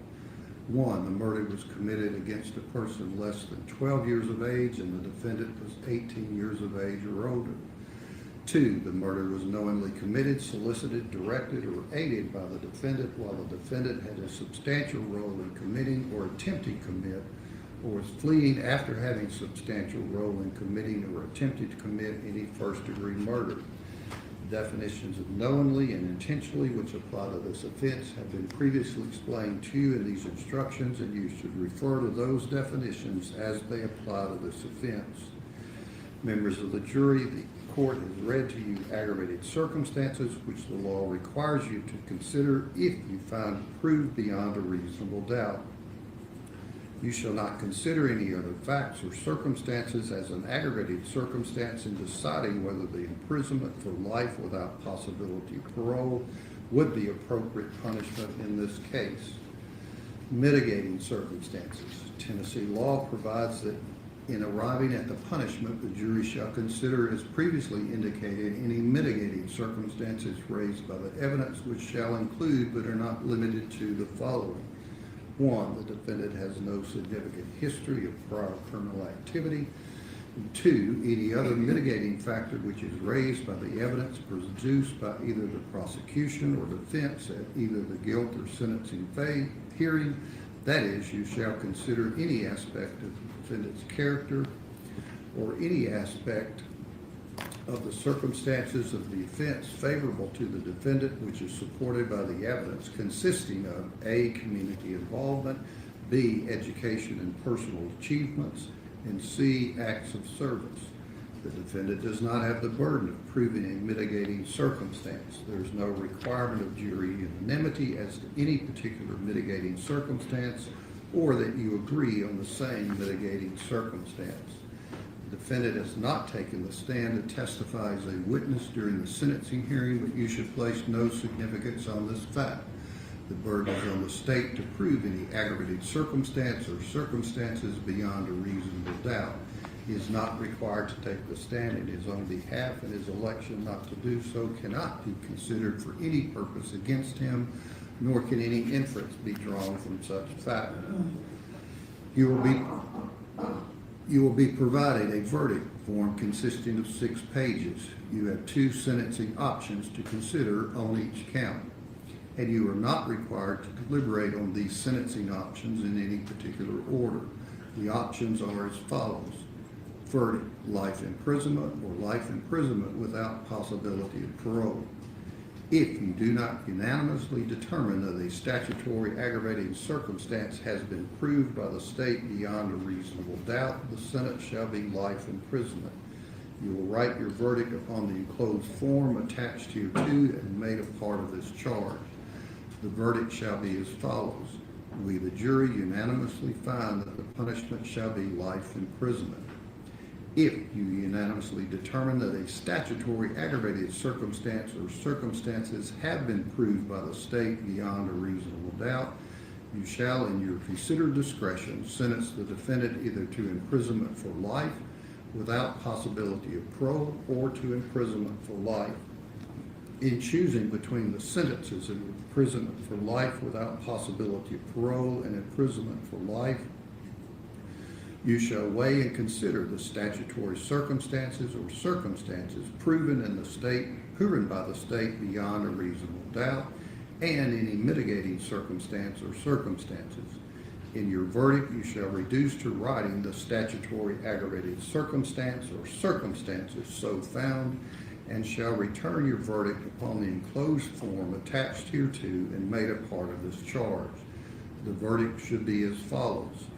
We, the jury, unanimously find that the state has proven the following listed statutory aggravated circumstance or circumstances beyond a reasonable doubt. Here on the verdict form, you would list the statutory aggravated circumstance or circumstances found. You shall then indicate on the enclosed verdict form either we, the jury, unanimously agree that the defendant shall be sentenced to imprisonment for life without possibility of parole, or we, the jury, unanimously agree that the defendant shall be sentenced to imprisonment for life. The verdict must be unanimous and signed by each juror.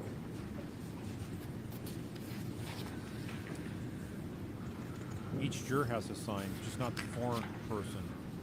The verdict must represent the considered judgment of each juror. In order to return a verdict, it is necessary that each juror agree thereto. Your verdict must be unanimous. It is your duty as jurors to consult with one another and to deliberate with a view to reaching an agreement if you can do so without violence to individual judgment. Each of you must decide the case for yourself, but do so only after an impartial consideration of the evidence with your fellow jurors. In the course of your deliberations, do not hesitate to re-examine your own views and change your opinion if convinced it is erroneous. But do not surrender your honest conviction as to the weight or effect of the evidence solely because of the opinion of your fellow jurors or for the mere purpose of returning a verdict.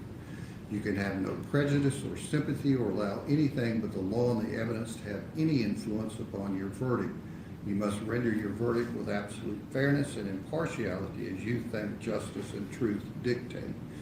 You will be provided with a form for all possible sentences in this case. The jury will check the appropriate verdict on the form for each count and complete the form as directed, and each juror will sign the verdict form. The other forms are to be left incomplete and unsigned. Your foreperson will preside over your deliberations, and when you have reached a verdict as to the sentence, you will turn to the courtroom and your foreperson will announce it. You must not imagine that the court has any opinion in regard to the facts. It is your duty to find them, and have attempted to read this charge to define to you the law without indicating any opinion about the facts whatsoever. Members of the jury, the charge in this case is herewith handed to you together with the verdict forms for the punishment for each count and the exhibits. You may now retire and consider your verdict. You can step down the hallway with the court.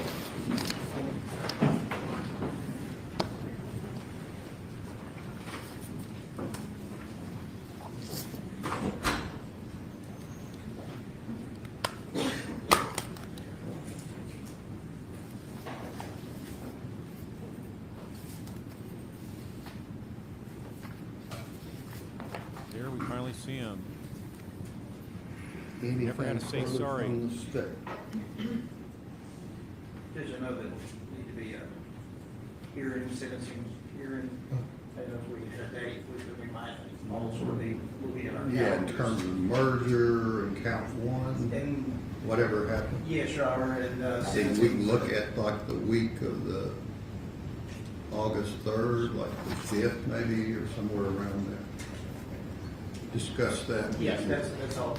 Anything further on the jury charge, Mr. Brown? No, sir. Okay. All right, we'll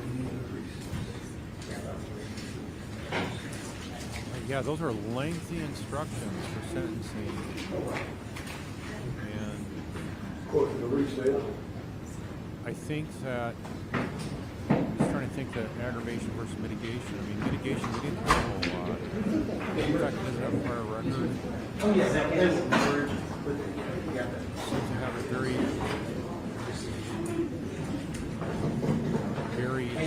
wonderful life up until the time he committed the murders. No reason he could ever work this.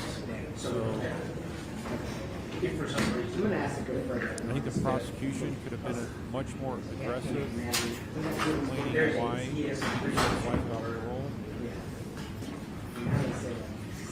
They could argue that he had no mercy at all in trying to help Jade. Once he realized that he overdosed Yeah, we just. on the Yeah. Well, yeah. that's why I was asking to get a confirmed date, so. That's a hit. In the courtroom, I think that there's just really nothing. Can you guys hear me okay? I think there's really nothing that defense presented that makes him sympathetic, that makes him look like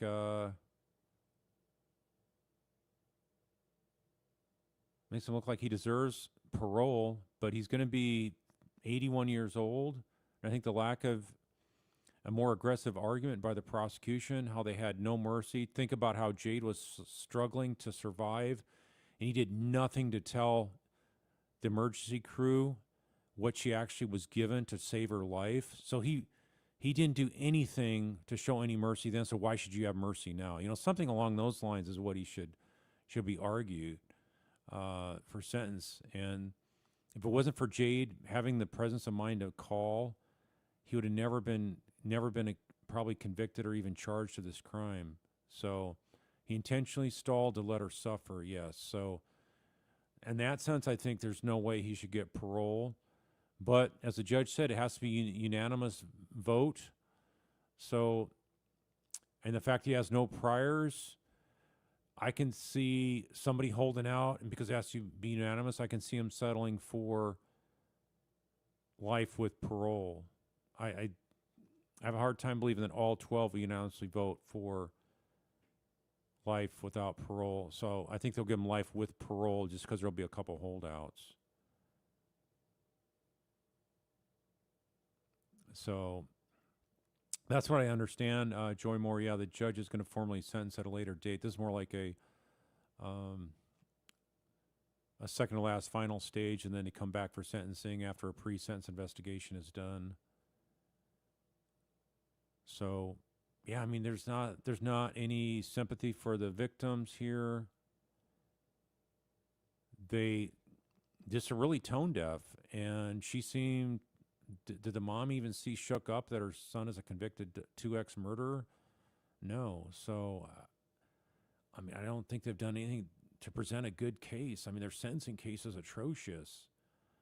So, yeah, I mean, the odds of him making it to 81 in prison are probably slim to none. There's a lot of violence in Tennessee prisons, like so many other states. So, and the kind of food you get, the quality of the health care, he's probably not going to make it to 81 either. So that's why I say there's going to be one or two holdouts for saying,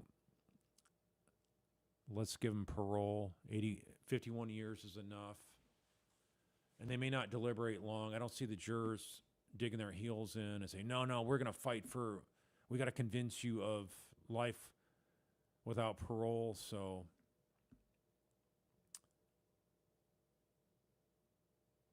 but either way, he's probably not going to ever see the light of day. So thank you from, yeah. Well, he only played Arkansas State. Most people from Arkansas State would never make it to the pros anyway. Thanks, Allie from Scotland. I think that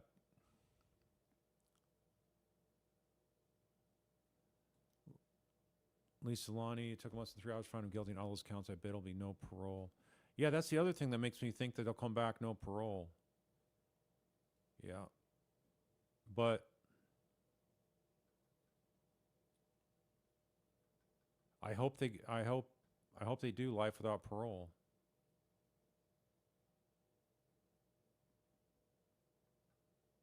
But just because they're quick on the guilty does not mean punishment. They're going to max them out on it. So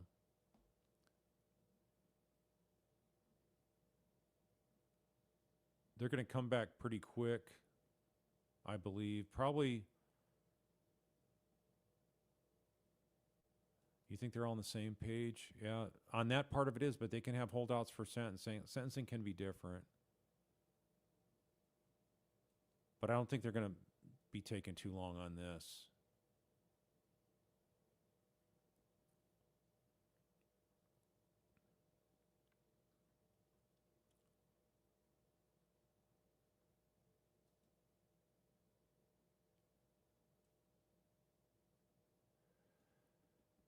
Yep.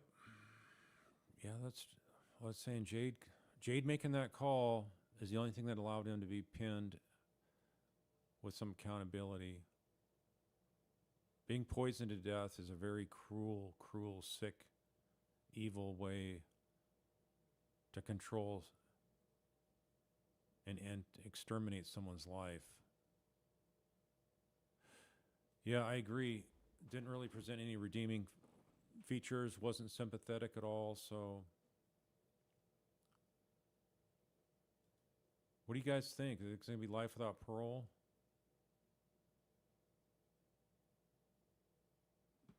Melissa, you're saying mom's demeanor was shocking. Yeah, that's what I'm saying. Maybe they're going to think, you know what, he's spoiled rotten. He got things handed to him in life. So it's not really going to equate to so much difference whether he gets life without parole or life with parole. So if he was eligible for parole in like 15 years, that would be a different story. So I don't think there's going to be that much heartburn once he gets on this case.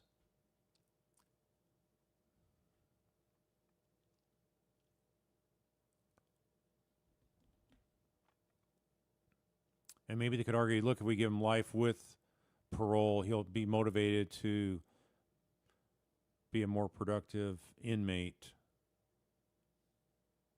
Yeah, Charlie Adelson's appeal was denied.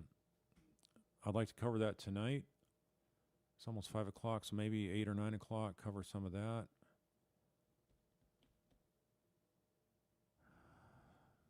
How much they prepare him for prison? How do you prepare somebody for prison? He can't even bring a toothbrush with him there, right? Mentally prepare him? I don't think so. They're preparing for trial. They're not preparing for this. My impression is the local counsel, Ned is his name, he's the one that probably prepped him on any kind of sentencing. I doubt the Houston team did anything to prepare him for sentencing if he's going down. I think they just kept a positive mindset that, hey, we're going to try our best. We're going to do our best. You know, keep your head up. We got a shot. But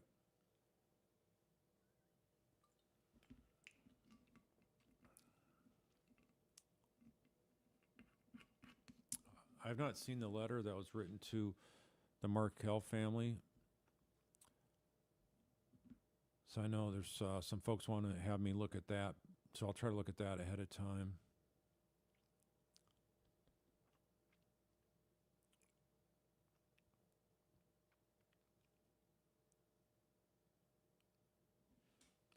Uh, 8 or 9, I'm talking about Central Time. So I'll try to do it at 8 o'clock. Because I got to get up super early tomorrow. So yeah, I'm glad this thing's wrapping up today.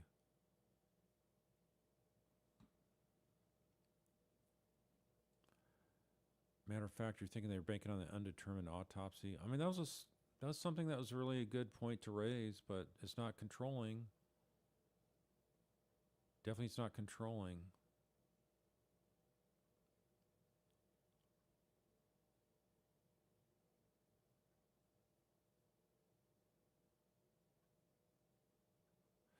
Oh, thanks, Lee.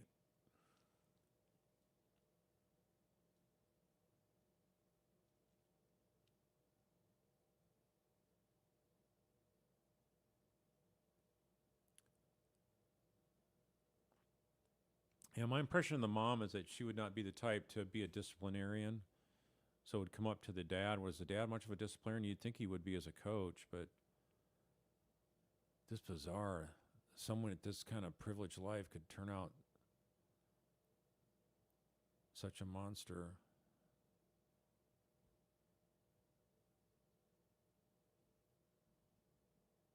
Yeah, I just wish they would argue that, you know, he's sitting there watching her die, and he minutes before gave her a substance to kill her, and he did nothing to aggressively save her. In fact, he stalled to ensure A, she would die, and B, he had his tracks covered.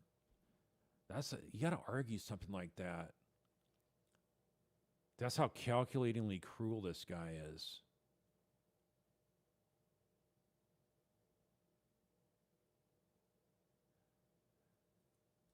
Yeah, Rich Auntie, you're saying every circumstantial case I've seen, the evidence was damning against the defense. Well, that's what I've been saying, folks, on my channel. So I've been doing this for 3 years plus now. I've said circumstantial evidence is actually usually more comforting to have than just somebody being an eyewitness or something that you don't have solid proof on other than testimony, right? Circumstances don't lie. Testimony can lie, but circumstances don't lie. The data, the way he acted, all that kind of stuff. That doesn't, it's much harder to defend. That's why it's like death by a thousand cuts. His defense attorneys had so much to try to explain what they couldn't come up with a story of why all of a sudden she dies in his presence. After the other two guests leave, within, 30 minutes, she's dead. Obviously, he knew what was going down, and he did not describe what was going down in that setting when she's dying. He didn't call 911 right away.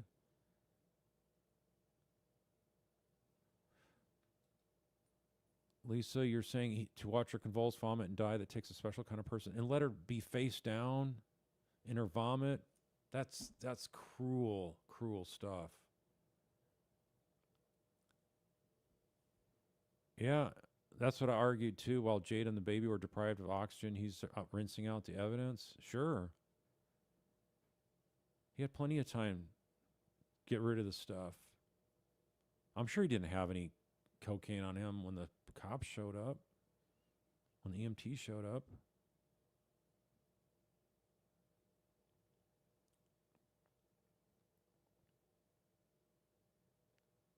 Yeah, I'm sorry my audio's low. I'm having some computer problems. This computer is, I got a Mac, mini Mac or something like that, that John brought me, and I think it's on its last leg.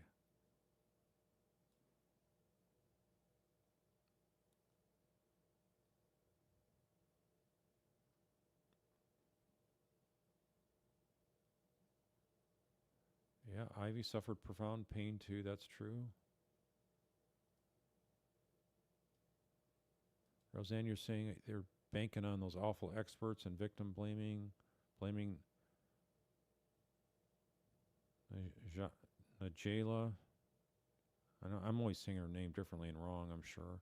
And disparaging Keontae was bad defensive tactics. They really didn't have any other thing to do other than to do sort of a scorched earth on everybody, but it's just, it looks bad. You look bad doing it.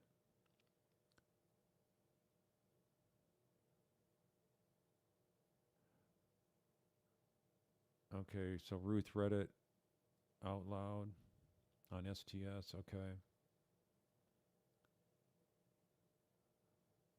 So apparently it's not online.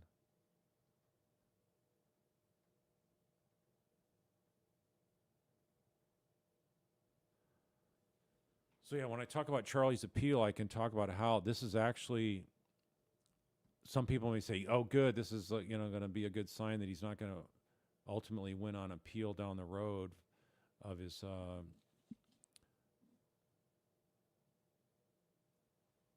appeal for the conflict of interest issue, his post-conviction appeal. All right, I see some movement there. Does that mean that they're coming back? I think it's going to take a little bit longer here.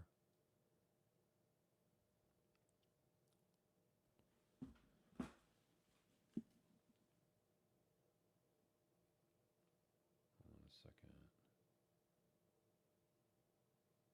Okay. I got somebody here at the door. I'll be right back. Let me put on a banner.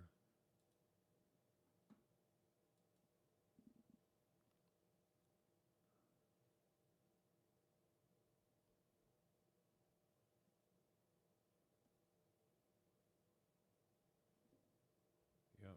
Okay, stand by.